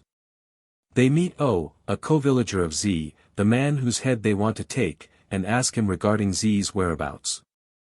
The fact could not be otherwise than patent to O, that a head-hunting party was addressing him. He answers truthfully that Z is in his sweet potato field, and that the party may reach the field by such and such bypath without their being seen by Z's kin or co-villagers. The party follows O's directions. B spears Z. B is the Tombak. C, D, E, F, G, H, and I are the companions of the one who was strong, and O is the Montadal. 81. Servants who commit crimes at the bidding of their masters. Retainers incur a lesser degree of criminal responsibility than does the master. They will be punished if the master cannot be punished. Sometimes both are punished. 82. Likelihood of punishment. Continuation of illustration given above. Z's kinsmen of course decide to avenge his death. It is a general rule that all debts must be paid with liberal interest, the interest being at least equal to the debt. The debt of life is no exception to this rule. The kinsmen, whom we will call Q, R, S, T, and U, decide that, at least, they will kill A, the Nungalat, and B, the Tombak, and that if opportunity offers they will kill one or two of the others. They go to the vicinity of the village of A and B and lie in wait for them. They may do this a number of times. Finally we will suppose that they kill A. Their thirst for blood is somewhat appeased, and they may not pursue their first intention. But it would be the part of wisdom for B to be extremely cautious. Z's kinsmen are likely to make an expedition or two to take his head. On the other hand, suppose that A dies a natural death or falls in some other feud. The full likelihood of punishment now falls on B. Suppose that B, H, and O walk past the place of ambush of the avengers. The latter will try to make sure of B, but will also try to kill the other two. Suppose that B, like A, meets death in some other way than at the hands of Z's avengers. C, D, E, F, G, H, I, and O are now equally likely to be punished. In case several unsuccessful expeditions are made to secure the head of A and B, the avengers are likely to take a head or heads from some of the others rather than continually to place themselves in jeopardy by their expeditions into an enemy region. Especially is this true if the enemy's village be distant. If the villages be near, it is probable that C, D, E, F, G, or O might walk past the ambush of the avengers at first with impunity, since the avengers are desirous of taking the heads of the principals, and do not want to put the principals on their guard by slaying those whose guilt is less. 83. Drunkenness and insanity in relation to criminal responsibility. Except in the case of murder, drunkenness mitigates the severity of punishment, provided there be no evidence to show that the culprit became intoxicated with the intent to commit the crime, and provided he sincerely repents on becoming sober. Even insanity is not an alleviating circumstance in the case of murder, but it is one in all other crimes. 84. The relation of intent to criminal responsibility. Gulad or intent is probably the greatest single factor in determining penal responsibility. Thus, a deed committed without intent, and without carelessness, is excused. One has not, usually, even to make restitution for the injury done. Thus, in the case of a bolo flying out of a man's hand, and putting out the eye of another, no damages were assessed. An enormous number of men, every year, are injured in the free-for-all scrambles over sacrificed carabaos. Many of these injuries result in stiff joints, some of them in deaths. In no case, not even in the case of death, is a payment demanded. Suppose that in the chase a number of hunters have surrounded a wild boar. The boar charges one of them. This man leaps backward, and, at the same time, draws back his spear to throw it at the boar. In so doing, he stabs a companion behind him with the shod end of the spear handle. This is not an uncommon accident. The others of the party are witnesses that the killing was purely accidental, nalictat. No fine is assessed, but the killer, to show that he is sorry, usually assists in the funeral feast. Of course, if there were no witnesses, and if there were a possible motive to complicate matters, the ending of the case might not be so happy. Suppose that a number of men are throwing at a target with their spears. A child runs in the way, and is killed. One half the usual fine for manslaughter is assessed on the ground if the thrower was careless in that he did not make sure before he threw the spear that such an accident could not occur. In this case there was an absence of intent, but carelessness was present. A man kills a neighbor at night, acting under the impression that he is killing an enemy seeking his life.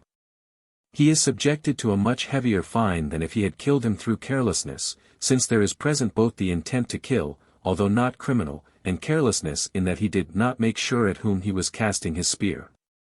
Other factors affecting liability. 85. Alienship. If the culprit be of a foreign village, the fact that he is a foreigner is a strong aggravating circumstance. If found in delicto, he is almost sure to be killed, in cases of theft or the more serious crimes. In such crimes as insult, the same fine might be demanded of the foreigner as of a co-villager, but not so much effort would be made to arrange matters peaceably. If the fine demanded be not paid and paid quickly, a kidnapping would ensue, or the culprit would be killed. A man committing a minor crime in a foreign village if not killed would be caught, tied, and held prisoner until redeemed. 86. Confession. Confession before steps have been taken to inflict punishment alleviates to a considerable degree except in murder and adultery. In the latter case, if the adulterer made a voluntary confession of guilt to the offended spouse, without having been confronted with the evidence, it would be taken as brazen boasting, and of the nature of an insult. 87. Kinship.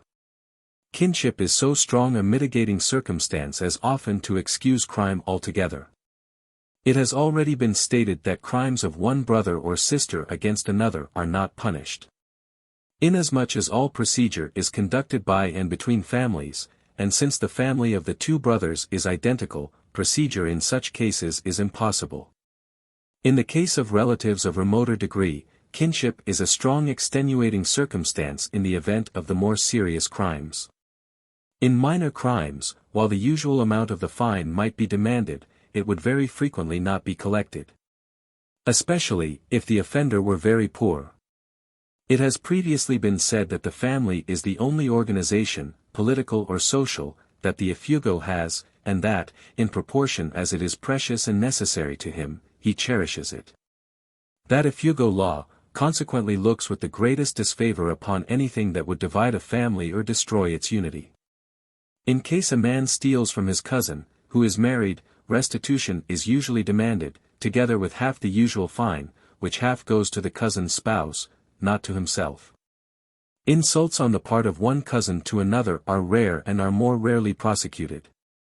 88. Rank and standing in the community. This is probably the greatest single factor in determining the severity of punishment in cases where a crime is punishable by fine. But the aggressiveness and the war footing of the two parties to the controversy enter even here to an astounding degree.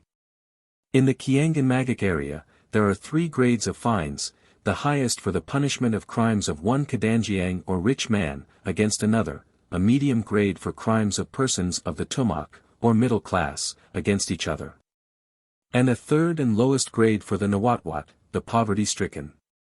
Each lower grade of fine is a little more than half the next higher one. In the Kababian area, there are 5 grades of fines, one for the very rich, one for the fairly rich, one for the middle class, one for the poor, one for the poverty-stricken. In Sapeo and in Asin, there are 4 grades. So long as both offender and offended are of the same class, there is no trouble about determining the fine proper in a given case. But when they are of different classes, the case is not so simple, and the factors of fighting strength and personality enter. Suppose that R, a rich man, commits adultery against P, a poor man. P sends a go-between to demand the highest grade of fine for this crime, that is, the grade which Kadanjiang pay. R does not deny the crime, but states that he considers the payment of the fine that is due one rich man from another preposterous. He states that he is willing to pay the fine proper to the poorer class. To this P replies that he did not begin this action for the purpose of getting money, but for the purpose of so punishing R as to make a repetition of the crime improbable. There are 3 possible endings in such a case. A. P's kin represent to him that they cannot afford to have war with R, that R's people hold a lot of debts over their heads. That should R prove obdurate, and should the affair end in a lance throwing, R's people would wipe them off the earth. They advise P to be satisfied with the lowest grade of fine. He agrees.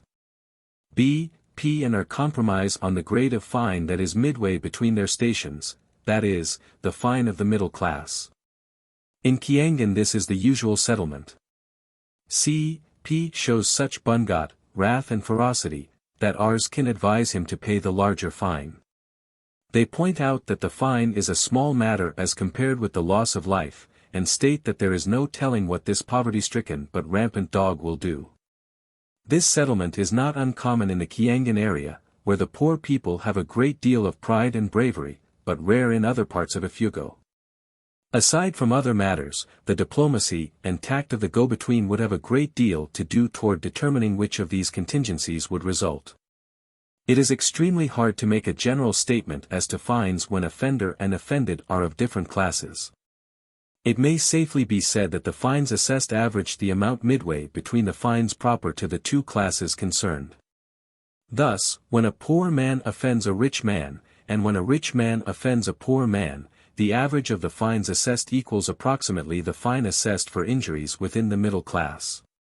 In questions in which rich and middle class persons are involved, the fines approximate an amount halfway between the fines of the rich and of the middle classes.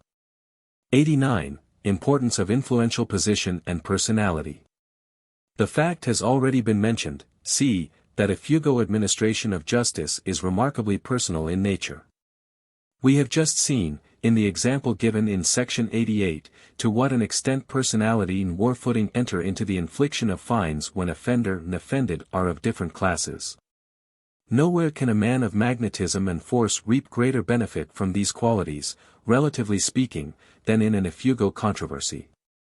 The fact stares us in the face in every phase of Ifugao law, especially in procedure. 89a. Cripples and unfortunate stock. Cripples and those afflicted by disfigurements or disfiguring diseases are often in a desperate mood for the reason that life is not at all precious to them. They are likely to be erratic and to constitute exceptions in punishment of crimes and procedure. I remember a case that happened in Bai district a few years ago which illustrates to what extent determination and absolute abandon to a single purpose are valuable in carrying a point in Ifugao procedure. I did not make note of the names but shall designate the rich man as R and the poor man as P. P was afflicted with the disease hip, probably ichthyosis, a skin disease in which the skin becomes white, rough, and scaly. R met P one day and sneered at him, saying, "Although you have neither fields, gongs, nor jewelry, I see that you have become a Kadanjiang, for you are wearing a white coat," referring to the skin disease.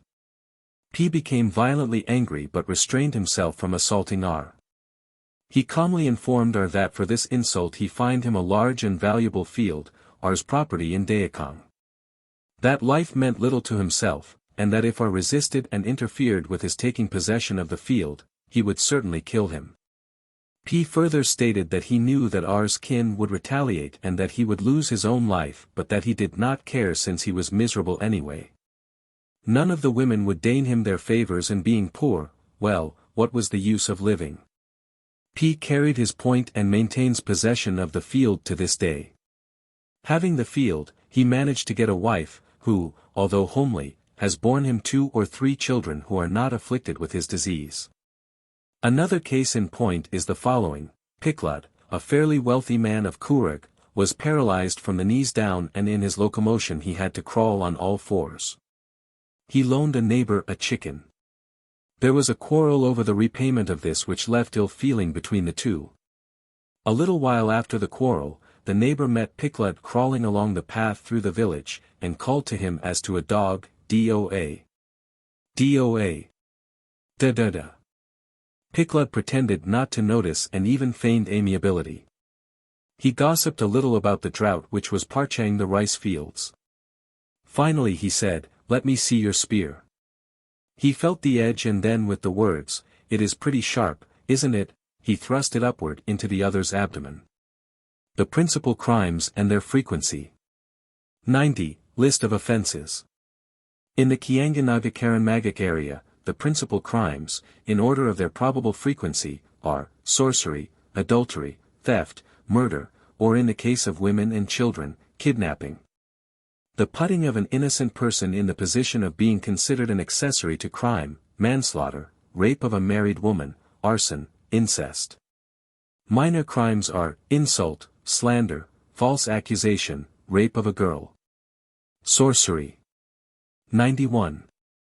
The Ayak, soul-stealing, is a series of religious ceremonies in which the sorcerer calls to a feast the ancestral spirits of some man whose death he desires to encompass, together with many maleficent spirits and deities, and bribes them to bring to him, incarnated as a bluebottle fly, a dragon fly, or a bee, the soul of the man whose death he desires. When one of the insects mentioned comes to drink of the rice wine in front of the sorcerer, it is imprisoned and put into a bamboo joint tightly corked. The enemy, being thus deprived of his soul, will die. This form of sorcery cannot be practiced unless the sorcerer knows the names of the ancestral spirits of his victim to be. For this reason, when the Lamet people, who are famous sorcerers, come to Kiangan and approach a religious feast, the Kiangan people do not invoke their ancestral spirits until after the visitors have gone. Needless to say, sorcery is always practiced in secret. It sometimes happens that it is practiced by a man against his kin. In such a case, kinship does not extenuate his punishment, since the preservation of the family necessitates the extirpation of the sorcerer within its gates. This is the only exception I know of to the general rule that a family may not proceed against one of its members. 92. Other forms of sorcery. Certain persons have an evil cut of the eye, which, whether they wish it or not, brings misfortune or sickness on whomsoever or whatsoever they see. Injury by means of the evil eye may be effected intentionally or entirely unintentionally. The words of certain persons, even though innocent and unconnected with evil, and though spoken as they usually are without malicious intent, have the quality of bringing whatever is spoken to an evil end. Thus A, afflicted with the blasting word, goes to the house of B, and, seeing a sow with a litter of handsome pigs, remarks, "That's a fine litter of pigs you have." If A be truly afflicted with the blasting word, the pigs will die, even though A was without intent to do injury, and was even ignorant of his affliction. The evil eye and the blasting word are frequent afflictions that their possessor is the last to learn about.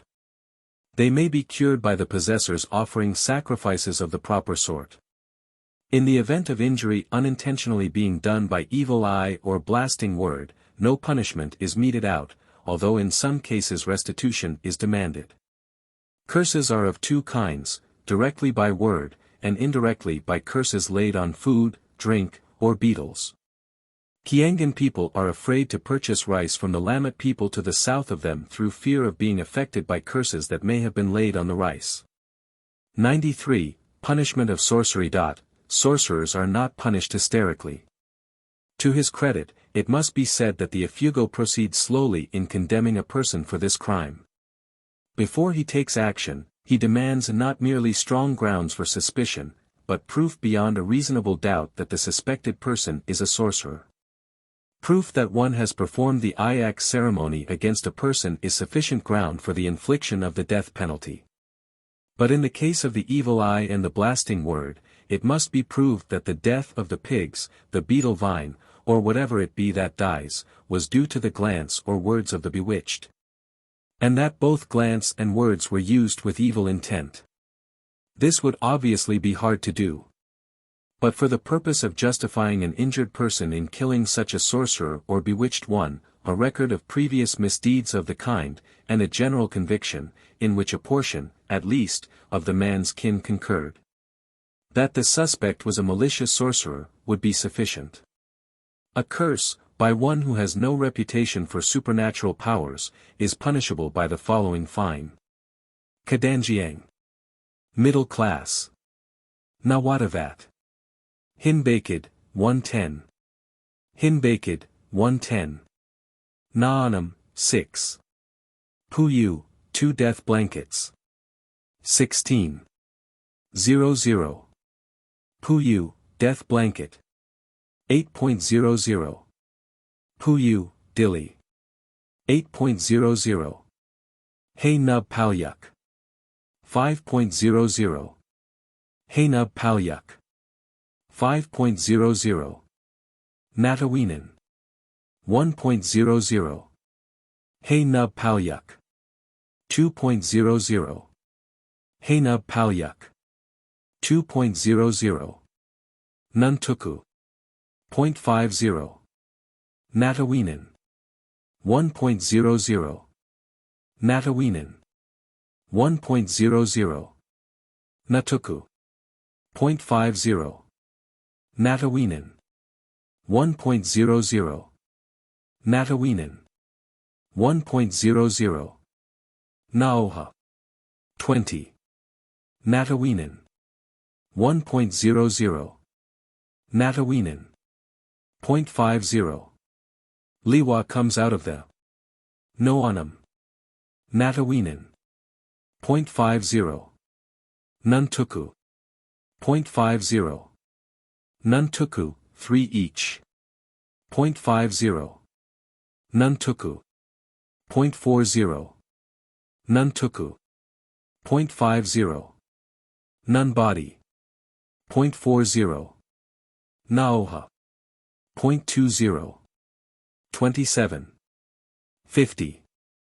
Liwa comes out of the Hinbakid. Liwa or fee of go-between, 1 death blanket. 8.00. Total. 35.50. Total. 19.00.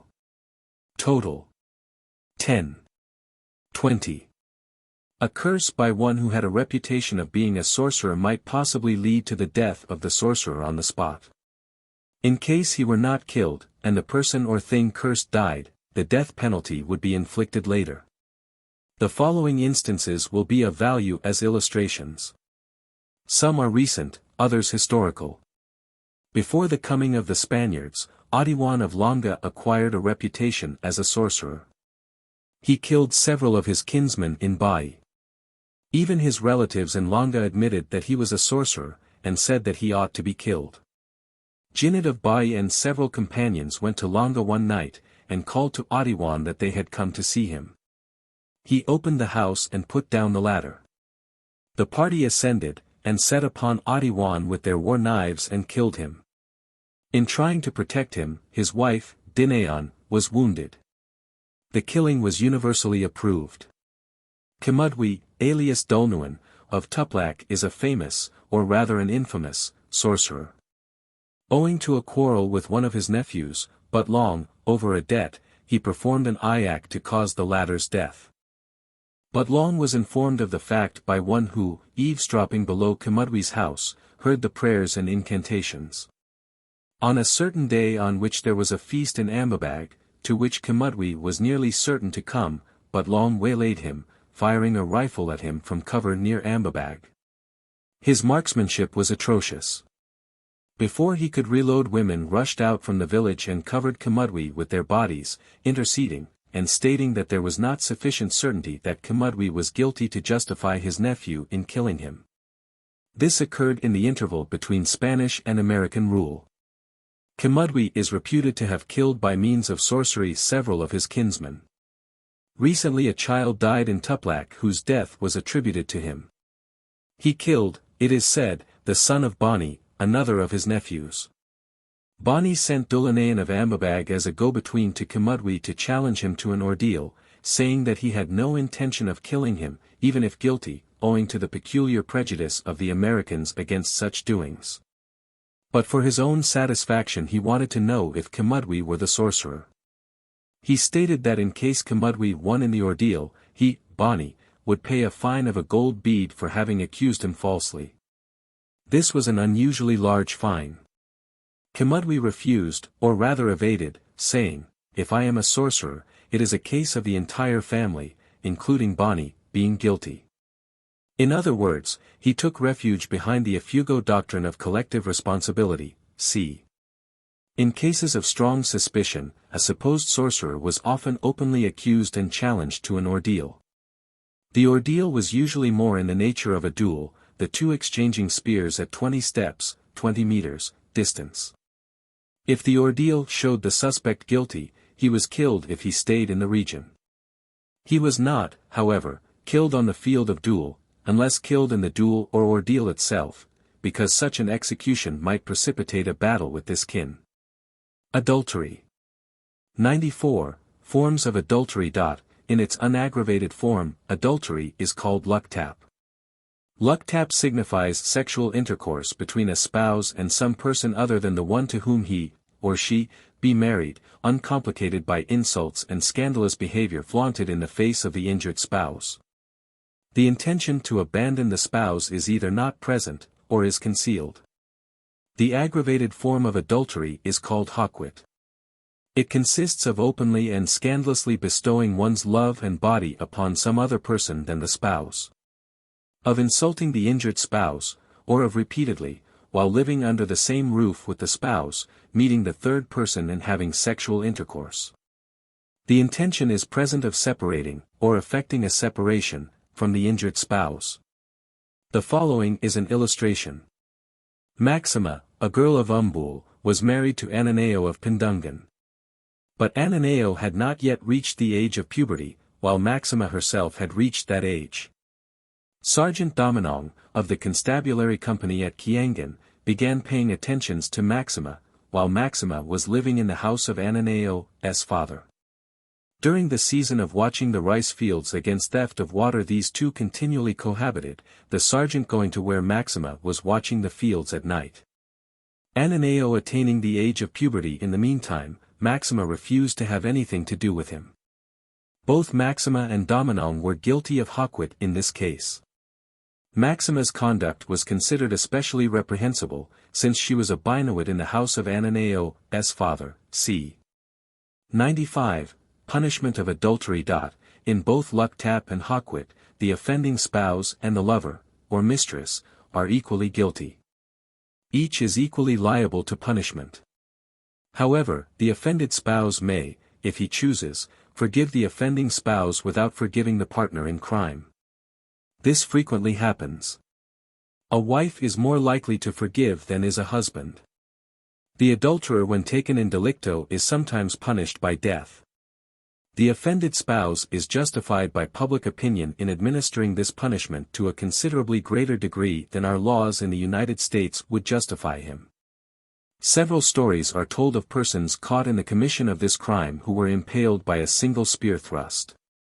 It should be stated that the kin of those killed for this crime rarely look upon the killing as justified, and often avenge it. They take the stand that the offended spouse ought to have demanded the usual fine, that if this had not been immediately forthcoming no one would have questioned the propriety of the killing. On the other hand, the kin of the offended spouse take the ground, and it may be said that in general public opinion backs them in it that a self-respecting man could not well do otherwise than kill the offender. And that the holding off and demanding money would savor too much of the mercenary. It is to be noted that a sexual offense committed after the Maumon ceremony is punished by a small fine. That an offense committed after the Mbango or Hingat ceremonies is punished by a larger fine, and that an offense committed after the Buban ceremony is punished by what to the Ifugao is a very large fine. These fines are diagrammed Ifugao fashion in Hakwit, aggravated adultery, is punished by twice the greatest fine demanded in the case of simple adultery, luktap. Adultery being a very hard crime to prove, the Ifugao takes as proof, 1. The confession of either party. 2. Evidence that the accused willfully and intentionally placed themselves in such a position or circumstances that the crime would be presumed by any reasonable person to have been consummated. Thus, the sleeping of the accused together at night in the absence of the spouse would be sufficient evidence. Both offenders must pay the fine demanded by the circumstances to the offended party or parties. Thus, if both the offenders be married, each must pay a fine to a. his own offended spouse, and b.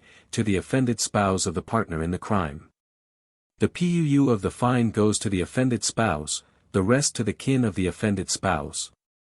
In addition to paying the fine, should the offender desire to continue the marriage relation with his offended spouse, he must provide animals and other perquisites for a hanga, general welfare feast, in which the kin of both parties take part, and which is supposed to start the spouses anew in domestic harmony and felicity, and in all that the Ifugao considers prosperity, namely, abundance of pigs, chickens, rice, and children.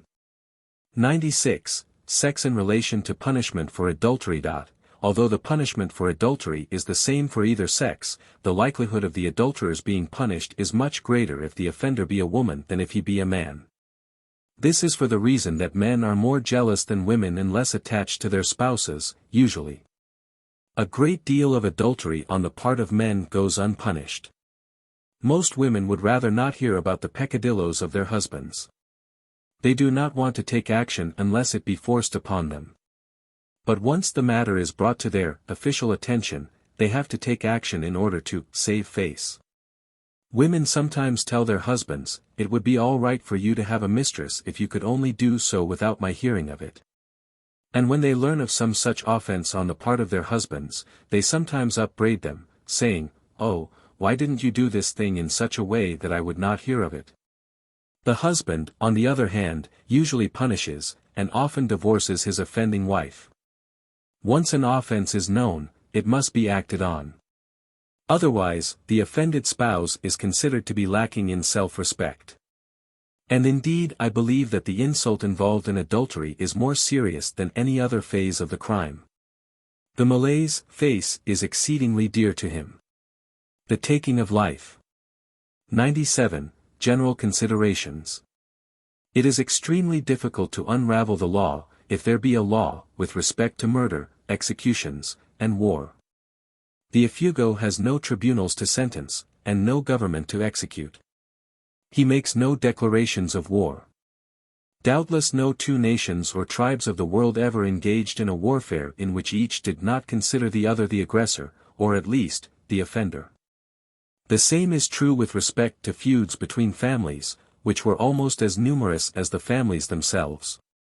In spite of the years of American occupation during which comparative peace has prevailed, these feuds still exist. We must substitute, however, for patriotism, fraternal and filial love. The sense of duty to the unavenged dead, love of vengeance, an intense hatred engendered and justified by a well-learned catalogue of wrongs and assassinations inflicted on the family by the enemy family. Once started, a blood feud was well nigh eternal, unless ended by a fusion of the families by means of marriage, for the reason that what was a righteous execution to one family was a murder, usually treacherous, to the other. Outside of manslaughter, to be treated of later, it may be stated as a general tenet of Ifugao practice that the taking of a life must be paid by a life. Considering, too, that a member of an Ifugao family rarely if ever effected or accomplished any except the most ordinary and elemental acts without previous consultation with his family. And that nearly all killings were effected pursuant to a decision of a family council. It was not without a fair show of reason that Ifugao law held that a murder might be punished almost as well by the execution of some member of the murderer's family as by the execution of the murderer himself. For, if not principals in the commission of the crime, other members of the family were at least accomplices or accessories. Indeed, Ifugao law held the whole family guilty, looking upon the crime, quite correctly, as an offense for which the whole family was responsible. War, murder, and the death penalty exacted in execution of justice, in the Ifugao society are so near each other as to be almost synonymous terms. We have already seen that a capital execution for crime is nearly always looked upon by the kin of the executed as being a murder, it is retaliated by them, by what to them is a justifiable execution. But by what, to the killers, is considered as a murder to be punished by another execution, and so on ad infinitum. The Ifugao has one general law, which with a few notable exceptions he applies to killings, be they killings in war, murders, or executions, which public opinion would pronounce justifiable and legal. That law is, a life must be paid by a life. Let us pass now to a consideration of various classes of the takings of human life. 98. Executions justifiable by Ifugao law. Public opinion or custom, or both, justify the taking of a life in punishment for the following crimes: sorcery, murder. Persistent and willful refusal to pay a debt when there is the ability to pay, adultery discovered in flagranti, theft by one of a foreign district, refusal to pay a fine assessed for crime or for injury suffered. But even though custom and public opinion justify the administration of the extreme penalty in these cases, the kin of the murdered man do not, in most cases, consider the killing justified. There are innumerable circumstances that complicate a given case. Was the sorcery proven or only suspected? Was it a murder that the man committed, or was he justified in the killing? Would not the debtor have come to his right mind had his creditor waited a little longer, and did the creditor approach him in the right way with reference to the debt? Did not the woman make advances in the adultery case that no self-respecting male could turn down? Was not the indemnity assessed too large or otherwise improper, or did the injured party wait long enough for the payment? These and 1,000 other questions may arise with respect to the various cases. If the death penalty be inflicted by persons of a foreign district, it is sure to be looked upon as a murder. At feasts and gatherings about the bowl that cheers, and especially in drunken brawls, an unavenged killing, no matter what the circumstances, is likely to be brought up as a reflection upon the bravery or manhood of the living kin, and so urge them to the avenging of what was really a justified execution. Murder, sorcery, and a refusal to pay the fine for adultery justify the infliction of the death penalty even on a kinsman if he is not too close a relative. An execution of one kinsman by another is not so likely to be avenged as is justifiable execution by one outside the family. This is in accordance with the principle of Ifugao law: the family must at all hazards be preserved. 99. Feuds.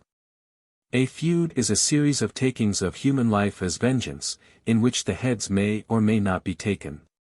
There are some hundreds of ways in which feuds may start.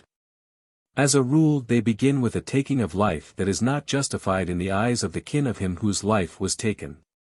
They may begin from a retaliation for a kidnapping or even from an accidental killing. Feuds exist between neighboring districts, or districts not far distant between which to a certain extent ties of blood and marriage exist. It is exceedingly rare, if it ever occurs, that entire villages or districts are involved. The feud is an affair between families only. It consists of a series of vengeances and returning of vengeances. Feuds may even start within the district, but as a rule, they are short-lived, being stopped by the council of the influential. Feuds between districts are well nigh interminable usually, but may come to an end by means of intermarriage or when one or two of the leaders of each family are afflicted by certain diseases thought to be inflicted by certain deities that desire the peace ceremony. As has been hitherto stated, each killing in a feud is considered by the killers to be an entirely justifiable execution in punishment of crime. The deities of war and justice are called to witness that the debt is not yet paid. Contemporaneously, the kin of the slain are calling on the same deities to witness that their family is sorely afflicted, that no debt was owed the others, that no chickens or pigs or rice had been borrowed, that no theft or other crime had been committed, and so on, yet, that innocent, they are being slaughtered. 100. War. Before the American occupation, districts that were far distant might be said to be continually at war with each other. The war was carried on as a series of head-takings. There was no formal declaration of war. As a rule there were no large expeditions to the enemy country, and heads were taken from ambush, on the outskirts of an enemy village or along much-traveled paths. Women's heads were taken in these exploits, but not as a rule, in feuds. To avenge lives taken in war, while no doubt the life of the actual head-taker was preferable, the life of any person of the enemy village might be taken, just as in feuds, the life of any member of the enemy family might be taken. 101. Head-taking. Heads were not taken in the case of executions for injury. In feuds within a district, heads were not taken. In feuds between families of different districts, heads might or might not be taken. Usually they were taken if there were no ties of kinship between the districts. It should be emphasized, however, that there was no definite boundary between districts, and consequently, no well-defined line beyond which heads might be taken. Families from the southern part of a district would take heads in territory from which those in the northern part of the district would not take them. Heads were always taken in the case of those killed in war, if circumstances permitted. 102. Hibble or homicide. The Ifugao Law clearly recognizes several grades of homicide. A. The taking of life when there is an entire absence of both intent and carelessness. As for example, in the case already cited, c. When a party of hunters have a wild boar at bay. The boar, as there stated, charges the most advanced of the hunters, and in retreating backwards, the latter jabs one of his companions with the shod point of his spear handle. There is no penalty for such a taking of life. B. The taking of life when there is clearly an absence of intent, but a degree of carelessness. For example, a number of men are throwing spears at a mark. A child runs in the way, and is killed. The penalty is a fine varying from 1/3 to 2/3 the amount of the full fine for homicide according to the decree of carelessness. C. Intentional taking of the life of another, under the impression that he is an enemy when in reality he is a co-villager or a companion. In case the killer can make the family of the slain understand the circumstances, only a fine is assessed. This fine is called labad. C. If the killer be unrelated to the slain, the full amount of the labad is demanded; if related, the amount is usually lessened. Example: Pumot of Rai was irrigating his fields at night. Some of his companions told him that there were some headhunters from an enemy village near. In the darkness, Pumot encountered another man, Likyayu, the betrothed of his daughter. He asked him who was there. On account of the noise of water falling from the rice fields, Likyayu did not hear the inquiry, and said nothing. Pumot speared him. Likyayu cried out. Pumot recognized his voice, and carried him home. He furnished animals for sacrifice to secure Likyayu's recovery. Likyayu recovered. Had he died, Pumot would have been called on for the full amount of the fine, but had Likyayu been firmly engaged to Pumot's daughter, that is, had the bango ceremony been performed, the full amount of the labad fine would not have been demanded, since the relationship would have been an extenuating circumstance. d. The taking of life by persons in a brawl or by an intoxicated or insane person. In case the slain died before his slayer could agree to provide animals for sacrifice, the latter would probably be killed by the kin of the slain if he were of a foreign district. He might be killed if a non-related co-villager. He would be fined the labad if a kinsman. He would probably go scot-free if a brother or uncle. Example, A of Longa became insanely drunk at a feast at the house of his brother Jimbungan.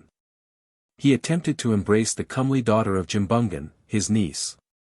Jimbungan tried to quiet him, and in so doing aroused his ire. He drew back his spear menacingly, and in so doing pierced the girl, who was at his back, with the shod point at the end. She died. A was properly penitent when he sobered, and furnished animals for sacrifice. The fine labad was not, however, demanded of him.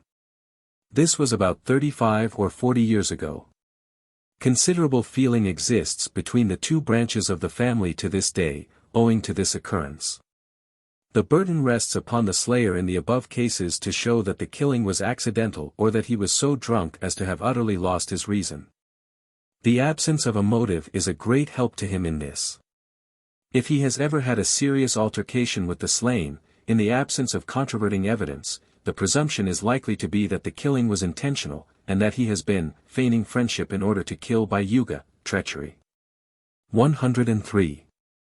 Attempts to murder. An attempt on the part of an enemy of another district on the life of a person is punishable by death. An attempt by one of the same district may or may not be punished by death. In most cases peace would be arranged by mutual friends and kinsmen. In such a case, he who made the attempt would be required to furnish animals for a peace feast. 104. Wounding. Wounds inflicted accidentally and without intent or carelessness are not punished. In case the element of intent or carelessness be present, he who inflicts the wounds must furnish animals for sacrifice, pay the wounded man and his kin a fine, and stand the expense of a feast to make peace. The following is a typical list, for the Kadanjiang, wealthy, class, of the expenses of animals for sacrifice and fine. A. First feast for the recovery of the wounded man, sacrifices to the war deities, 3 pigs at 15 pesos, 10 chickens at 1 peso. Total 55 pesos. B. Second feast for recovery, the Pinocla, or feast to cure wounds and infections, 1 pig at 10 pesos, 2 chickens at 1 peso, 8 spearheads as fees of priests at 25 c, total 14 pesos. In case the wounded man lives, the following fine is paid him and his kin. C. Fine of 2 baked, 2 tens, amounting to 72 pesos, fee of the Monkalan, 10 pesos, total 82 pesos. D. Peacemaking ceremony, 1 pig at 15 pesos. Other appurtenances of feast, 2 pesos, total 17 pesos. 105. Special liability of the givers of certain feasts. The givers of yoyu or hagabi feasts, glorified general welfare feasts to which great numbers of people come, are responsible for wounds or deaths that occur at these feasts.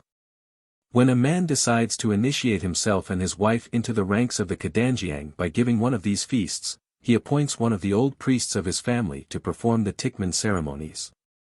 These ceremonies are sacrifices to the various classes of deities whose special function is the tying up of men's stomachs and passions. Prayers are addressed to these deities that a little food satisfy the guest that attends the feast, to the end that the giver be not eaten out of house and home, that a little rice wine suffice to intoxicate the people.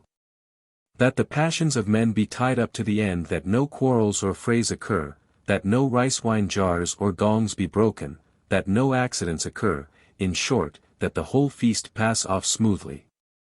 The duties of the manicum, the priest who performs these ceremonies, are rather arduous. To say nothing of the ceremonies he conducts, he must fast for a number of days and must observe a number of taboos. He receives rather a large fee for these services. And, indeed, their importance, in the eyes of the Ifugais, and the legal responsibility he incurs, certainly justify a large fee.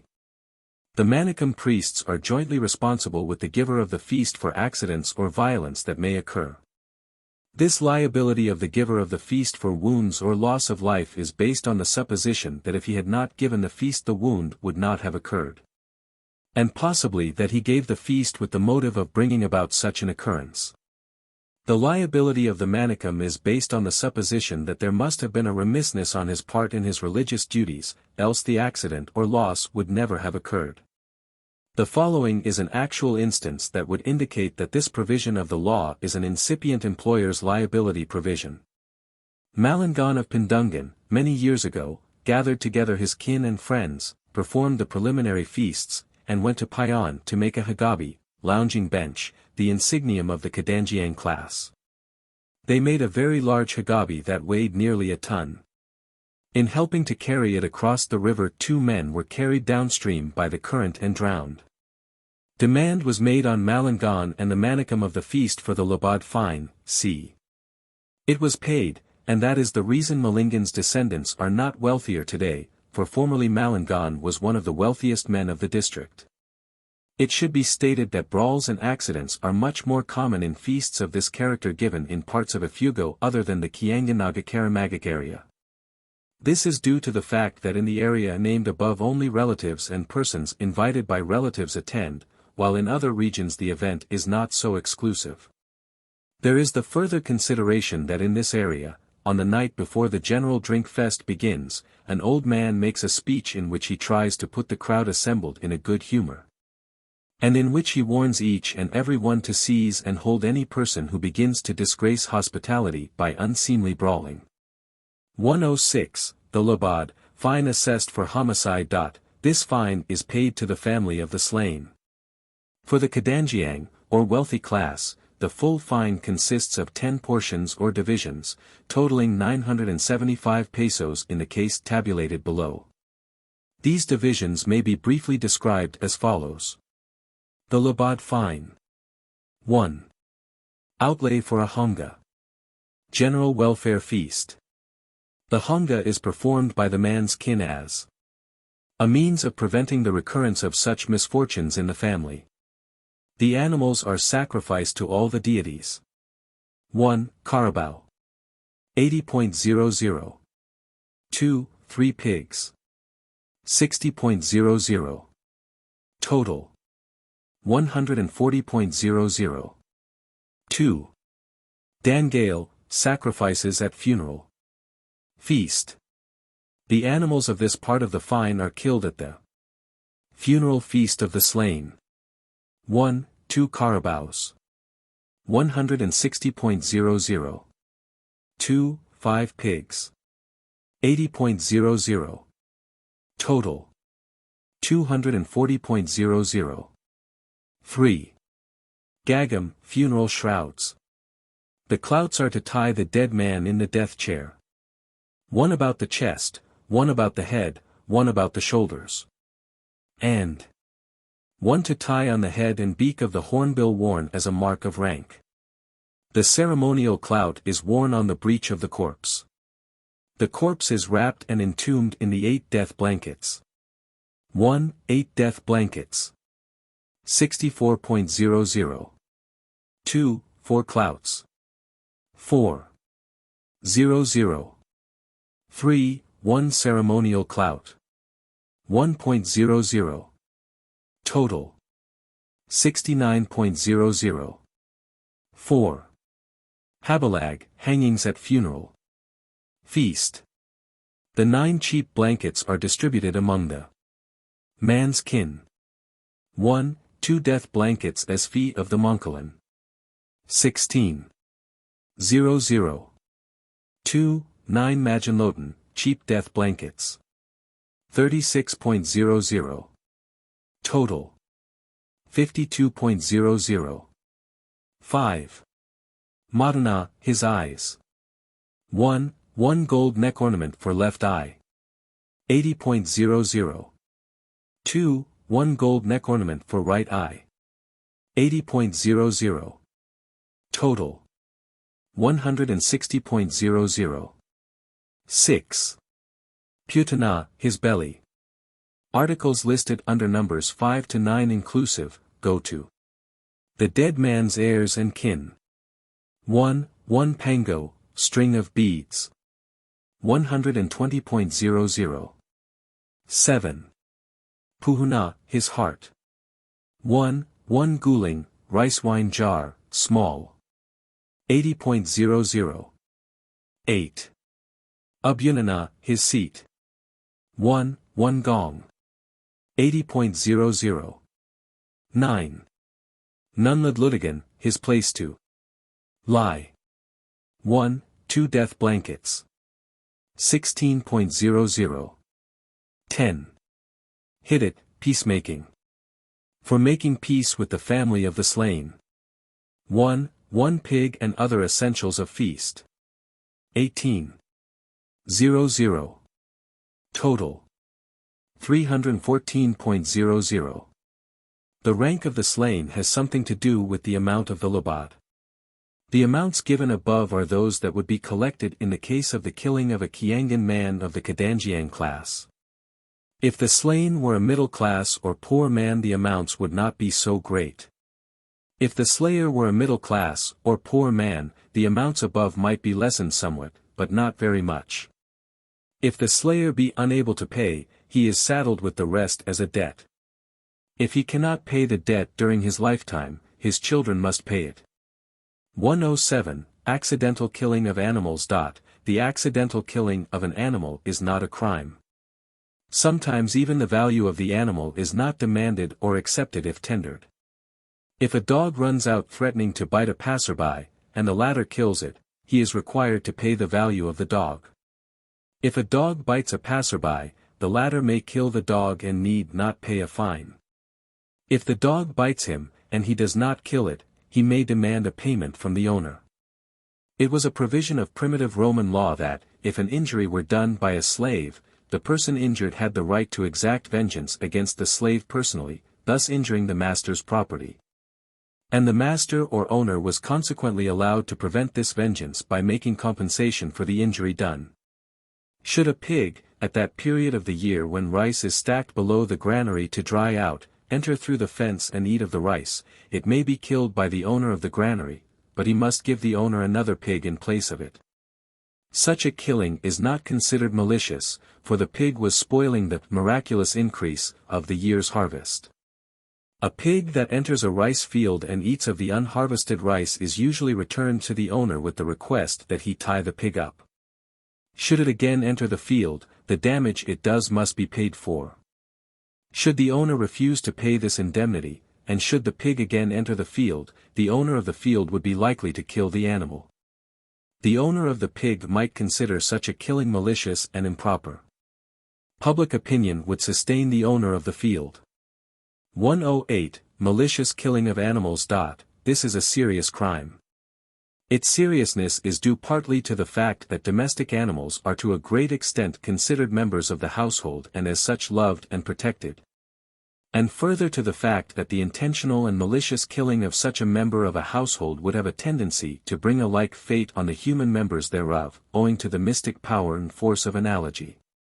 A labad fine is demanded for the malicious killing of a pig. The fine, in case a wealthy family is concerned, is as follows. Labad fine for malicious killing of a pig. 1. The corpse of the dead pig is surrounded by living pigs, one on each side, i.e., 4 pigs are exacted in return. 2.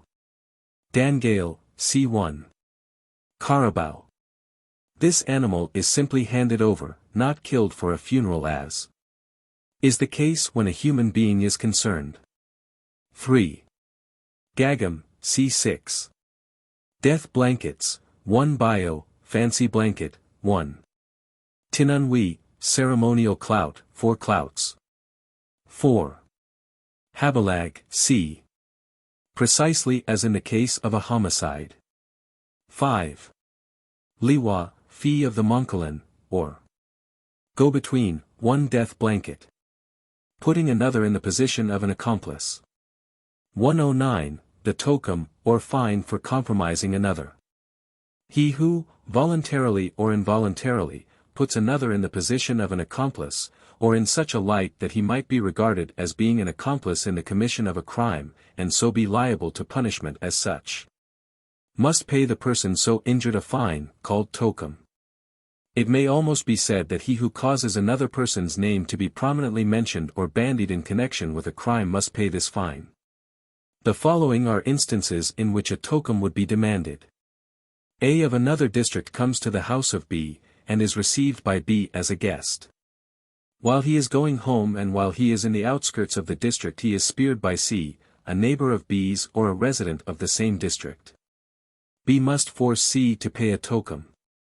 B steals or illegally confiscates property belonging to A. C sees B in the act. He demands a tokum, in this case it may be the bolo or spear that B is carrying, and so puts himself on record as not having been an accomplice. But he says nothing about the crime unless it come to light that he was a witness of it. In this case he proves by the tokum that he received that he had no connection with it. As a matter of practice it would seem that a gift received from the thief would tend to lead the witness to conceal the crime. A gives an yoyu feast. At the attendant drink feast B in a drunken brawl kills C. A and the manicum D must demand a tokum from B in order to clear their reputations. The following is the amount of the tokum usually demanded in the case of murder, headhunting, or slaughter. In case of the death of a Kadanjiang Honga. 1 carabao. 80.00. 2 pigs. 30.00. 1 baked. 44.00. Total. 154. 00. In case of the death of a middle-class man Honga. 8 pigs. 80.00. 1 baked. 25.00. Total. 105.00. In case of the death of a poor man Honga. 4 pigs. 40.00. 1 baked. 15.00. Total. 55.00. One who is put in a position in which a tokum is due him must collect the tokum. It is not sufficient that he demand the payment of it, he must enforce the payment. Otherwise he will be considered by the kin of the injured as having been an accomplice, and liable to punishment accordingly. Should the culprit refuse to pay the tokum, the obligation rests on those to whom the tokum is due to take the leading part in the punishment of the crime. Thus, in the first example given above, if C does not pay the tokum to B, the obligation rests on B more heavily even than it rests on A's relatives to kill C, and so avenge A's death. Should he not do this, he would be held liable to punishment by A's relatives along with C. Visitors came to the house of Timbului of Ambabag from the district of Magak. It was suggested that a contract of friendship and alliance be accomplished between Timbului and his Magak visitors by means of the feast called Monbiao. A day was appointed for this feast, and Binwag of Bolog was named as the go-between in matters pertaining to the feast. These preliminaries having been finished, the Magak people started home. On the road they were killed by some people from Winjan. The following persons were under obligation to demand a tokum, Timbului, whose guests they had been, and Binwag, the go-between. But the murderers were poor people, while the murdered were wealthy. It would have been impossible for the murderers to have paid the tokum proper for having killed a Kadanjiang. Consequently without any ado, Binwag killed one of the murderers, and Timbului kidnapped one of the women folk of another.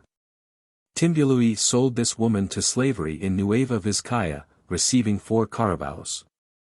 He gave 1 carabao to each of the 4 villages Pindungan, Ambabag, Bango, and Bai, all in Kiangan Valley, on the consideration that if the people of Winjan retaliated by capturing a Kiangan woman in the open territory surrounding or adjacent to one of these villages, the people of that village would collect the necessary sum and redeem the woman.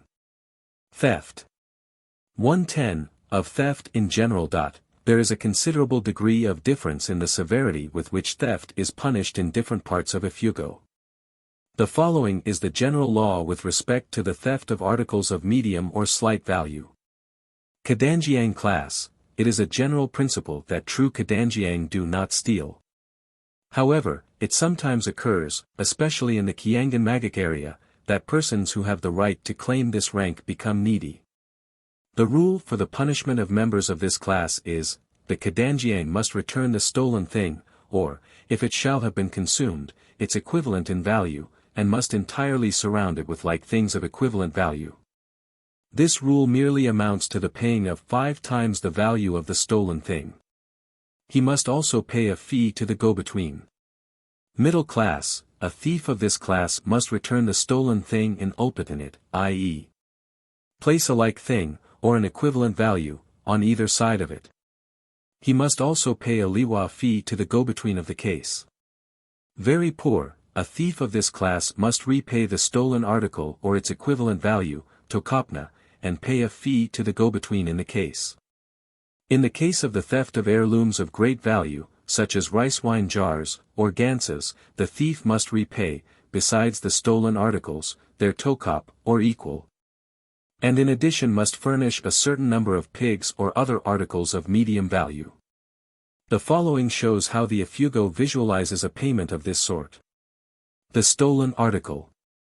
Its equal or equivalent. Hunga, a full-grown pig. Yubiub, a full-grown chicken. Theft should not be confused with improper or illegal confiscation. This latter is commonly effected by members of the Kadanjiang class. It is punished in much the same way as theft, but is not so disgraceful. A thief discovered in delicto is likely to be punished by death if the thief be of a different district. If not punished by death, the culprit is caught and tied and kept prisoner until his kin in the other district pay the fine demanded. This fine, needless to say, is somewhat larger than would ordinarily be assessed for the crime. If a member of the home district be caught in an unaccomplished theft, the case is not altered in any way from an ordinary, consummated theft. 111. Theft of rice from a granary. The theft of rice is considerably more serious than would be theft of any other article of equal value, because it ruins the miraculous increase of the rice that the Ifugao as well as all other Malay tribes in these islands so thoroughly believe in. If the thief confesses and shows himself docile, he may wipe out his guilt with the following payment. Hulolna, 1 large pig, payment of the stolen rice. Hunga, 1 large pig and 1 large chicken, 4. Granary feast to secure return of the miraculous increase. If, however, the accused persistently deny his guilt, he is challenged to an ordeal. If by this he is proven guilty, he is fined 1 baked or 1/10, in Kiangan about 30 pesos, in addition to the payment above. If he refuse to submit to the ordeal, he is adjudged guilty, and has to make the same payments as if he had submitted to the ordeal and had been adjudged guilty. The fee of the Mongkolan is included in, and is not additional to, the baked in this case. 112. Theft of unharvested rice. In a case of this sort, the amount of rice stolen can be determined by estimating it from the number of headless stalks. The punishment is the return of the stolen rice or its equivalent value. A full-grown pig for the owner's harvest feast. The fee for the Mongkolan. 113. Illegal confiscation. What the Ifugao recognizes as legal confiscation is treated below under procedure, sections 134 to 138. The following is a case of illegal confiscation in the district of Bano. A owes B a debt, which he persistently refuses to pay. Both men are of the Kadanjiang class. B is somewhat afraid of A, or for some reason cannot or does not dare collect the debt according to the ordinary mode of procedure. He accordingly runs away with a valuable rice wine jar belonging to A, leaving nothing behind to show who took it. B finds out who ran away with his jar. He pays the debt he owes B, if it be truly owed, and demands the following from him for his improper procedure. The return of the stolen jar. Another one like it, or an equivalent of some sort. A gong as a dalag, fine for illegal confiscation. A large pig for a hunga, general welfare feast. A kettle worth 5 pesos called habali, pegs on which house charms are hung. For yards of brass wire. This payment is called nundopa, referring to the jumping down of the culprit when he carried off the jar. Death blanket with which to carry jar home. If B, when he ran away with the jar, had left behind his scabbard or buelo or some other of his belongings to show his identity, the above would have been a case of legal confiscation, and not punishable. Illegal confiscation lacks the elements of disgrace that theft carries with it, and, in the mind of the confiscator and his relatives at least, is justifiable. It may be that it is for this very reason that this crime is punished more severely than ordinary theft. Arson. 114. Fines assessed for goba or arson. One caught in the act of setting fire to a house or granary would be likely to be killed on the spot.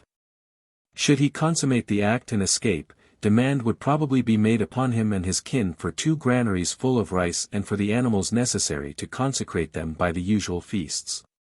This would be the probable punishment. The crime of arson is rare, and consequently there is no penalty or restitution well defined by law. The punishment might be death, or the kidnapping and selling into slavery of a member of the culprit's family, or a fine as above. Which of these it would be would depend very much on the personality of the injured party. Kidnapping. 115. Circumstances under which kidnapping may occur. If performed to cover a debt for which payment had been repeatedly demanded, or to cover an injury for which a proper fine had been repeatedly demanded in due form, kidnapping was a legal seizure. Although the victim and his kindred might not consider it so. But there were a good many cases in which the kidnapper's motive was utterly different. He might wish, for example, to display his valor, or to profit financially by the sale of his captives. Sometimes, too, a head-hunting party, failing to get ahead, would capture a woman and carry her back with them to their village. In some parts of Ifugao the woman was ravished for a period of 5 days by the party of headhunters. She was then sold into slavery. The penalty inflicted by the kin of the kidnapper was either death or retaliation by kidnapping. Incest. 116. Rarity of such offenses. Incest is a very rare crime in Ifugao. It seems to be becoming more frequent, for there has undoubtedly been a growing laxity in morality ever since the establishment of foreign government. A case recently occurred in Mungayan, in which a father, on humane grounds as he put the matter to her, deflowered his own daughter. This case was not punished. Rape. 117. Both parties being unmarried. The unmarried Ifugays, from earliest childhood, are accustomed to collect in certain houses, using them as dormitories. Usually both sexes sleep together in these dormitories. Naturally, too, there is a great deal of sexual intercourse each night, for sexual intercourse takes the same place among the Ifugays that embraces and kisses do in the courtship of some other peoples. The nature of the female human being, says the Ifugao, is to resist the advances of the male. He naively points out that the hens, the cows, and, in fact, the females of any species resist the male in this respect, notwithstanding they may be quite as anxious for the sexual act as the male himself. It is so with women, he says. It is considered shocking in some sections of Ifugao for a girl to yield herself to her lover the first time without resistance. This idiosyncrasy of feminine nature being a fact, it is sometimes difficult to be certain as to whether the resistance offered by a girl is bona fide or not, as to whether she is willing for the sexual act to occur, half willing, or entirely opposed to it. There may or may not be doubt in the mind of the male, usually there is none, but friends of the girl, by distorting or by putting a slightly different interpretation on what occurred, could make a case of rape in the white man's courts out of almost any of these common events. Furthermore, a girl on the advice of her parents, were such a rape punishable by fine, might and frequently would, entice some youth into forcing her, in order that her family might benefit financially. Consequently, if a girl be caught in a sleeping house by a youth who habitually sleeps there, the Ifugays do not look upon it as a case of rape, even though force be used. By following this principle a great many questions and put-up jobs are avoided. If a girl be seized and raped by one who does not habitually sleep in or frequent the girl's dormitory, and the evidence establishes a case of bona fide resistance on the part of the girl. A fine of 6 is assessed against the raptor as follows. Kadanjiang class. Death blanket. 8.00. Cooking pot. 2.00. Natawinen. 1.00. Natawinen. 1.00. Natuku. 0.50. Natuku. 0.50. Total. 13.00. Middle class. Cooking pot. 2.00. Natawinen. 1.00. Natawinen. 1.00. Nun-body. 0.40. Nun-body. 0.40. Naoha. 0.25. Total. 5.05. Very poor. Cooking pot. 2.00. Naoha. 0.25. Naoha. 0.25. Naoha. 0.25. Naoha. 0.25. Naoha. 0.25. Total. 3.25. It will be noted that the above are very light fines. In some parts of Ifugao they would be considerably higher, notably in the Silipan country. The committing of the crime of rape in broad daylight, as, for example, the catching of a woman in a camote field, constitutes an aggravating circumstance. Such a rape as that punishable by a fine of 6 above would be punishable by a fine of 10 of a value for the three classes respectively of about 32 pesos, 16 pesos, and 8 pesos, if committed in broad daylight. This is owing to the greater shame which the woman feels on account of the unwanted hour.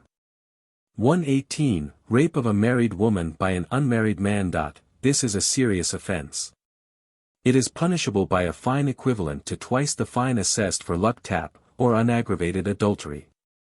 1/2 of this fine goes to the husband of the outraged woman and his kin and 1/2 to the woman and her kin.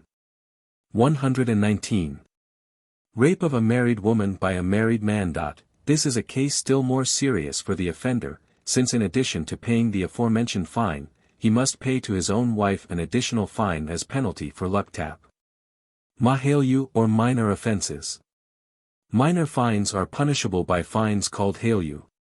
The rape of an unmarried woman by an unmarried man, considered in the preceding section in connection with the more serious forms of rape, is a minor crime. 120. False accusation. He who accuses another falsely or he who, accusing another of crime, challenges him to an ordeal, which ordeal proves the accused to be innocent, must pay the following fine. Halyu paid by the accuser to the falsely accused. Kadanjiang class. 1 baked, 10. 2 death blankets. 16.00. Cooking pot. 5.00. Cooking pot. 2.00. Natawinen. 1.00. Natawinen. 1.00. Natawinen. 1.00. Nuntuku. 0.60. Nun-body. 0.40. 28.00. Fee of go-between. 1 death blanket. 8.00. Total. 36.00. Middle class. 1 baked, 10. 1 death blanket. 8.00. 1 cooking pot. 5.00. 1 cooking pot. 2.00. Natawinen. 1.00. Natawinen. 1.00. Natawinen. 0.60. Nun-body. 0.40. Naoha. 0.25. Total. 18.85. Fee of go-between, iron pot of value of 5. Included above. Very poor. 1 onum, 6. 1 death blanket. 8.00. Natawinen. 1.00. Natawinen. 1.00. Natuku. 0.60. Natuku. 0.60. Naoha. 0.40. Total. 11.60. Fee of go-between, 1 Natawinen included. Above. The amount of the fine depends to a great extent on the seriousness of the offense of which one is accused. 121. Bog or slander. This offense is punishable by a somewhat smaller fine than that above. The following is an instance to illustrate what trivial statements may be considered as slanders. At an Yoyu feast, Bani of Tuplak made remarks derogatory to Bumadang of Palau. The principle of which was to the effect that Bumadang would never have been a Kadangiang had it not been for the fees that he received from the Palau people for acting as go-between in buying back the heads of their slain from their Silepan enemies. Bumadang considered this as slander, and seized a carabao belonging to Bani, holding it until payment of the fine assessed for insult was made. 122. Threats of violence. Angat, or threat, is punished by about the same fine as slander. 123. Insult. The saying to another person of anything reflecting on his honor, prestige, or rank, the use of abusive language to an equal or superior, insinuations as to improper relations with kinswomen. Improper language and behavior in the presence of people of opposite sexes who are related to each other within the forbidden degrees. Breaking of various taboos, all of these constitute insults, and are punishable by a fine varying in size from the fine for slander to that for false accusation. There exist a considerable number of taboos, for breaking of which a penalty is exacted. First, there are taboos relating to exogamy. In the presence of male and female kin that are of the degrees within which marriage is forbidden, it is taboo, a. to look fixedly at the woman's breasts or hips. b. to speak of the dormitory of the unmarried, c. to mention the love affairs of an unmarried couple except most guardedly, d. to break wind, e. to blackguard, f. to play the bikong, lover's harp. Matters connected with sex must not be referred to unnecessarily. Whenever it is necessary to refer to them, the most delicately veiled euphemisms must be used. Thus an unborn babe must be called the friend. The placenta must be termed a blanket, the short plank that constitutes the Ifugao's bed must be designated as a level, even an egg must be referred to as a soft stone or stone of the chickens. It is a very grave insult, knowing two people to be of the forbidden degrees of kinship, to ask them if they are married. Even if asked in ignorance of the kinship, such a question is considered to show exceeding ill-breeding. On my first arrival among the Ifugaos, I was several times made to feel like a boorish lout by having asked the question of the wrong people. I then hit upon the scheme of asking two people if they were brother and sister before asking if they were married.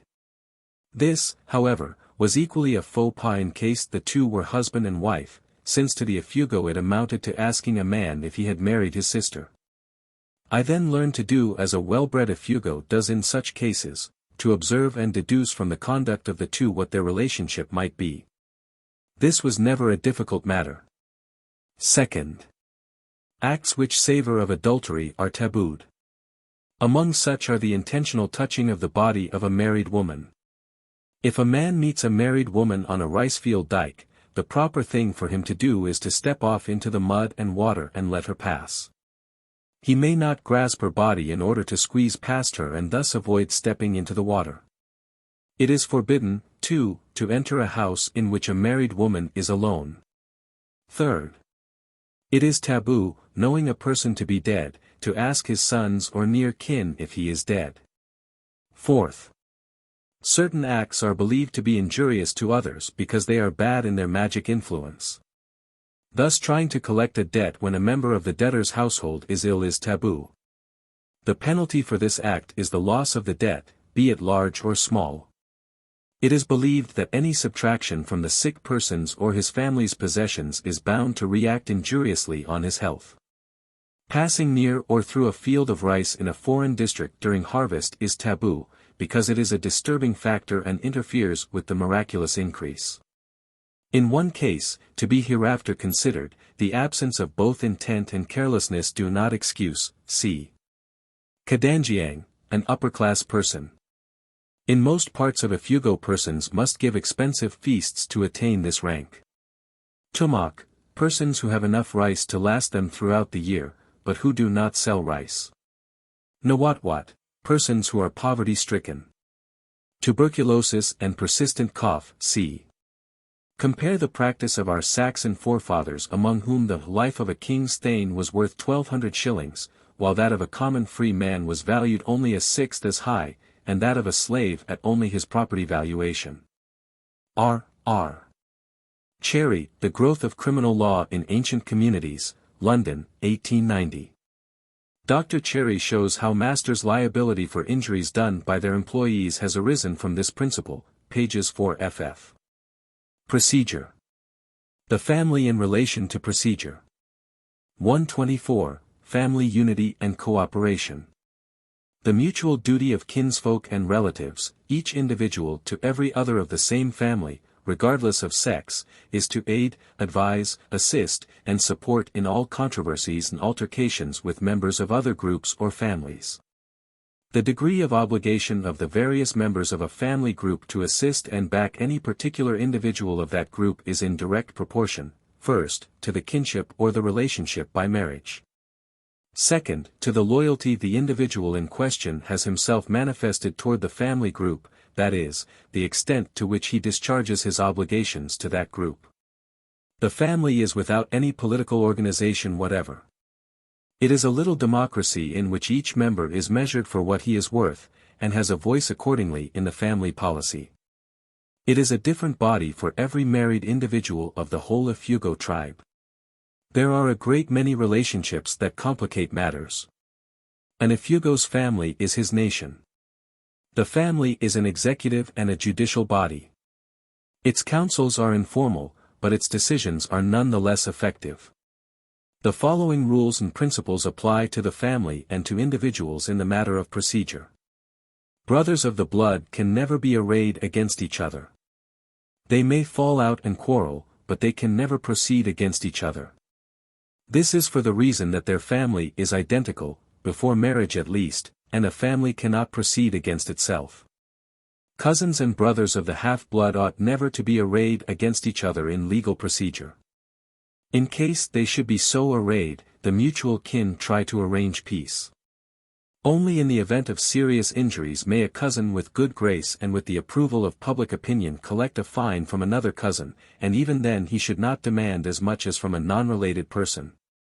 In the case of minor injuries he should forego punishing his kindred. The following is an example.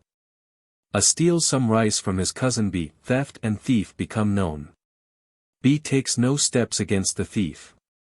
But B's wife cannot overlook it, and the injury was an injury to her as much as to B.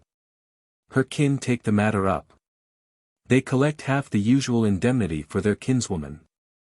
B foregoes his half of the indemnity. In cases of minor injury, procedure against more distant kin is frowned on, but sometimes occurs. It is the duty of mutual, equally related relatives and kin to try to arrange peace between opposing kin or relatives. In the event of procedure on the part of one kinsman against another, those who are related to both take sides with him to whom they are more closely related. Besides blood relationship, there is marriage relationship oftentimes to make it a very complex and difficult problem for a man to decide to which opponent his obligation binds him. This is most frequently the case among the remoter kin. A man who finds himself in such a position, and who knows that on whichever side he may array himself he will be severely criticized by the other, becomes a strong advocate of compromise and peaceful settlement. In case a kinsman to whom one owes loyalty in an altercation is in the wrong and has a poor case, one may secretly advise him to compromise. One must never openly advise such a measure. One may secretly refuse him assistance and backing, one must never oppose him. One owes no obligation in the matter of procedure to another merely because he is a co-villager or inhabitant of the same district. The obligation to aid and assist kinsmen beyond the third or fourth degree is problematic, and a question into which elements of personal interest enter to a great extent. One of the greatest sources of the power of the principal Kadanjiang lies in their ability to command the aid of their remote kin on account of their prestige and wealth and ability to dispense aid and favor. There is also a class, small in number, corresponding somewhat to the clients of the chiefs of the ancient Gauls. This body is composed of servants who have grown up in the service and household of a master, and who have been well treated, and in times of need sustained and furnished with the things needful to Ifugao welfare. Another division consists of those who habitually borrow or habitually rent from one who stands in the nature of an overlord to them. This class is most numerous in districts where most of the lands are in the hands of a few men. The duty of the clients to their lord and of their lord to them seems to be about the same as those duties have always been in a feudal society, that is to say, the duty of rendering mutual aid and assistance. The first step in any legal procedure is to consult with one's kin and relatives. In initiating steps to assess a fine or collect an indemnity, the next step is the selection of a monkalin. The monkalin or go-between. 125. Nature of his duties. The office of the monkalin is the most important one to be found in Ifugao society. The monkalin is a whole court, completely equipped, in embryo. He is judge, prosecuting and defending counsel, and the court record. His duty and his interest are for a peaceful settlement. He receives a fee, called lukba or liwa.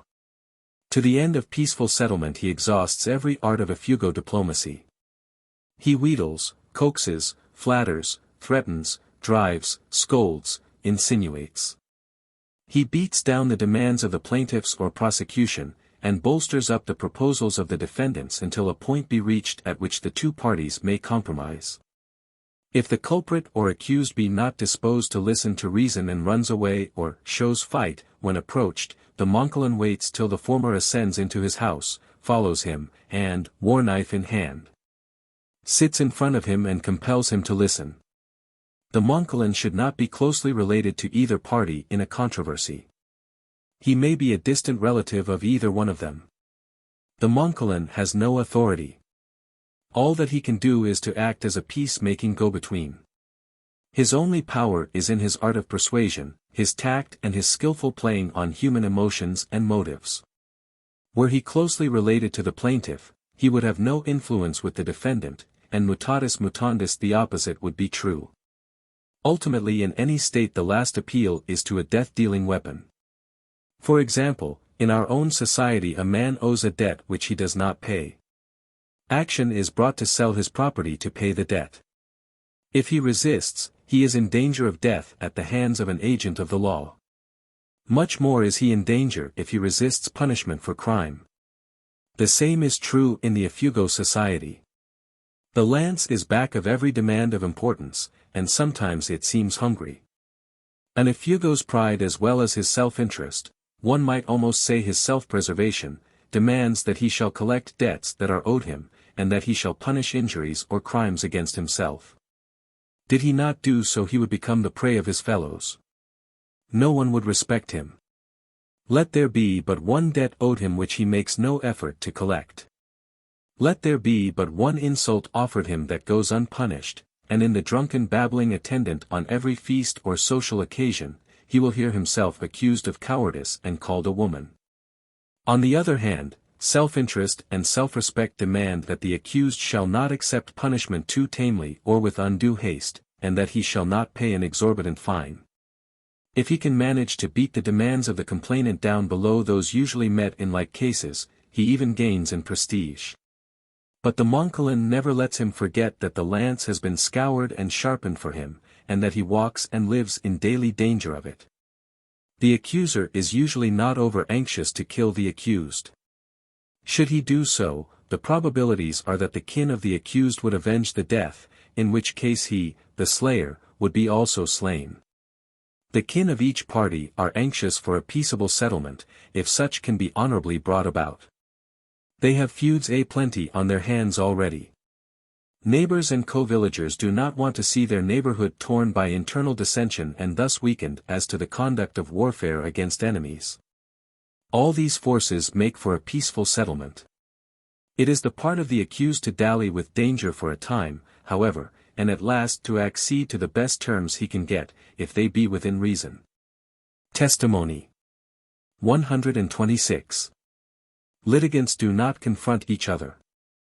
From the time at which a controversy is formally entered into, the principals and their kin are on a basis of theoretical, perhaps I ought to say religious, enmity. A great number of taboos keep them apart.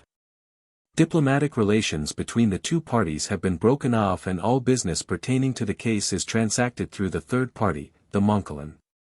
He hears the testimony that each side brings forward to support its contention. Through him each controversant is confronted with the testimony of the other. It is greatly to the interest of the Monkalan to arrange a peaceful settlement, not only because he usually receives a somewhat larger fee in such case, but because the peaceful settlement of cases in which he is mediator builds up a reputation for him, so that he is frequently called and so can earn many fees. To the end of arranging this peaceful settlement, the Monkalan reports to each party to the controversy the strong points of the testimony in favor of the other party, and oftentimes neglects the weaknesses. There are no oaths or formalities in the giving of testimony. Ordeals. 127. Cases in which employed. In criminal cases in which the accused persistently denies his guilt, and sometimes in case of disputes over property the ownership of which is doubtful, and in cases of disputes over the division line between fields, ordeals or trials are resorted to. The challenge to an ordeal may come from either the accuser or the accused. Refusal to accept a challenge means a loss of the case, and the challenger proceeds as if he had won the case. If the accused comes unscathed from the ordeal, he has the right to collect from his accuser the fine for false accusation. If two people mutually accuse each other, panuyu, they are both tried by ordeal. If both be scathed, they are mutually responsible for the indemnity to the injured person. If only one be scathed, he is responsible for the indemnity to the injured person and for a payment of the fine for false accusation to the one whom he accused. 128. The hot water ordeal. A pot, a foot or more in depth, is filled with water and heated to a furious boiling. A pebble is dropped into it. The accused must reach his hand into the water without undue haste, extract the pebble, and then replace it. Undue haste is interpreted as a confession of guilt. This ordeal is used in certain sections of Ifugao, while in others the hot boilo test is used. It is interesting to note that neither of them is efficacious in determining accusations of adultery. This is for the reason that the gods of animal fertility and growth do not permit an accused to receive an injury for that act which is so eminently useful in their particular sphere of activity. Thus, Ifugao religion looks with the greatest disfavor upon things which tend to restrict population, just as our law frowns upon statutes in restriction of marriage. 129. The hot boilo ordeal. In this, if two persons mutually accuse each other, their hands are placed side by side. The Monkalan lowers a hot knife on their hands. The knife burns the guilty person much more seriously than the guiltless one. If only one person be put to the test, it is said that the knife bends away from the hands of an innocent person. The Monkalan, with all his might, it is said, cannot put the knife down on the hand. The gods of war and justice will not permit it. But if the person be guilty, the knife grips the hand in its eagerness. If the accused show fear and try to withdraw, the kin of the accuser may catch him and burn him well. I know a man whose fingers were burned off in this way, the thumb adhering to and coalescing with the palm. 130. The alau or duel. Eggs, runo stalks, or spears are used in trials, the accused facing each other and, at the word of the Monkalan, hurling their missiles. The duel is not without its dangers. Even though eggs or runos be used, the one struck is likely to return a stone, and from throwing stones to throwing spears is an easy step. The two parties of kin are likely to take a hand. How much more likely are they to take a hand and avenge their kinsman if spears be the missiles and he be wounded? The duel is used in cases of adultery, sorcery, and in some disputes over rice fields, everywhere in Ifugao. In adultery cases, only eggs are used in the duel. 131. Trial by bultong or wrestling. This ordeal is used throughout Ifugao, preeminently to settle cases of disputed rice field boundaries. The Ifugao clearly recognizes that the processes of nature, landslides, the erosion of rainfall in wet weather, and caking and crumbling in dry weather, tend to wear away a terrace not maintained by a stone wall. A terrace maintained by a stone wall is a rarity in the Kiangan district. Should the boundary not be well marked by pagbok, a dispute is nearly sure to result sooner or later. These disputes are usually settled by wrestling matches. The wrestling matches are usually friendly. The Ifugao believes that the ancestral spirits of the controversants know which party is in the right, that they know just where the true boundary is, and that they see to it that he who is right shall win. Provided always that they be invoked with the proper sacrifices. And that they hold up even the weaker of the wrestlers, and cause him to win, provided his cause be just. Notwithstanding this belief, the people are sufficiently practical to demand that the wrestlers be approximately evenly matched. The owners of the adjacent fields may themselves wrestle, or they may choose champions to represent them. Between kinsmen these matches are presumably friendly, and only sacrifices of dried meat are offered the ancestral spirits.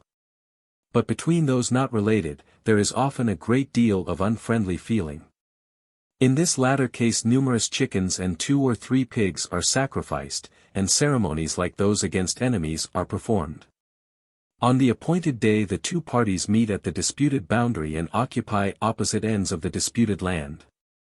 A party of mutual kin follows along and occupies a position midway between the adversaries. With each party is one of the family priests.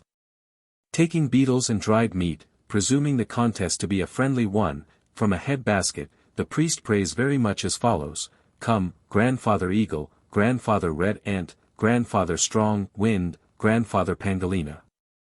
Come, Grandmother Cicada, Grandmother Made Happy, Grandmother Ortegon, come, Grandfather Gold," etc., throughout a list of perhaps 100 ancestors. Here are beetles and meat, they are trying to take our field away from us. And was it here, Grandmother Grasshopper, that the boundary of the field was? No, you know that it was a double arm's length to the right. Hold us up, you ancestors, in order that we may be the wearers of gold neck ornaments. In order that we may be the ones who give expensive feasts. Exhort, hear the priest names over the gods of war and justice, to hold us up. Was it here, Grandfather Brave, that the boundary was when you bought the field? Do not let them take our land away from us, for we are to be pitied. We are sorely tried.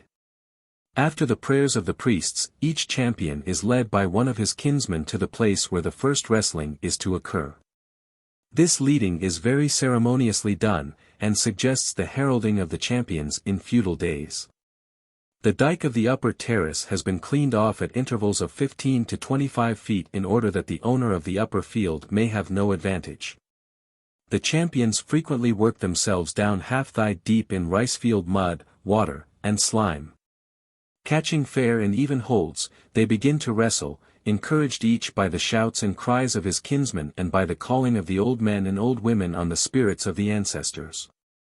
Each wrestler tries to push his opponent into the territory that opponent is defending and to down him there. If A throws B in B's field, 10 feet from the line on which they wrestle, A wins 10 feet of the rice field at that point. Finally, there is a fall that more than likely capsizes one or both of them in the black mud. One point in the boundary is determined. Frequently the lower terrace is 8 or 10 feet lower than the upper one, but there are no injuries for the reason that the mud is at least 2 feet deep and is a soft place in which to fall. At every 15 or 20 feet along the disputed boundary there is another wrestling match. Sometimes the champions are changed. The new boundary runs through every point at which there has been a fall.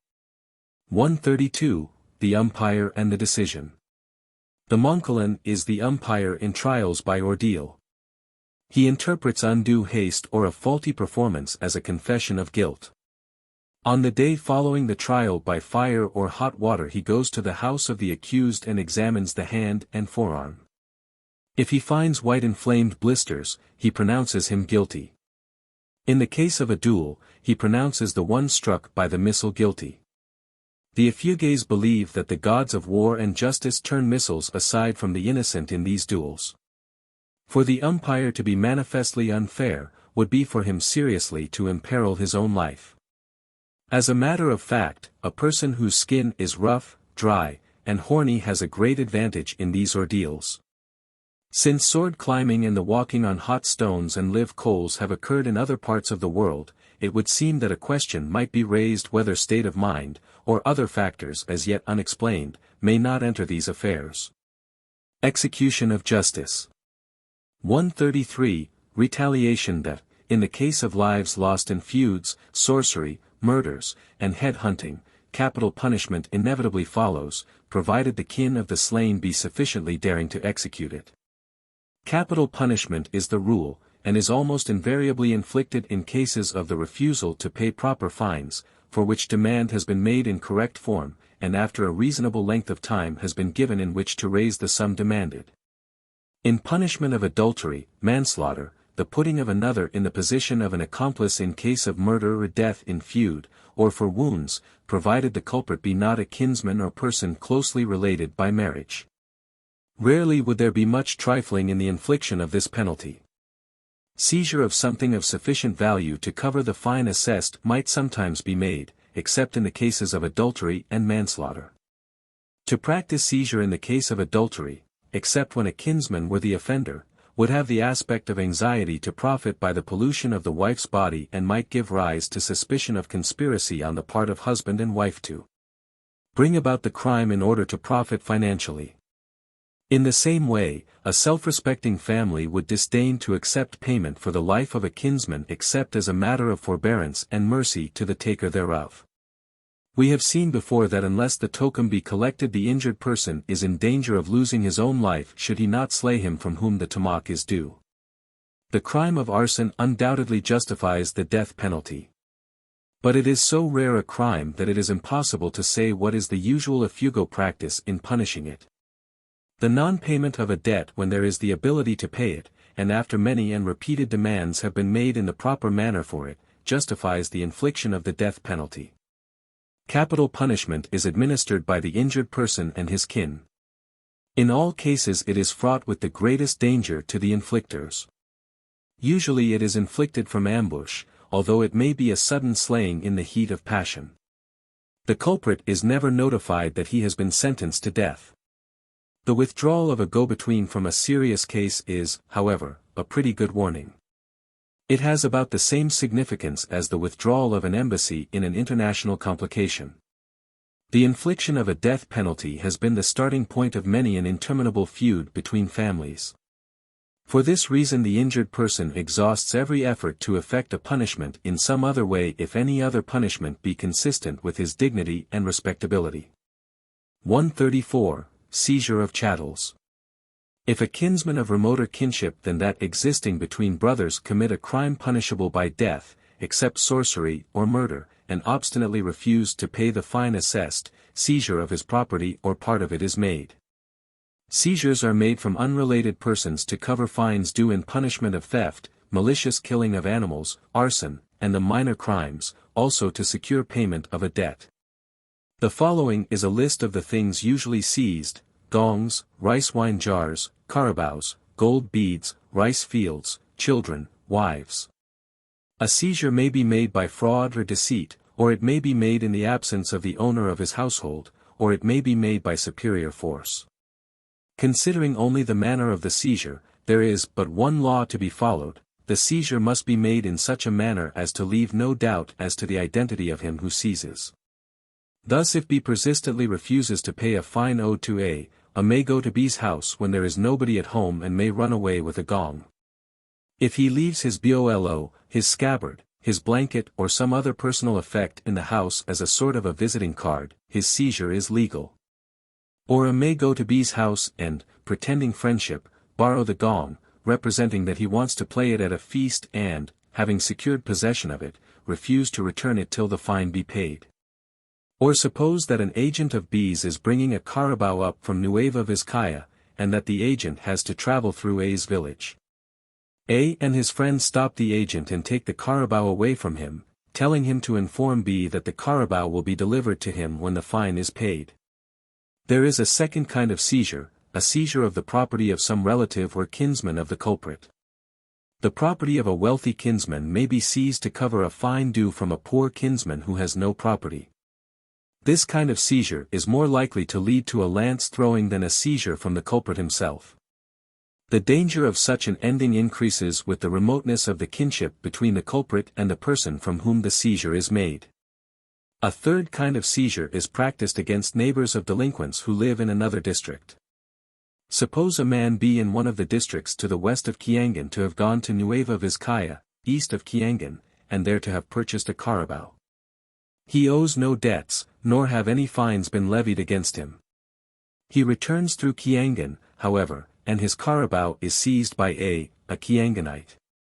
B is informed that C, a resident of the same district as he, stole a pig a year or two ago from A. The evidence against C is placed before him in the minutest details. He is given 30 pesos as patong, interest in advance, and told to collect from C the payment proper to the case, and in addition the 30 pesos advanced as patong. When he makes these collections, and delivers them to A, he gets back his carabao. If C is innocent of the crime charged, he may kill A for this, or he may do so even if guilty. More likely he kidnaps A's wife or child and sells them for a ransom sufficiently great to repay B, and leave a substantial surplus for himself. A may or may not retaliate with the lance. In quarrels between Kadangiang, for their dignity is very dear to them, and between persons of different districts or contrary parties, it is more frequently than not the case that the thing seized is not returned. Powerful individuals in a district are rather glad to have a seizure made of their property, since they can nearly always manage to come out winner in the finish. Thus in the case above, B, if a powerful individual, probably collects 2 or even 3 carabaos or their equivalent value from C, and besides he receives 30 pesos patong. It would seem that the obligation rests on every Ifugao, notwithstanding there is no political government, so to conduct himself as not to involve his neighbors in trouble with individuals of inimical or semi-inimical districts. And that should he so involve them, he is liable to whatever punishment circumstance metes out to him. In the case of altercations between individuals of different districts, seizure of animals was generally practiced by persons of those districts through which the road led to the region from which the animals were imported. Of all districts, Kiangan was most advantageously situated in respect to this matter, since, for the greater part of Ifugao land, the road to Nueva Vizcaya, whence most of the animals imported into Ifugao came, led through it. 135. Seizure of rice fields. The seizure of rice fields is practicable only in case the fields are near the village of him who seizes them. For if located in a distant district, the working of the field would be extremely hazardous, and its protection and continuous holding impossible. Fields may properly be seized for collection of debt or for refusal to pay fines or indemnities. Portions of fields are seized sometimes in disputes as to ownership or boundaries. Disputes over ownership and boundary come to a head during spading time. One party begins to spade for the next year's crop the land claimed by the other. The other party sticks up runos, tied ethics lock fashion, alpad, along the line which he claims to be the true boundary. The first party then pulls up these runos, and sticks down others along the line claimed by it as the true boundary. The issue is joined. The defendant has made his rejoinder. A monkalan is now selected by the plaintiff party, and tries to arrange, and in case of disputed boundaries nearly always does arrange, a means of peaceful settlement either by compromise or through trial by wrestling. Sometimes the ownership of a field itself is in question. Usually the question is one of inheritance, although there are a number of other causes that may give rise to dispute. Ownership is usually peaceably settled by means of a wrestling match. We come now to those cases in which a field is seized for debt as payment of a fine or indemnity. The plaintiff or prosecutor seizes the field at spading time by planting runo stalks, alpid, in it. The defendant probably pulls up these stalks and throws them away. An attempt may be made by mutual friends and relatives to secure a peaceful settlement of the trouble. A rice field is a thing so dear to the Ifugao, and so necessary and useful to him, that such attempts are extremely likely, however, to come to naught. If the matter be not arranged otherwise, the seizer of the field sends a body of men to spade it, holding in reserve an armed force of kinsmen and relatives to protect and maintain the spaders if they be attacked. The other party emerges with an armed force to drive the spaders away. The two parties meet. If one be greatly superior in strength, the other usually retires, and surrenders the field. If they be fairly evenly matched, a battle is likely to ensue. If the first wound be a slight one, the party receiving it is likely to withdraw, but if it be serious, or if one of their number be killed, they fight to avenge him. Sometimes 4 or 5 men are killed in one of these frays. But in the meantime, and often before actual fighting begins, a body of mutual relatives, friends, and neighbors emerges and tries to make peace and secure an amicable settlement. 136. Enforced hospitality. Sometimes a creditor and a numerous and powerful following of kinsmen descend upon a debtor's house as unwelcome guests, consume his stores of food, and force his hospitality until appeased by the payment of the debt. This form of collection can only be used in the case of debts, for in all other controversies, taboos forbid the eating of the adversary's food, drinking his water, chewing his beetles, etc. Even in the case of debt, if a go-between has been sent to the debtor, this means may not be used. It can only be used in a case where diplomatic relations have not been ruptured. 137. Kidnapping or seizure of persons. Interior districts had no opportunity to seize animals from those districts nearer than they to the region whence animals were imported. Of necessity, then, they kidnapped and sold or held for ransom women and children from those districts. 138. Cases illustrating seizure and kidnapping. The following instances actually occurred in times past. They are excellent and veritable illustrations of this phase of Ifugao administration of justice. Bani of Tuplak spoke scornfully of Bumedang of Palau. Some time subsequently he sent a man to buy carabaos in Nueva Vizcaya. The man bought 2, and returned on the homeward journey, traveling through Palau. Bumedang took one of the carabaos away from him there, and with his kin, killed it and ate it. Bani with his kin shortly afterward went to the house of Dalawan of Bangawan, a neighboring village, and stole away with Dalawan's carabao. Dalawan followed after them, hotfoot, and was given as padang 3 pigs, and told to collect his carabao from Bumedang. Dalawan gathered together a great host of kinsmen and neighbors, descended on Bumedang's house, and camped there demanding 3 carabaos. To show that they meant to get them, they helped themselves to rice needed for their daily food from Bumedang's granary. Bumedang was unable to get together a sufficient force to frighten away his guests, and accordingly he paid the 3 carabaos. Jinid of Umbul presented a demand to Guada for the payment of a long outstanding debt. Guada denied that the debt was owed. Jinid seized Guada's field. Each party led a force of kinsmen to the field. There they fought with spears and shields. The first man wounded was Tului of Pengungan, a kinsman of Guada. He received a slight wound. Guada's party then withdrew. Guada paid the debt, and got his field back. Gumangan of Ambabag, when a youth, sent an advocate to ask for the hand of the daughter of M of Umbul. He was accepted. But he changed his mind about the girl, and went to Baininan, where he engaged himself to a girl of that village without assuaging the mental agony of his jilted fiancée by paying the hud indemnity. M seized a carabao belonging to Gumangan. Gumangan gathered together his kin and went to Umbul, only a quarter of a mile distant, to prevent the slaughter of his animal. But M's party was so much more powerful that Gumangan's kin ran away. M's party then killed and ate the carabao.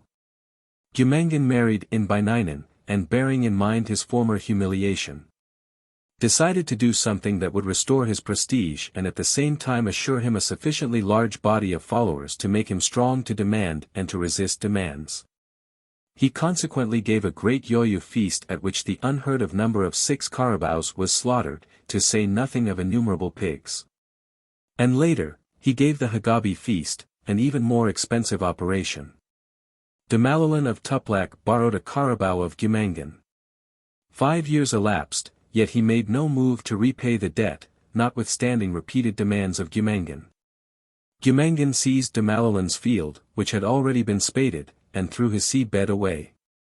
Both men led armed parties to the field, but this time Gumangan was careful to have a sufficient number of backers on hand. Dumalulin's party took to flight. In Brunei, a fight occurred over the seizure of a rice field that resulted in the killing of 4 men. Kodaman of Pindungan and Kadiling of Ambabag had a dispute over the boundary of a field.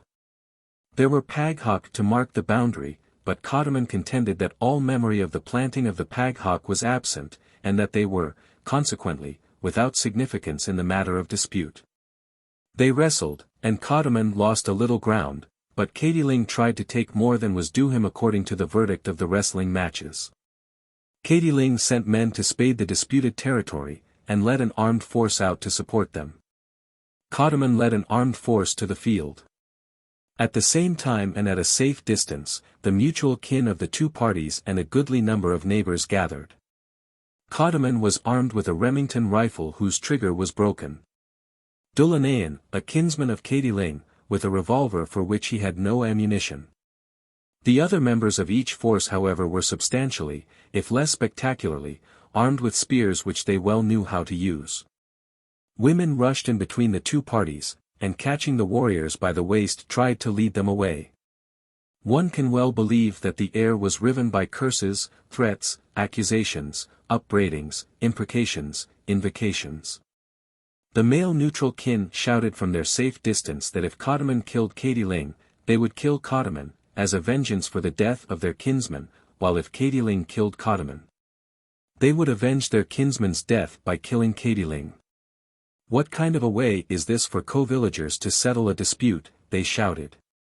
Go back home and beget some children, and marry them to each other, giving them the 2 fields, and then it will make no difference where the division line is.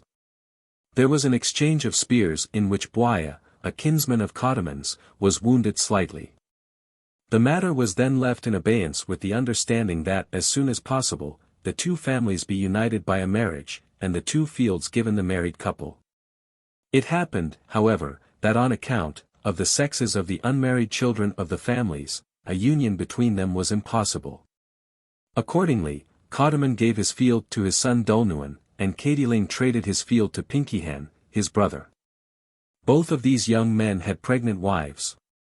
Pinkihan's wife gave birth first, the child being a girl. Shortly afterward, Dulnuan's wife gave birth. I met Dulnuan, and not knowing of the event, and noticing that he seemed downcast, asked him why he was so sad. My wife has given birth to a girl baby, he said. The quarrel over the boundary is as yet unsettled.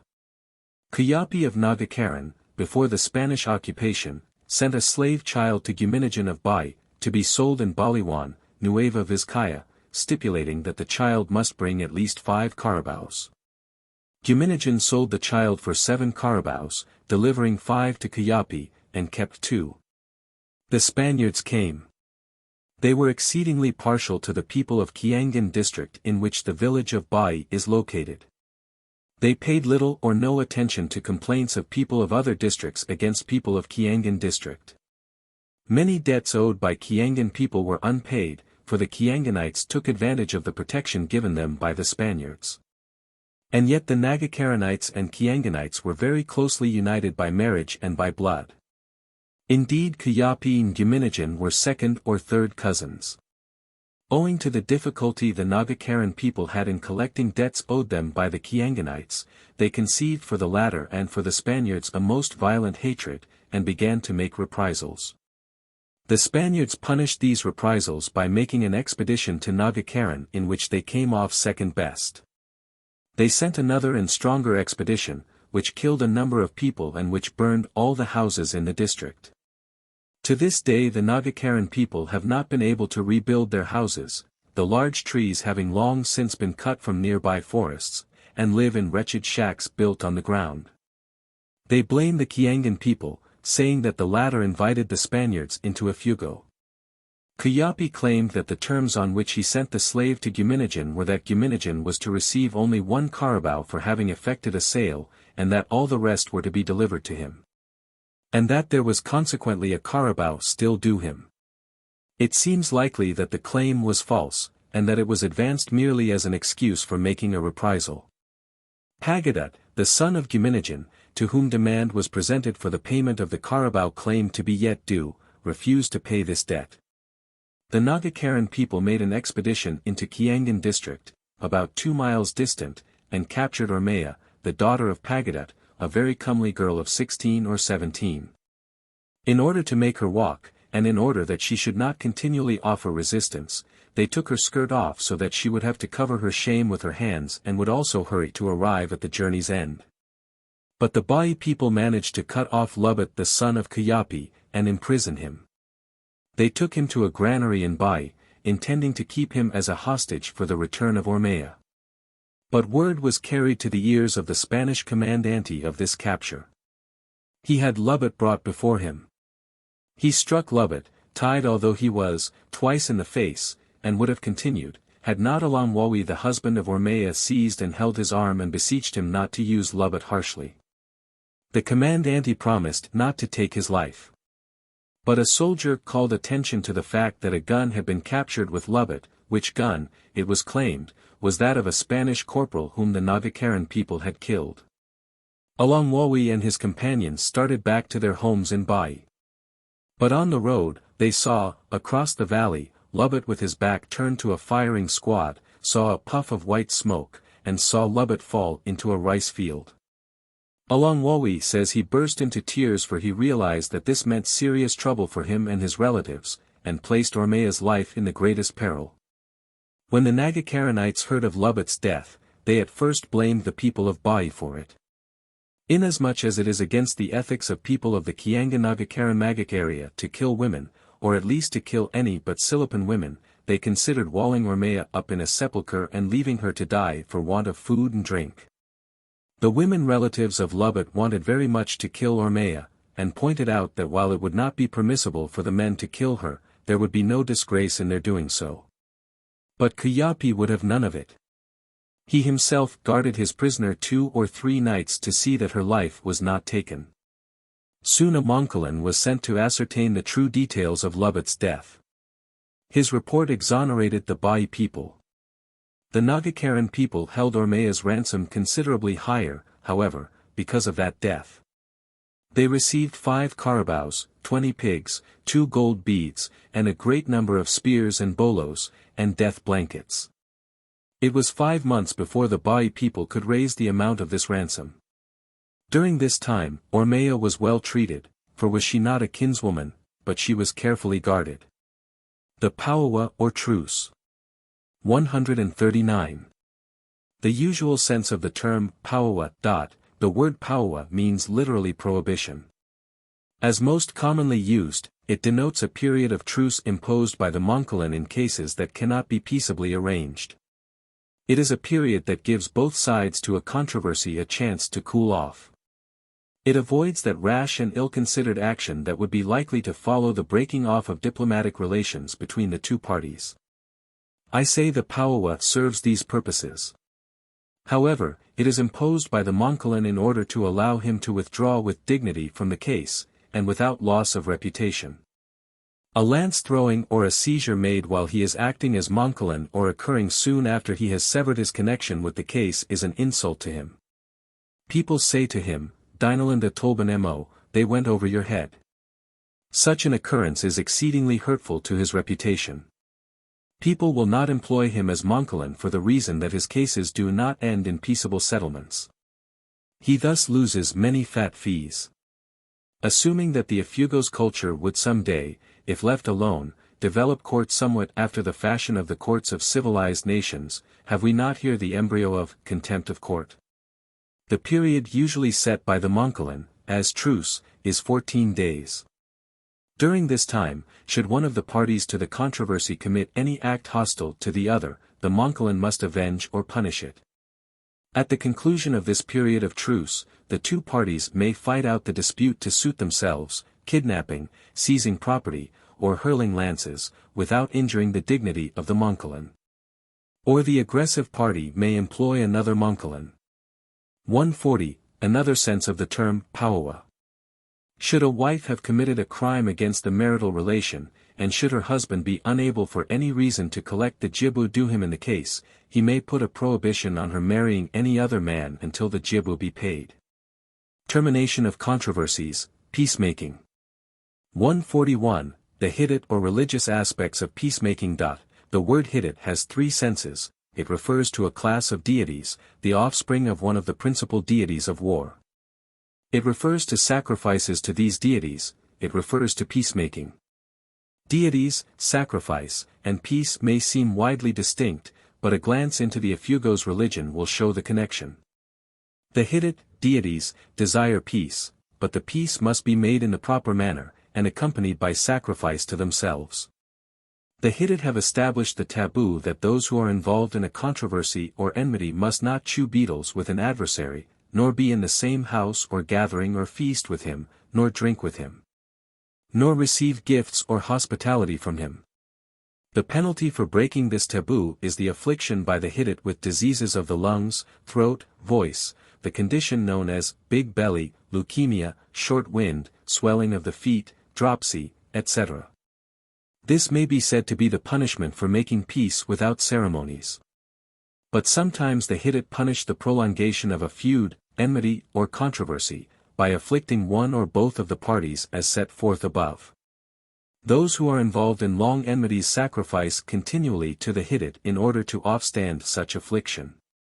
The Hittite or peacemaking ceremony is performed in the following cases. A. At the termination of the funeral of a married person. It is performed between the kin of the dead spouse and between those of the living spouse. B. Between adversaries in case of adultery, rape of married woman, sorcery, murder, manslaughter, malicious killing of animals, false accusation, disputes over rice fields, theft, sometimes, or other serious controversy. Provided the controversy terminate peaceably. C. At the peaceful termination of all ordeals and trials.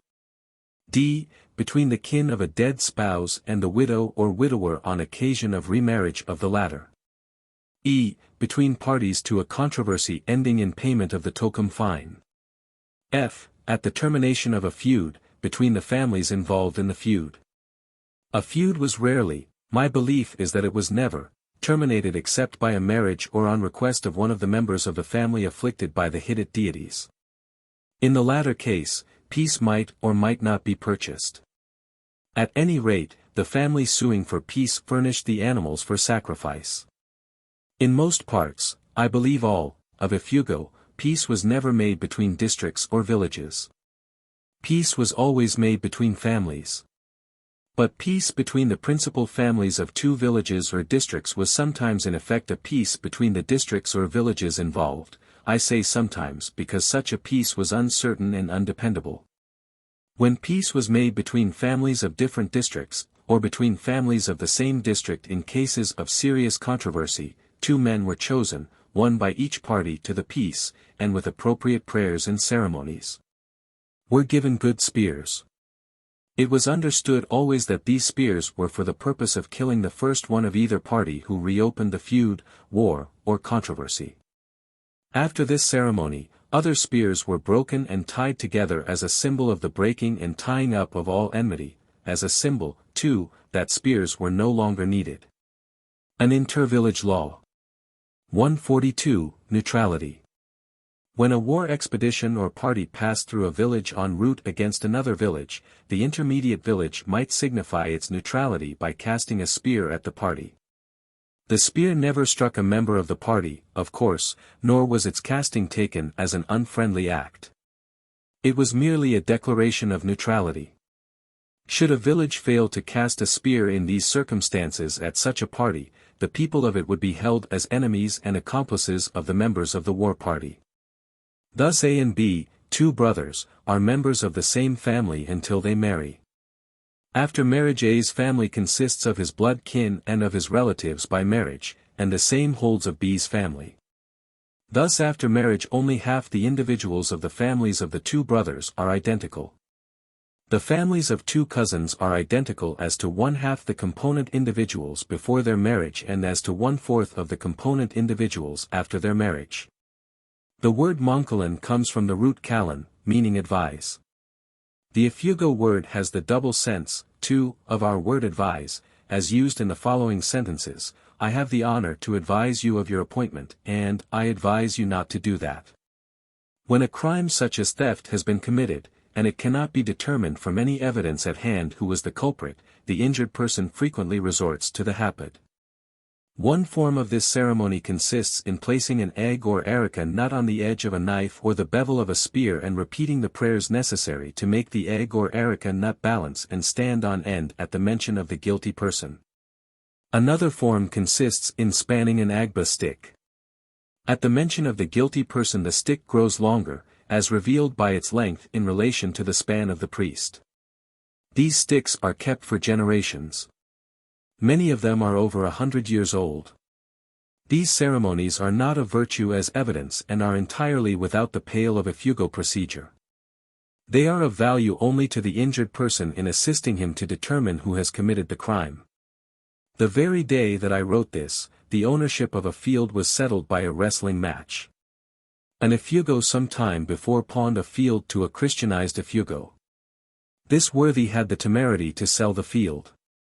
Although the pawner would have surely been sustained in his right had he appealed to the lieutenant governor, nevertheless, he was so confident, being in the right, that he would not lose, that he consented to settle the ownership by a wrestling match. He won. The Christianized Ifugao may possibly now have more faith in the tenet of his former religion that the ancestral spirits uphold him who is in the right. He may gratuitously add an insult by implanting a few of them in a pile of fecal matter. The villages of Pindungan and Ambabag are less than a mile distant from each other. The Nagakaran people claim that only 5 out of 40 of the first expedition returned. This was the usual method of treating kidnapped persons. It is interesting to note an almost parallel practice on the part of the Allies in the present war. When prisoners are taken, the buttons are cut off their clothing, in order to keep their hands engaged during the march to the rear. Appendices. Appendix 1, Ifugao Reckoning of Relationship. All Ifugao words denoting relationships except the words for father and mother are common in gender.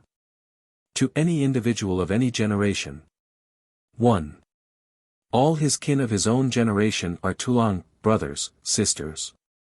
2. All children of his kin of his own generation are anak, sons, daughters. 3. All grandchildren, great-grandchildren, etc. Of his kin of his own generation are apo, grandsons, granddaughters. 4. All kin of the same generation as his father and mother are ama or ina, father or mother. 5. All kin of the same generation as his grandparents, great-grandparents, etc. are apo, grandparents. 6. All relatives by marriage who are the husbands and wives of the kin of the same generation are adu, brother-in-law, sister-in-law. 7. All relatives by marriage, the husbands and wives of the kin of the generation of his father and mother, are amayan or inayan. 8. The father or mother of his wife are ama or ina, father or mother, by courtesy. 9. The kin of the father or mother of his wife are tulang d ama, or ina, nd ineak, kin of the father, or mother, of my wife. In the Bano district, the kin of one's father or mother, in addition to being called father or mother, are also called yulito, uncle or aunt, and the husbands or wives of the yulito are called yulitan, uncles-in-law, aunts-in-law. The son or daughter of a kinsman or a kinswoman of the same generation in addition to being called son or daughter of oneself is called amanayan.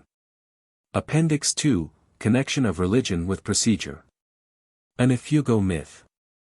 Partly because of its connection with the Ifugao marriage ceremony, partly because it illustrates so well the use to which the Ifugao puts his myths, rarely telling them for amusement, but reciting them in religious ceremonies as a means to magic, and partly because it is so characteristically Ifugao, I have decided to append the following myth, despite the fact that it might more properly appear in a work on religion.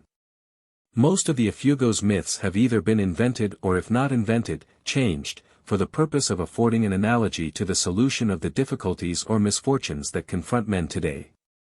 The Ifugaos have a myth telling of a great flood, whose only survivors were a brother and sister, Balatok and Bugan. In chagrin and shame because her brother has gotten her with child, Bugan flees into the east region to seek destruction from the terrors there. They refuse to destroy her, but teach her how to take the curse off marriages between kindred by the sacrifice of 2 pigs, a male and female of the same litter. Notice how a flood myth, an element in the mythology of nearly every people under the sun, has been modified and made to serve a magic purpose. The myth given below is a further and utterly inconsistent modification of this flood myth. In the myth above, Balatok and Bugan are represented as having a child and not wanting it. In the myth below, they have no child but want one. The ceremony of using a myth to serve a religious end consists of 2 parts. The first is the recitation of the myth by the priest. This is called bukad. It affords an analogy to the condition of sickness, war, famine, harvest, union in marriage, or what not, in which the performers of the ceremony find themselves, and the happy solution of the problem. It is terminated by what I term the fiat. This is an expression of the priest's will that the happy solution related in the myth shall be existent in the present situation. It is not, I think, the fact of the priest's will that is thought to bring about the solution so much as the compelling and magic power of his spoken word to that end. Up to this stage, the ceremony is sympathetic magic. In the second stage it becomes witchcraft, and is called tulad, pushing. In it the priest pushes the deities of the myth over the route from their habitations in the skyward, the underworld, the east region, the west region, or wheresoever they may abide. Step by step to the village of the Ifugaos performing the ceremony. He may recite their passage through as many as 30 or 40 localities, and as the priest drones, they climb the steep at Nunblabog, they descend at Bot, they wade at Munkalkalni, etc. The compelling power of his spoken word pushes the deities along. Finally the deities arrive and declare through the priest that they will confer the benefits requested. This myth is employed in all of the final ceremonies of marriage, and in all ceremonies of married persons that have the obtaining of children as their object. The translation is absolutely literal and without embellishment.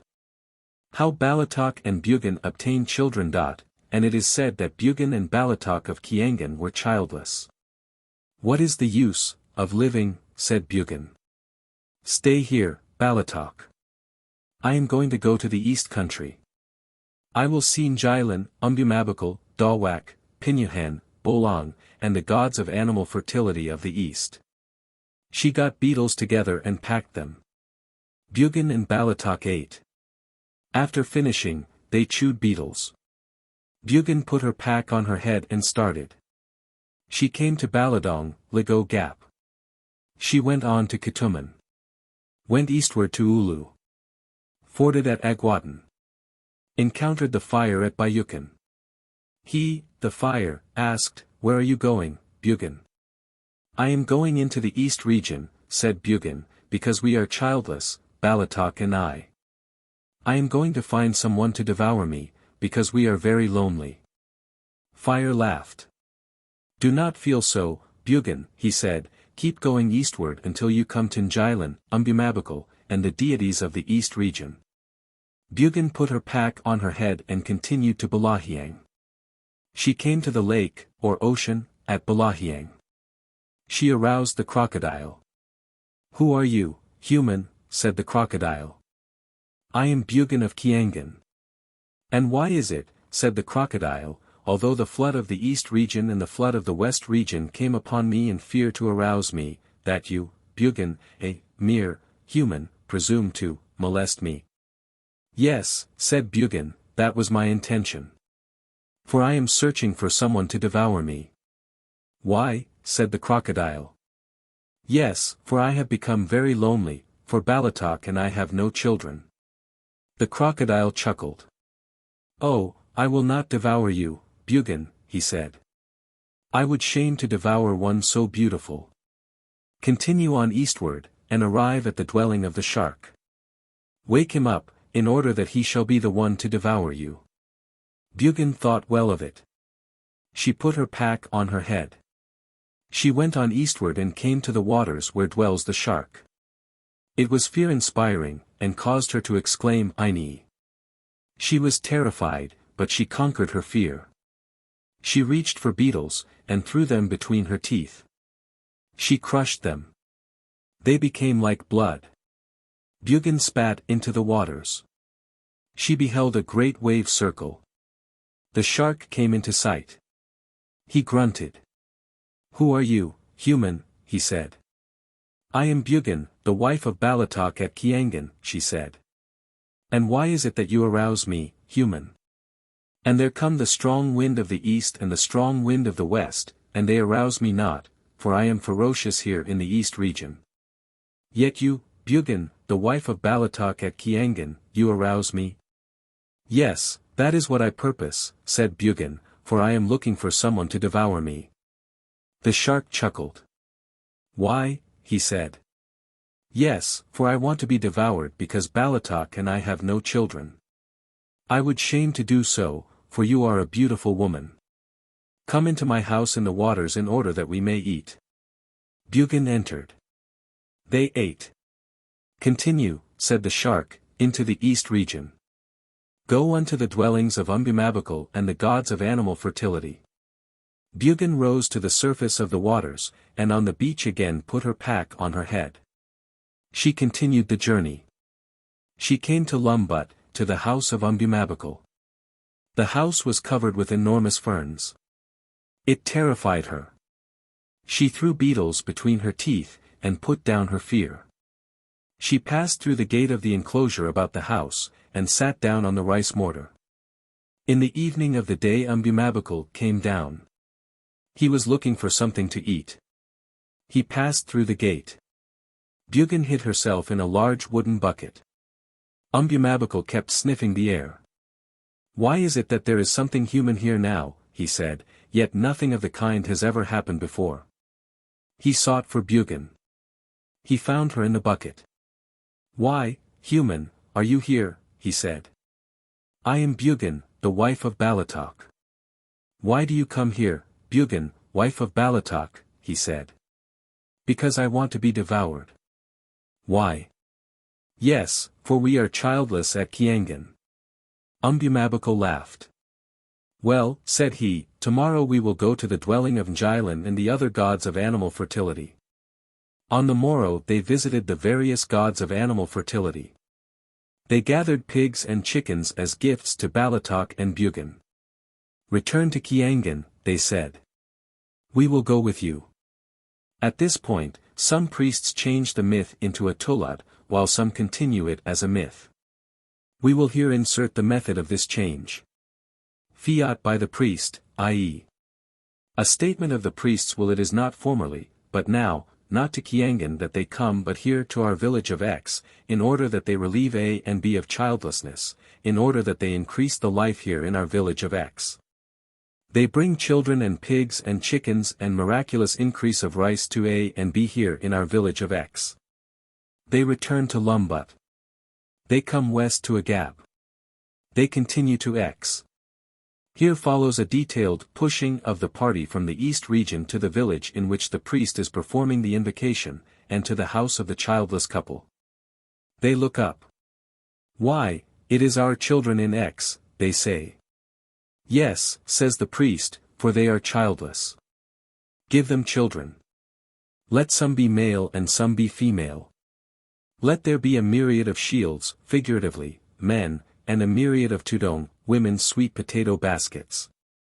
Figuratively, women, here in our village of X. Let the pigs and the chickens become many. May the rice be miraculously increased. Bring us much life here in our village of X. If the priest does not change the myth to a tulad at the point above, he continues it as follows. They continued with Bugan to Kiangan. They gathered together the sitters, priests, at Kiangan. They sacrificed the pigs and the chickens. The gods of animal fertility taught them how to perform the Buban ceremony. They divided, as a tribute, the meat with Amahing, who takes semen from the womb of women and carries it off in his hip bag, and with Kamua, who stirs up semen in the womb so that conception is prevented. Bugan and Balatok multiplied at Kiangan. There came to be a myriad of shields, men, and a myriad of sweet potato baskets, women, in Kiangan. The pigs and the chickens became many. Their children scattered throughout the hills of Pugao, the Ifugao's earth. The rice dikes climbed up the mountains. The hills smoked day by day, from the burning off of clearings for sweet potatoes. Life was miraculously increased.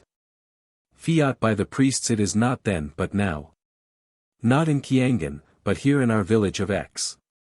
It shall be the same with these children, A and B. Their children will be many. Let some be male and some female. Let their pigs and the chickens, etc., etc. Tulad. We will go now, said Umbumabakal. All right, said Bugan. There is a calling above, said Njailan. Have you kin yonder, said Umbumabakal. Yes, said Bugan, we have kin in the village of X. Let us thither, say the gods of animal fertility. They come westward to Tolbung. They continue to X, the priest pushes the deity step by step on the way to the village in which he is performing the invocation. When they arrive, the same occurs as shown in the Tulad inserted above. The Halyap feast. The Halyap are a class of deities that keep an idea constantly before the mind of one whom they are sent to harass. They are most frequently used against debtors. But they may be sent to soften the wrath of an enemy or the stubbornness of a pretty girl, or for other purposes. They are induced to serve the end of him who invokes them by the sacrifice of a pig or chicken and by offerings of beetles and rice wine. There are about 100 of these deities. After the ancestral spirits have been invoked, and beseeched to intercede with the Halyap for the purpose desired, the Halyap themselves are invoked, in some such words as the following. Ye Halyap of the skyward, of the underworld, of the west region, and of the east region, are beseeched to attend. It is prayed ye that ye go and harass, name, so that he will not sleep for thinking of his debt to me. If he goes to get water, go with him, if he goes to get wood, go with him, if he goes on a trading trip, go with him. Harass him to the extent that he will give me his pigs, his rice, his chickens, his death blankets, his money, his rice fields, his irons, his house furnishings. There is no danger of asking too much of a deity or a white man. May the speech of the go-between make him ashamed to refuse. Do not let him sleep till he pays the debt. A subclass of the Halyap deities have, for their especial function, the soothing of obstinate debtors so that they may not get angry at the words of the go-between, nor run away from him when they see him coming. These are also invoked. The priest then is possessed by the Halyap one by one, and through him, each of the Halyap takes a sip of rice wine, and states that he will harass the debtor and that he will not allow him to sleep till he pays. After this ceremony, a fowl or pig is sacrificed and given the Halyap. The meat is cooked and spread out on some cooked rice. Myths relating how some ancestor successfully invoked the Halyap, are then recited for the magic power that lies in the recital, and are followed by tulad. Ceremonies of witchcraft in which the deities are pushed along by the compelling power of the word of the priest to do his bidding. More frequently than not, the myth changes abruptly into the tulad. The following instance is taken verbatim from a series of ceremonies that I had a priest perform against a delinquent debtor who owed me a sum of money. I regret to say that the ceremonies were not efficacious.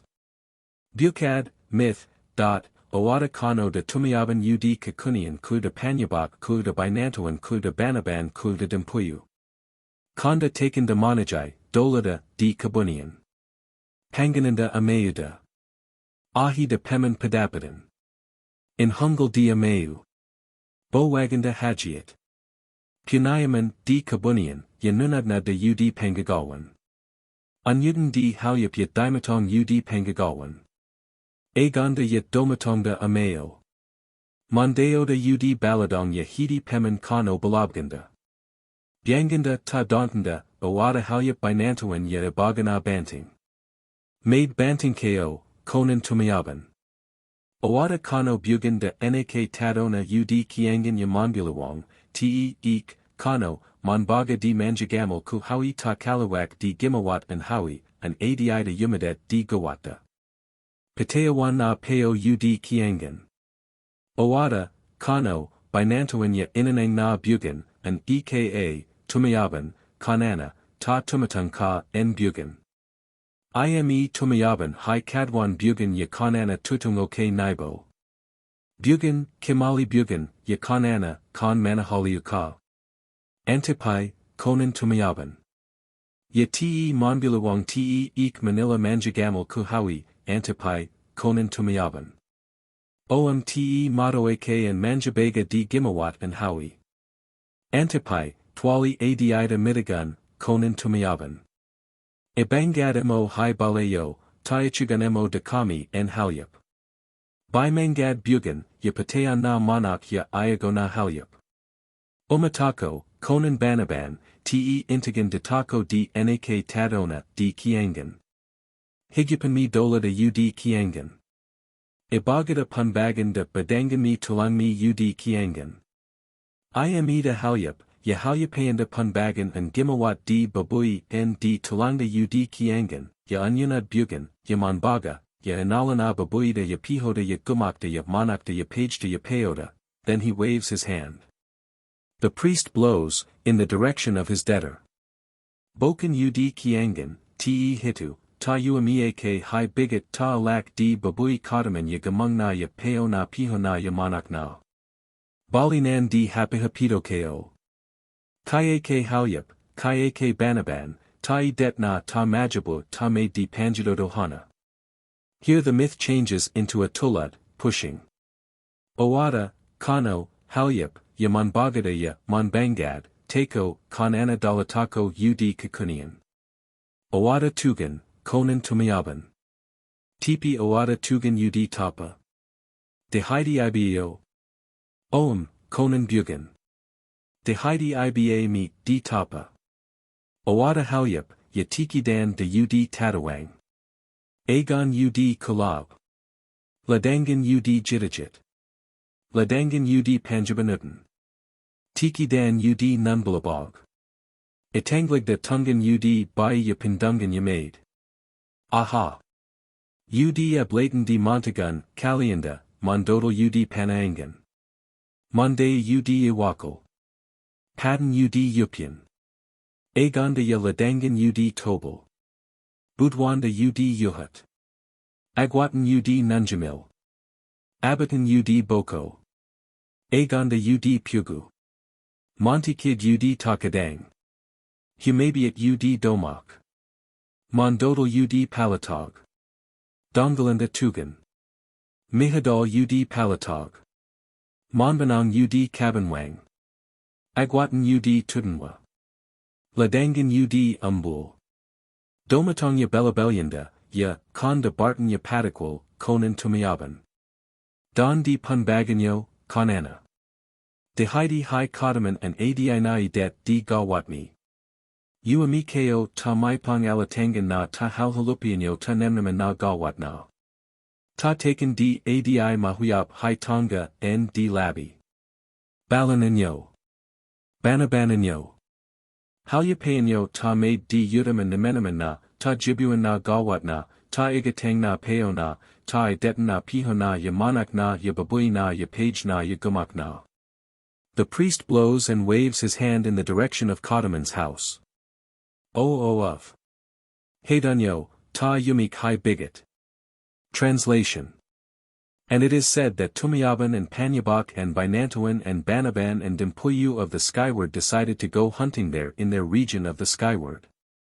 They fed their dogs. And then, indeed, they sent them on the chase. The dogs found a trail. They started up a wild boar. They chased it about the skyward, and followed down to Pangagawan, the mountain that towers over Kiangan. The Halyup, the deities above named, followed after. They came up with their dogs, and there, it is said, they speared the quarry. They spread grass on the earth and cut it up. And Halyup by Nantuan asked for fire. I have no flint and steel, said Tumiaban. And it is said that Bugan, the daughter of Tadona of Kiangan, was sick of life, for she said, I will beg someone to eat me up in order that I may forget my debtors who will not pay the debt they owe me. She set out across the rice fields at Kiangan. Bainantawan saw her and said, Go, Tumiaban, get fire from Bugan. Tumiaban got up and went to where Bugan was. Let me have fire, Bugan. Are you in a hurry? Said Bugan. Why? Said Tumiaban. For I am tired of life, and am hunting for somebody to eat me up, said Bugan. Why? Said Tumiaban. Yes, for I am tired of beseeching my debtors to pay their debts. Why, indeed, will they not listen to reason, said Tumiaban. Go back to your house and call upon us Halyup. Bugan returned, and sacrificed chickens, and called upon the Halyup. Let us go, for the daughter of Tadona has called upon us at Kiangan, said Banaban. The old Kiangan about 4 miles below the village now called Kiangan by American officials. They have gathered together in Kiangan. Let us assist our kinsfolk there. The Halyup went and they harassed those of whom it was asked, the debtors, those who had borrowed pigs of the kin in Kiangan. And Bugan followed after and took their pigs and their irons, and their money and their chickens and their rice fields and their death blankets. The priest blows and waves his hand in the direction of his debtor's house. Let it be so, not at Kiangan, but here, so that I may go in the morning and take Kodaman's pigs, death blankets, rice fields, money, chickens. May my words carry shame to him. May I be like a harasser and like a soother, in order that he pay, in order that it may be finished, in order that there come no serious result of the controversy. Here the myth changes into a tulad, pushing. The Halyup speak, saying, Let us return to our village in the skyward. There is a calling, said Tumiaban. Whence comes this call from above? Have you kin there? Yes, said Bugan, we have kindred above. And the Halyup ascend at Tadawang. They come on to Kalab. They continue to Jittijit. They continue to Panjabotan. They climb up to Nunbalabog. They listen for a calling at Bai and Pindungan. These are villages in the vicinity of Ernbul, the village where the priest was performing the ceremony. Aha! The calling is at Umbul, they say. They walk on the level at Panaangan. They descend at Iwakal. They come to Yupian. They continue to Tobal. They come out at Yuhut. They wade at Nunjamel. They go around the hill to Boko. They continue to Pugu. They climb at Takadang. They ascend to Domak. They walk on the level at Palatog. They listen for the calling. They hear it there. They travel on the rice dikes at Kabanwang. They wade at Tudanwa. They come round the hill at Umbul. They arrive and, why, it is Barton and Patakwal, says Tumiaban. Where are your refractory debtors? There is Kodaman. He does not pay his debts to us. Go and disperse yourselves in the vicinity of his house, and harass him continually with the remembrance of his debt, so that he may not sleep, even in the middle of the night. Make him ashamed. Soothe him, so that he will not be angry. Harass him so that he may think of nothing else than his debt, so that he will finish with it, so that he will sell his rice fields, in order to pay. So that he will give us his pigs, his money, his irons, his rice, and his rice fields. The priest blows and waves his hand in the direction of Kodaman's house. Of. Wait there till I come in the morning. The collector of a large fine performs an unpretentious series of ceremonies directed to the gods of animal fertility and growth. The fact that he has won out in collecting the fine shows that his star is in the ascendancy and that a more pretentious feast is not needed. Peacemaking ceremonies. A full account of these ceremonies would be too extended to give here.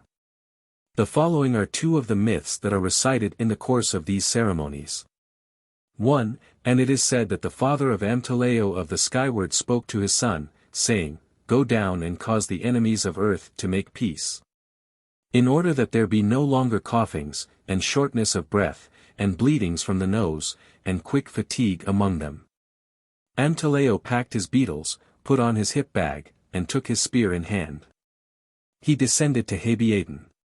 Here the myth goes into a detailed account of the places passed in the journey. He arrived in Kiangan. He went to the house of Balatok, the hero ancestor of the people of Kiangan culture area. He thrust the shod point of his spear handle into the flat stone used as a seat in front of the house. It crackled like a dry leaf. You have spoiled the flat stone, said Balatok. Amtaleo kicked the pieces of stone with his foot. They all joined together as if never broken apart. I did not spoil it, said Amtaleo. Why is it, Balatok, that you do not make peace with your enemies? Is it that you wish to be afflicted by the Hittite? I do not know how, said Balatok. Amtaleo went to the sons of Ambalataean. Make peace with Balatok, in order that ye be not afflicted with coughings and snorings and bleedings from the nose and shortness of the breath, said he. And they caught their pigs and chickens, the sons of Ambalataean, and the people of Kiangan, and Amtaleo taught them to make peace. And when they had finished, Amtaleo ascended into the skyward. How many did you cause to make peace? Said his father. There are no more enemies on earth, said Amtaleo. Even though the Ifugao travel far, they are safe. Even though spears be thrown, they do not scathe. No longer is there shortness of the breath, and labored breathing, bleeding from the nose, and coughings and quick fatigue. The people are like unto gold, which tarnishes not, like unto the waters of the river, which never become small, and like unto the dancing plumes of the kogon and runo grass. They talk, and talk straight. They ask for what they want and get it. Let it be so, not at Kiangan, but here, not then, but now. In order that there be no more shortness of breath and coughing and labored breathing, the priests will being that the benefits mentioned by Amtaleo in the paragraph immediately preceding become existent. 2. The thunderer of the skyward was sitting on his lounging bench in the skyward. Alas! Why do the people keep fighting all the time, he said. He took his spear in hand. He descended unto Kiangan. He went to the house of Balatok. Why do you not make peace with the sons of Ambaluog, said he. I desire to make peace, but they will not, said Balatok. Come with me, said the thunderer. They went to the village of the sons of Ambaluog. The thunderer shouted to them. They came down out of their houses, spears in hand, and carrying their shields. They advanced toward Balatok. The thunderer was angry. Why did the people of Kiangan offer to make peace, and ye would not, shouted he. The thunderer snorted. The branches fell from the trees. The sons of Ambaluog were blown to pieces. Their limbs were torn from their trunks and went hurtling hither and thither. And below every house was heard the wailing of the old women. And every woman's head was encircled by mourning bands. Let it be so, not then, but now, with those that do not keep the peace. Let them be blown to pieces and scattered hither and thither, and may there be none to avenge them. The chewing of beetles together by the reconciled enemies is the essential part of the peacemaking ceremony. 3 constituents are used in beetle chewing: the beetle leaf, the areca nut, and the lime.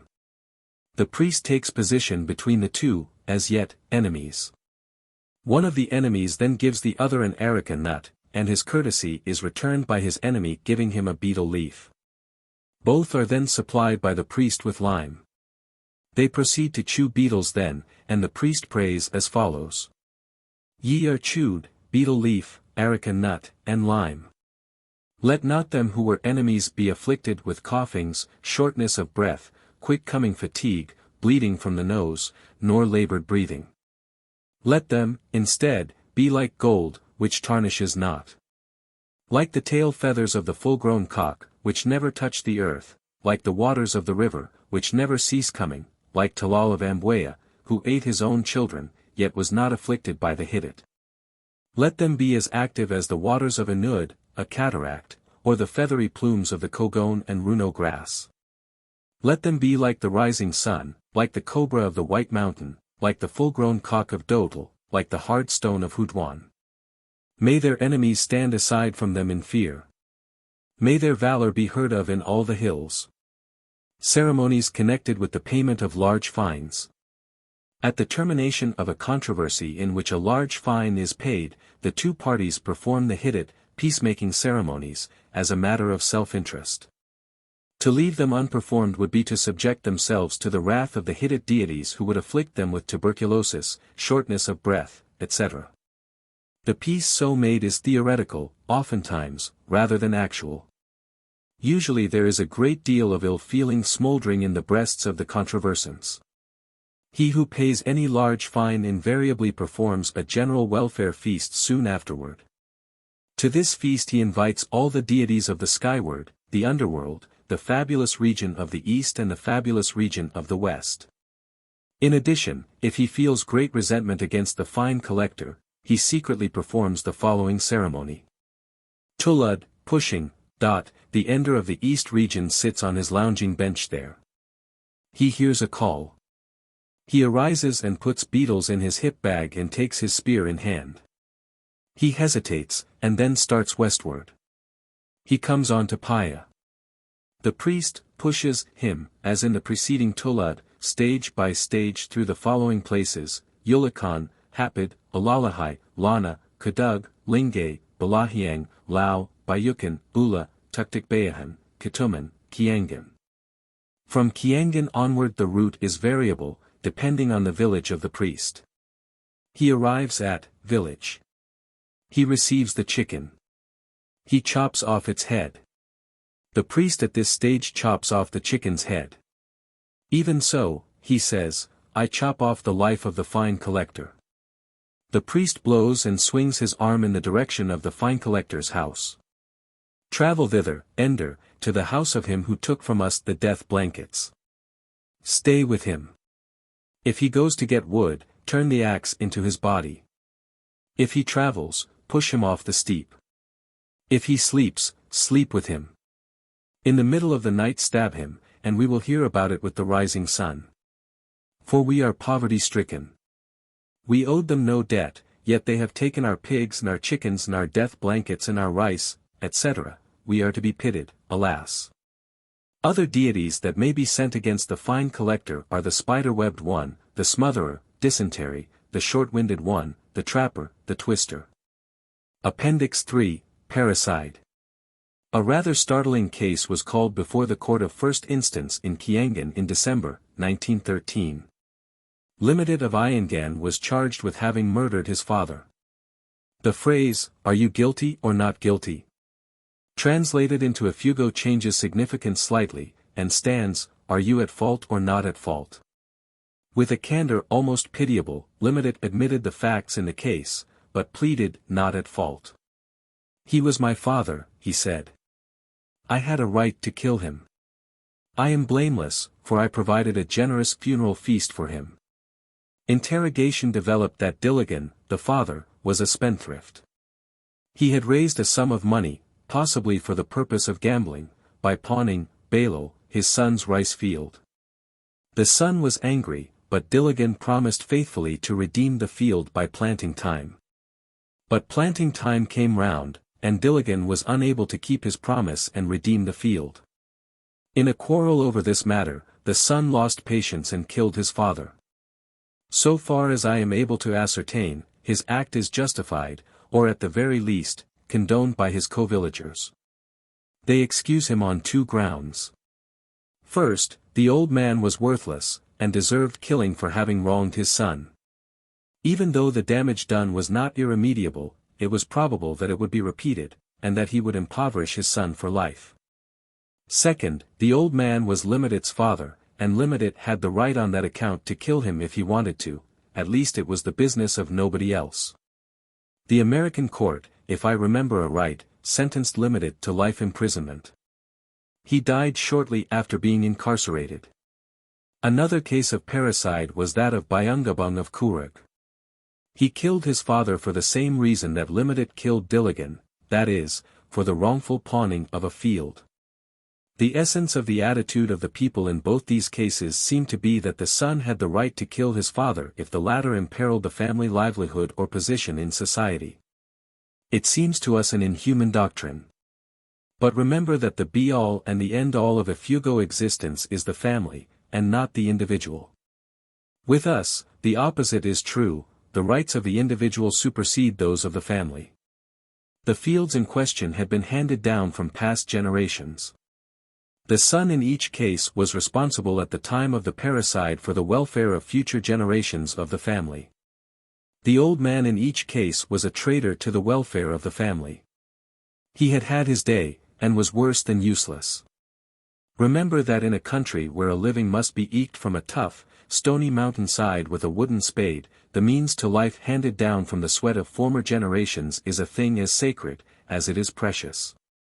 Besides these considerations, there is the principle on which Ifugao society is based. The family exists principally for the youthful and future generations of it. Appendix 4, Concubinage among the Kalingas. The Kalingas are a tribe having a culture remarkably similar to the Ifugao. In respect of warfare, headhunting, and social organization, it is an even more dazzling example of a barbarian culture, I believe. Concubinage is universally practiced by the wealthy. The concubine has a legal status. A man must secure his wife's consent to take a concubine, but the consent is universally forthcoming. During a 6 months residence in Kalinga I became quite well acquainted with the unusually intelligent wife of a Kalinga headman. I asked her one day why the women permitted their men to take unto themselves additional wives. "Oh, that's the custom of us Kalingas." "I know it's the custom. But I think it's a poor one for you women who are so unfortunate as to be married to men who practice it." "Why are we unfortunate? Their children can inherit none of his wealth. Our children get it all." "Yes, but doesn't it hurt you to see your husband running after other women?" "I never see it. The other women never come here. Or if they do come to the house it is as if they were perfect strangers. They have their own house. But you must know that your husband does leave you to go to these other women." "Oh yes. But I don't see it. Besides their children are subject to my children. If my children suffer injury, they fight to avenge them. If my children demand, they stand back of them. It is good to have a large family." The logic of concubinage is embraced in this last reply, I think. It is an institution to render the family strong to demand, and strong to resist demands. A strong healthy Kalinga chief has usually 2, often more concubines. He gives them rather limited material support, now and then a suckling pig to rear, a little rice to help out the year, work at good wages, yarn to keep them busy at the loom, a little capital for trading trips, and the like. He may help them a great deal, but they rarely cost him much.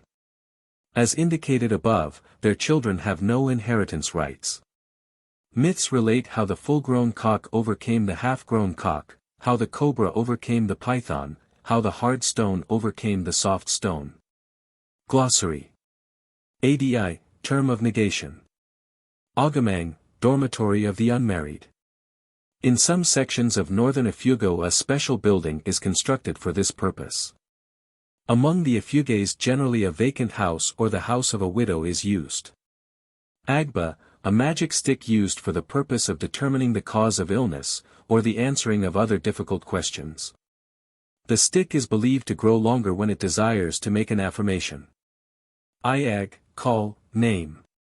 A ceremony to recall the soul of a sick or dead person. Alag, a cooking pot of Chinese origin. Alao, duel with lances. Alawan, a gourd carried as a water jug by women working in the rice fields. Alpad, runo stalks with blades tied in a loop. It is an ethics lock, and denotes private property. Used by placing near or on whatever it is desired shall remain unmolested. As, for example, a sugarcane thicket, court of wood, house in the absence of owners, rice field in dispute, and so forth. Ama, father, c. Amanaan, father-in-law, c. Amayan, aunt's husband, etc., c. Anak, son or daughter, c. Apo, grandparent, c. Areca, a slender graceful palm which produces the areca nut, erroneously called the betel nut, which, with the leaf of the betel pepper and lime, are universally chewed by the Ifugaos. The physiologic effect is similar to that of coffee. Ayak, sorcery. Bog, facetious or uncalled for remarks. Bal, a hand servant, a household servant. Baked, a half-score. Bailal, a form of pawning of family property, in which a sum is loaned, the property passing into the hands of the lender, and remaining so until the sum is repaid. The use of the property constitutes the interest on the loan. Balablad, interest paid in advance at the time a loan is made. Bunga, a pot or tobacco pipe. Bango, a back basket used for carrying necessities on a journey. It affords a considerable protection against rain. Banting, flint and steel for fire making. Even applied sometimes, though improperly, to modern methods of fire drawing by means of matches. Never applied to fire making by means of sticks or fire syringe. Bio, a kind of fancy blanket. Binangwa, anything that has been cut in two, halved. Sometimes used to denote the half of anything. Binawit, a child spouse that lives in the home of his or her parents-in-law. Binakbak, a ceremony performed 3 days after a burial. The soul of the deceased is brought back to the village and interviewed. Babad, a tie, a knot. Bolo, a heavy knife about 14 to 16 inches long, whose shape varies among the different tribes.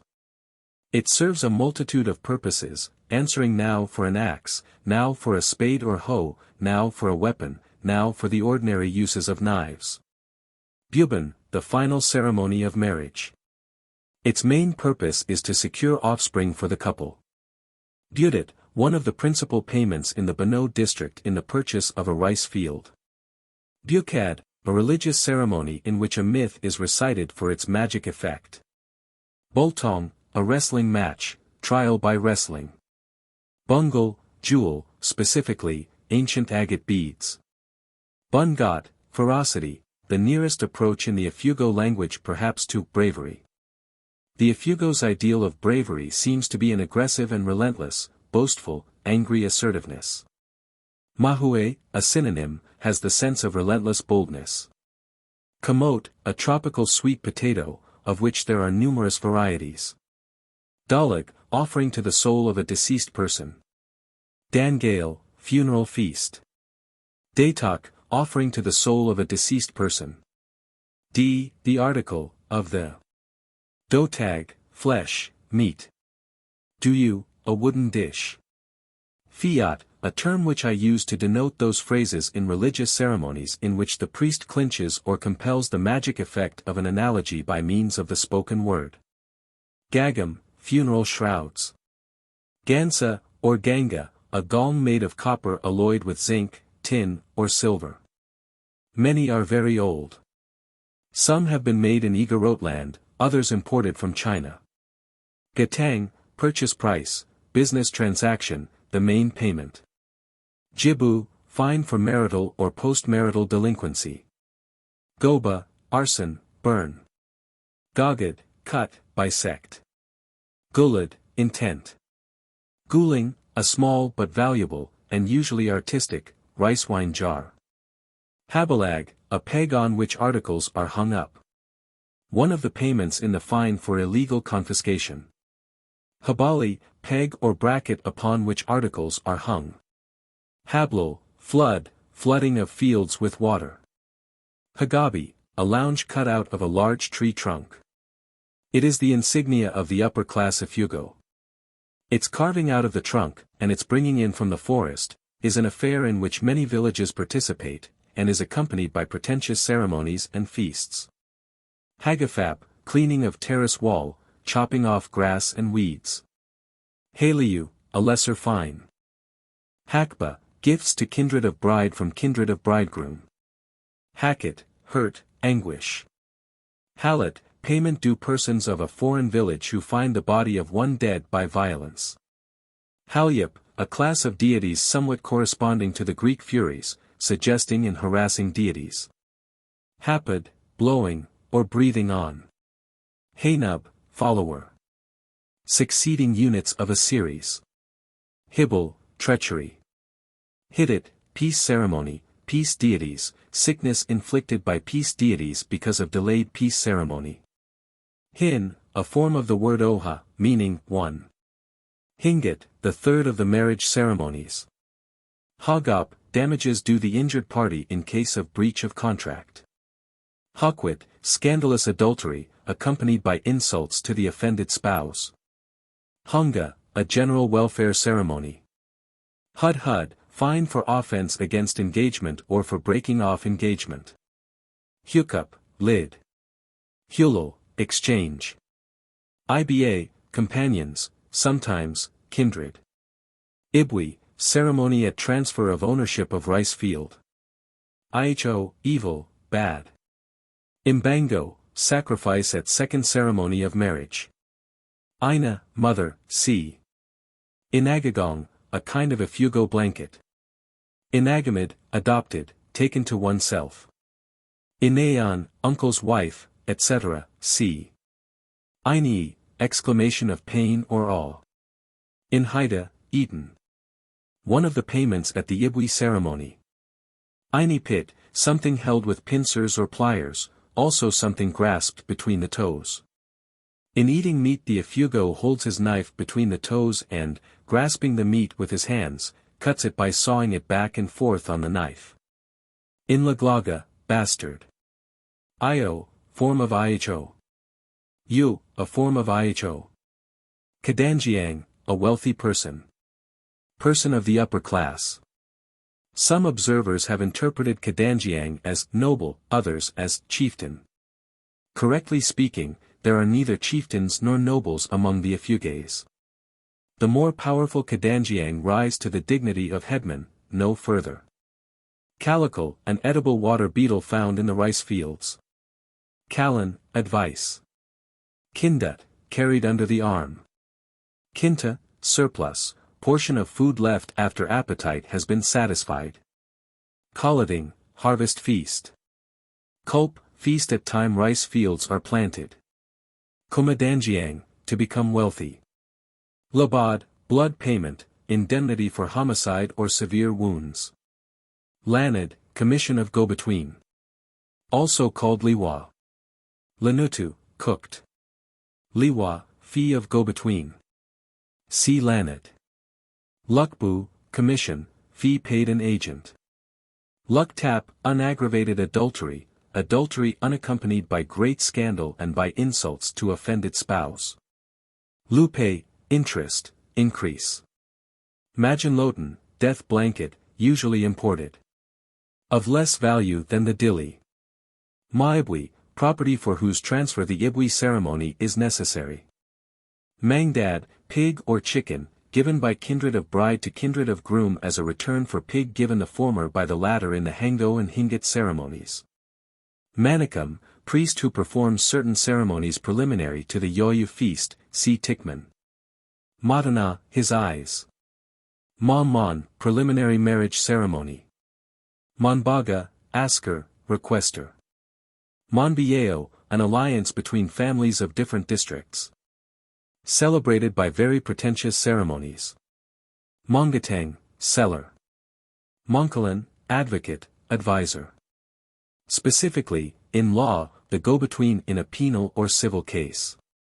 Montadal, a shower, specifically, a traitor to his village, a betrayer. Nabungal, jeweled.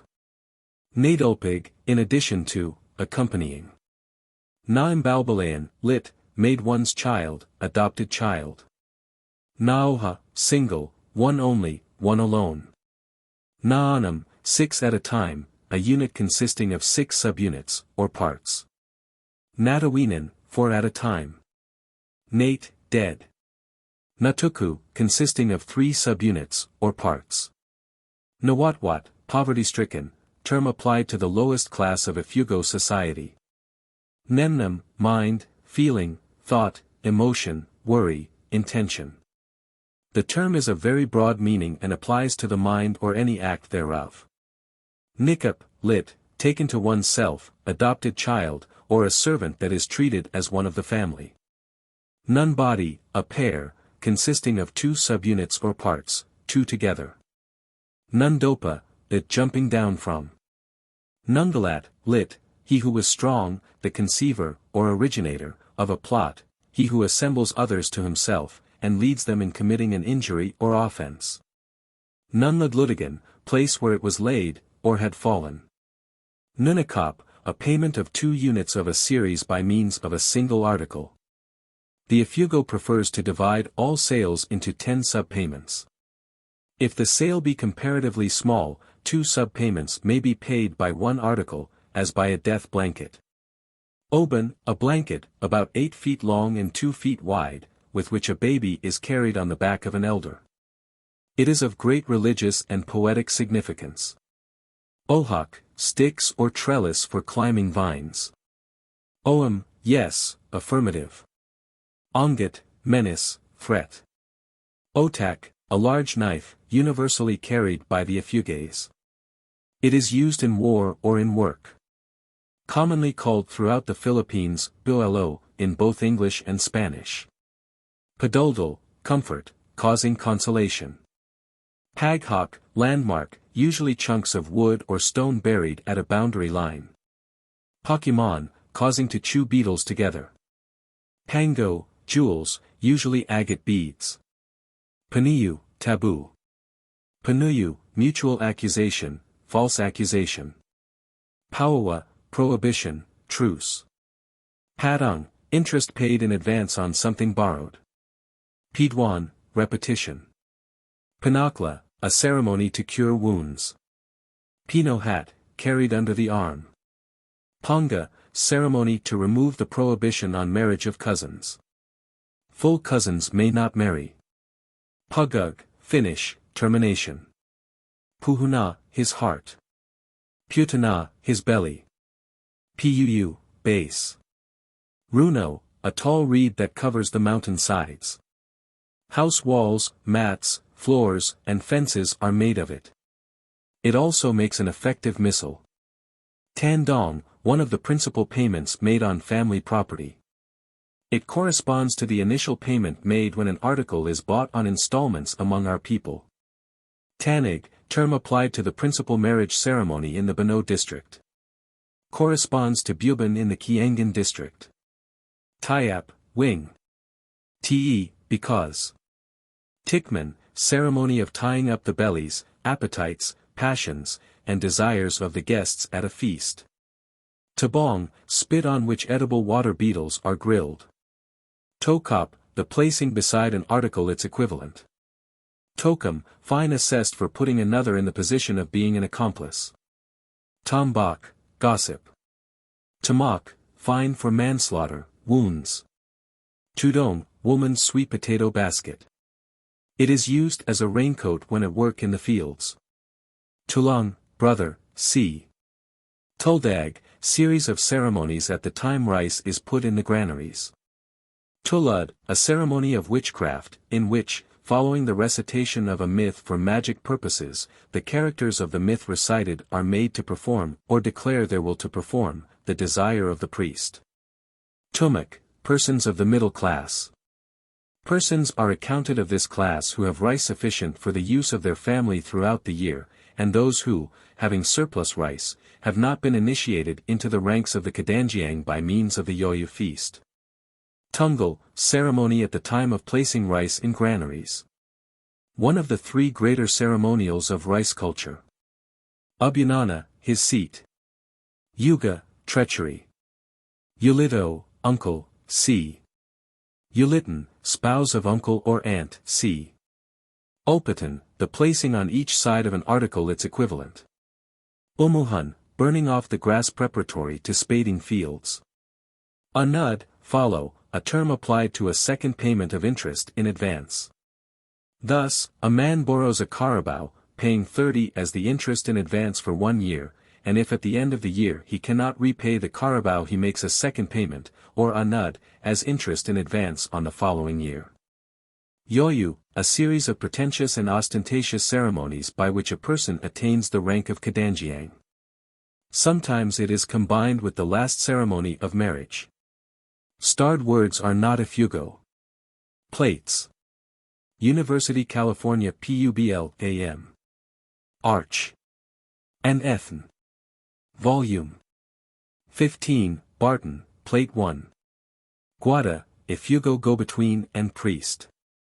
University California Publ AM. Arch and Ethn. Volume 15, Barton, Plate 2. A Negrito Shack. Often a Negrito's dwelling is the merest mockery of a house. This is an unusually good one, since it has a thatched roof. Often the roof is no more than a few curled banana leaves and the dwelling without walls of any kind. At the side of the door are seen 2 or 3 bows. The Negrito puts into making his bow and arrows all the pains that he neglects to put into the construction of his house. University California Publ AM. Arch and Ethn. Volume 15, Barton, Plate 3. Pure-blood Negrito and American. The height of the American is 5 feet 9.5 inches. Many of the Negritos are of mixed blood and consequently the average height of the tribe is above what one would expect to find in a tribe of dwarf blacks. These wiry little men are at home in the tropical jungle. Slipping through it noiselessly and speedily on their quest for game or on missions of vengeance, they inspire no little fear in their neighbors. The Ifugaos have quite poignant traditions of the time when the Negritos lived in the surrounding forests. To this day in the general welfare ceremonials, they call a deity that is a Negrito spirit, and address him as follows: "We also are Negritos. Do not shoot us with your bow and arrow. Shoot our enemies instead because we are all Negritos together." University California Publ AM. Arch and Ethn. Volume 15, Barton, Plate 4.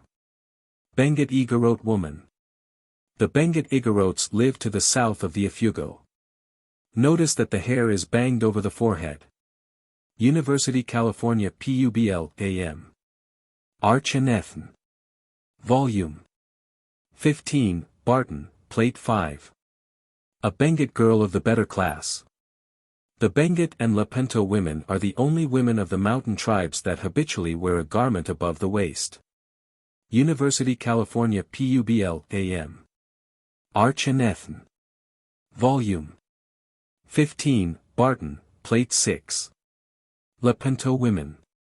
Among the Lapento the upper garment is frequently padded with rags and patched and repatched until it becomes a coat of many colors. The women are stocky and hardy. They do a greater portion of the work than do the women of other tribes. University California Publ AM. Arch and Ethn. Volume 15, Barton, Plate 7. A Bontoc man. The Bontoc tattoo is exceedingly elaborate. Neither a man nor a woman may be tattooed except when a successful head-hunting expedition has returned to the village or ward. University California Publ AM. Arch and Ethn. Volume 15, Barton, Plate 8. A Bontoc girl. The saucy, undomesticated expression of the face is characteristic of the Bontoc Igorot. To describe with a single word the dispositions of the 3 upper mountain tribes of northern Luzon, it could be said that the Kalinga is a rake, the Bontoc a daredevil, and the Ifugao a mystic. University California Publ AM. Arch and Ethn.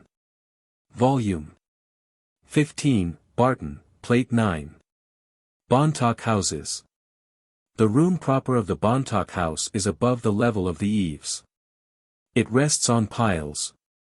It is used only as a granary and storeroom. Beneath this room and protected from the inclemency of the weather by 2 or 3 planks on each side the family cooks and eats. At one corner of this space beneath the house proper is a tight box in which husband, wife, and baby, if there be one, sleep. The other children sleep in the dormitories of the unmarried. Note the sweet potato patches all about the house. Sharpened reeds are stuck up in these to impale the serpent eagle should he swoop down upon the chickens. University California Publ AM. Arch and Ethn.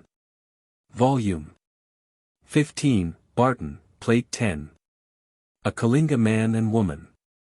Note the red flowers above the man's ears, the feathers in his hair, and the gong which is held by a jawbone taken from an enemy's head. The woman's ear ornaments and the spangles on her skirt are mother of pearl. Around her wrists are wrapped strand upon strand of beads. The Kalingas are the wealthiest of the mountain tribes and the fondest of ornaments. University California Publ AM. Arch and Ethn. Volume 15, Barton, Plate 11. A Lepanto Village. This village is on the border line between Bontoc and Lepanto. Igorots of both these tribes live in large compact villages and have a rudimentary political organization. The Ifugaos, on the other hand, live in very small villages or in isolated groups of 2 or 3 houses and have not even a vestige of political organization. University California Publ AM. Arch and Ethn. Volume 15, Barton, Plate 12. Ifugao of Pinduangan Village. University California Publ AM. Arch and Ethn. Volume 15, Barton, Plate 13. Ifugao of Umbul Village. Pataqual, a strong character, famous in the whole region as a go-between and as a priest. University California. Publ AM. Arch and Ethn. Volume 15, Barton, Plate 14. Ifugao of Pinduangan Village. According to Ifugao custom, Kayapi must wear his hair long because he has not avenged the death of his father. The coming of the Americans prevented this vengeance. University California Publ AM. Arch and Ethn. Volume 15, Barton, Plate 15. 3 Ifugao Bells. University California Publ AM. Arch and Ethn. Volume 15, Barton, Plate 16. A tattooed Ifugao of Kababian District. The following conventional tattoo patterns may be distinguished. The dog, eagle, centipede, running up from each breast, scorpion, lightning, zigzag, shield. University California Publ AM. Arch and Ethn. Volume 15, Barton, Plate 17. An Ifugao House. This is one of the best houses built by a Philippine population. Note the fenders on the piles to prevent ingress of rats. The house is so constructed that its very weight holds the frame together. University California Publ AM. Arch and Ethn. Volume 15, Barton, Plate 18. Kiangan Valley. Looking east. This valley is not hemmed in by such steep mountains as most other districts of Ifugao. The view is surpassingly beautiful, combining as it does the rugged mountain ranges, the fields and huts, the work of man, and the palms and feathery bamboos in the foreground. The picture illustrates a feature that bears out the statement made in the text as to the Ifugao's skill as a mountain agriculturist. Note the fields in the right foreground. The hive-shaped hummocks comprise the superior 6 inches of the field soil. This soil has been heaped up by the women working with their bare hands in order that it may be aerated and the decomposition of partially decayed vegetable matter completed. University California Publ AM. Arch and Ethn. Volume 15, Barton, Plate 19. Huanduan Valley, Ifugao. Plate 20 is missing from the available scans of this work. Readers with access to a copy are kindly requested to scan it and make it available to Project Gutenberg. This is a terraced mountainside that has excited the admiration and astonishment of every traveler who has had the hardihood to venture to its remote location in the interior. The area of rice fields pictured here is about 12 kilometers long without a break in its continuity.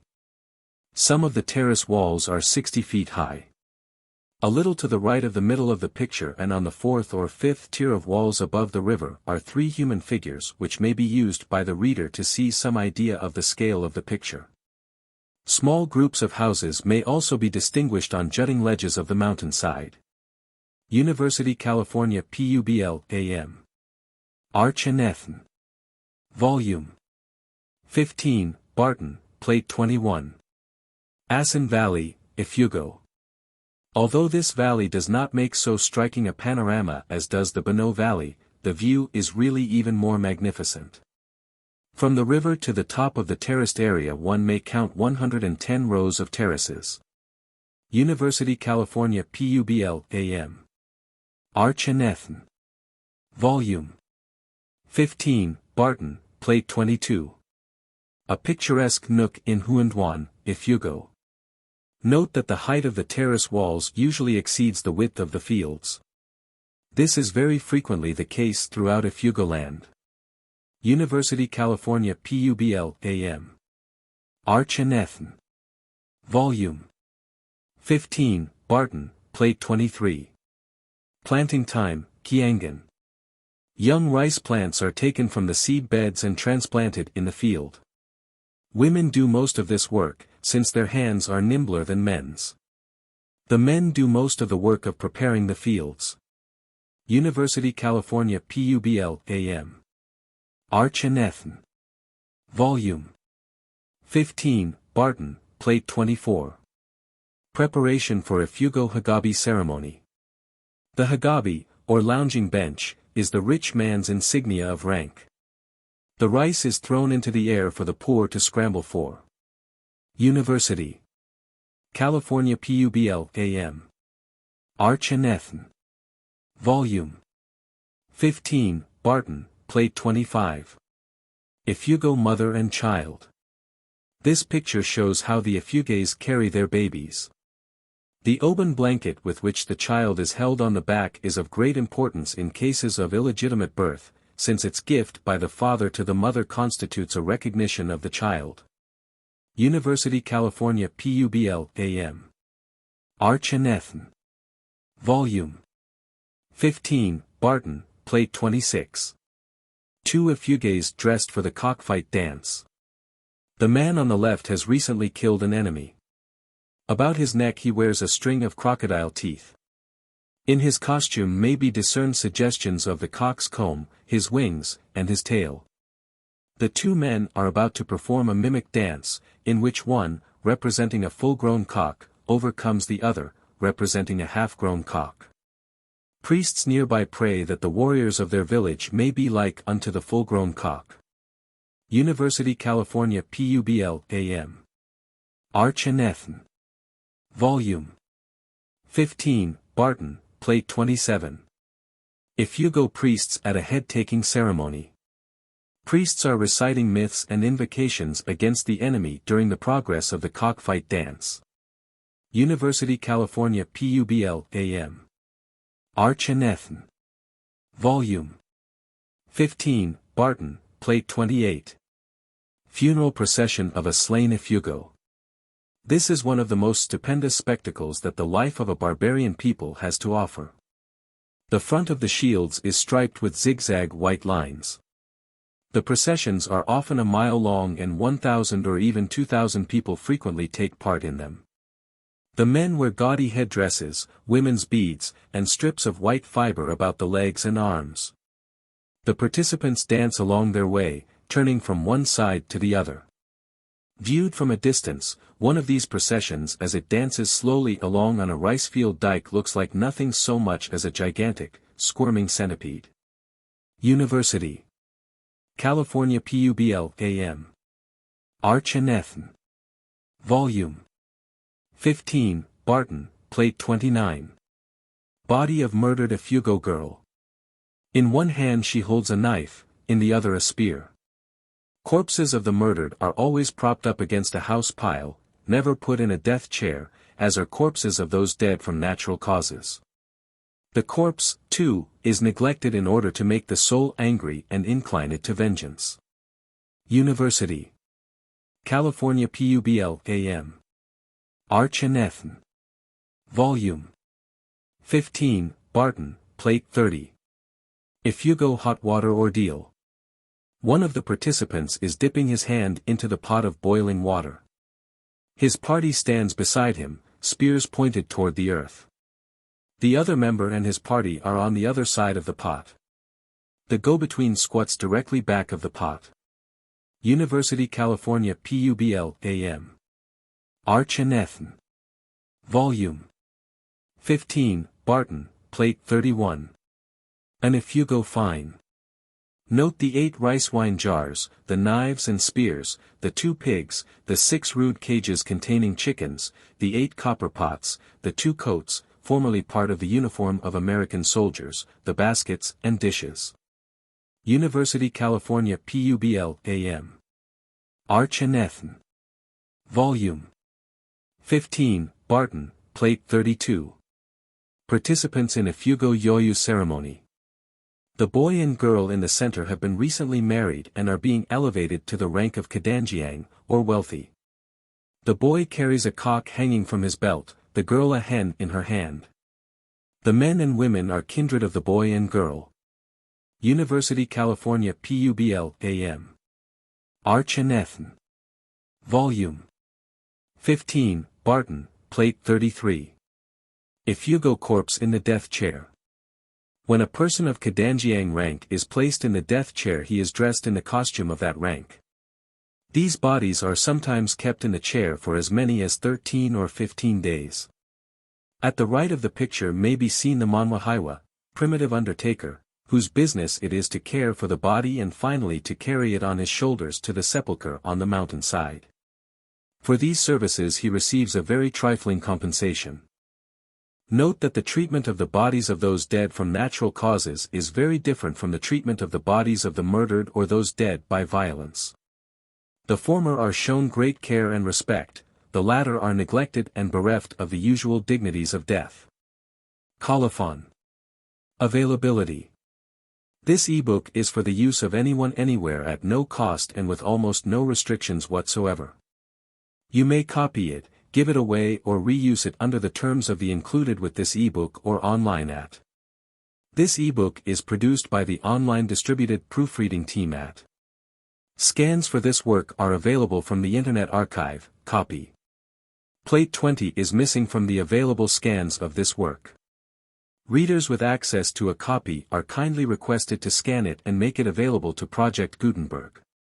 A new cover design has been prepared by the transcriber, who claims no copyright on this design. Related Library of Congress Catalog page. Related Open Library Catalog page, for source. Related Open Library Catalog page, for work.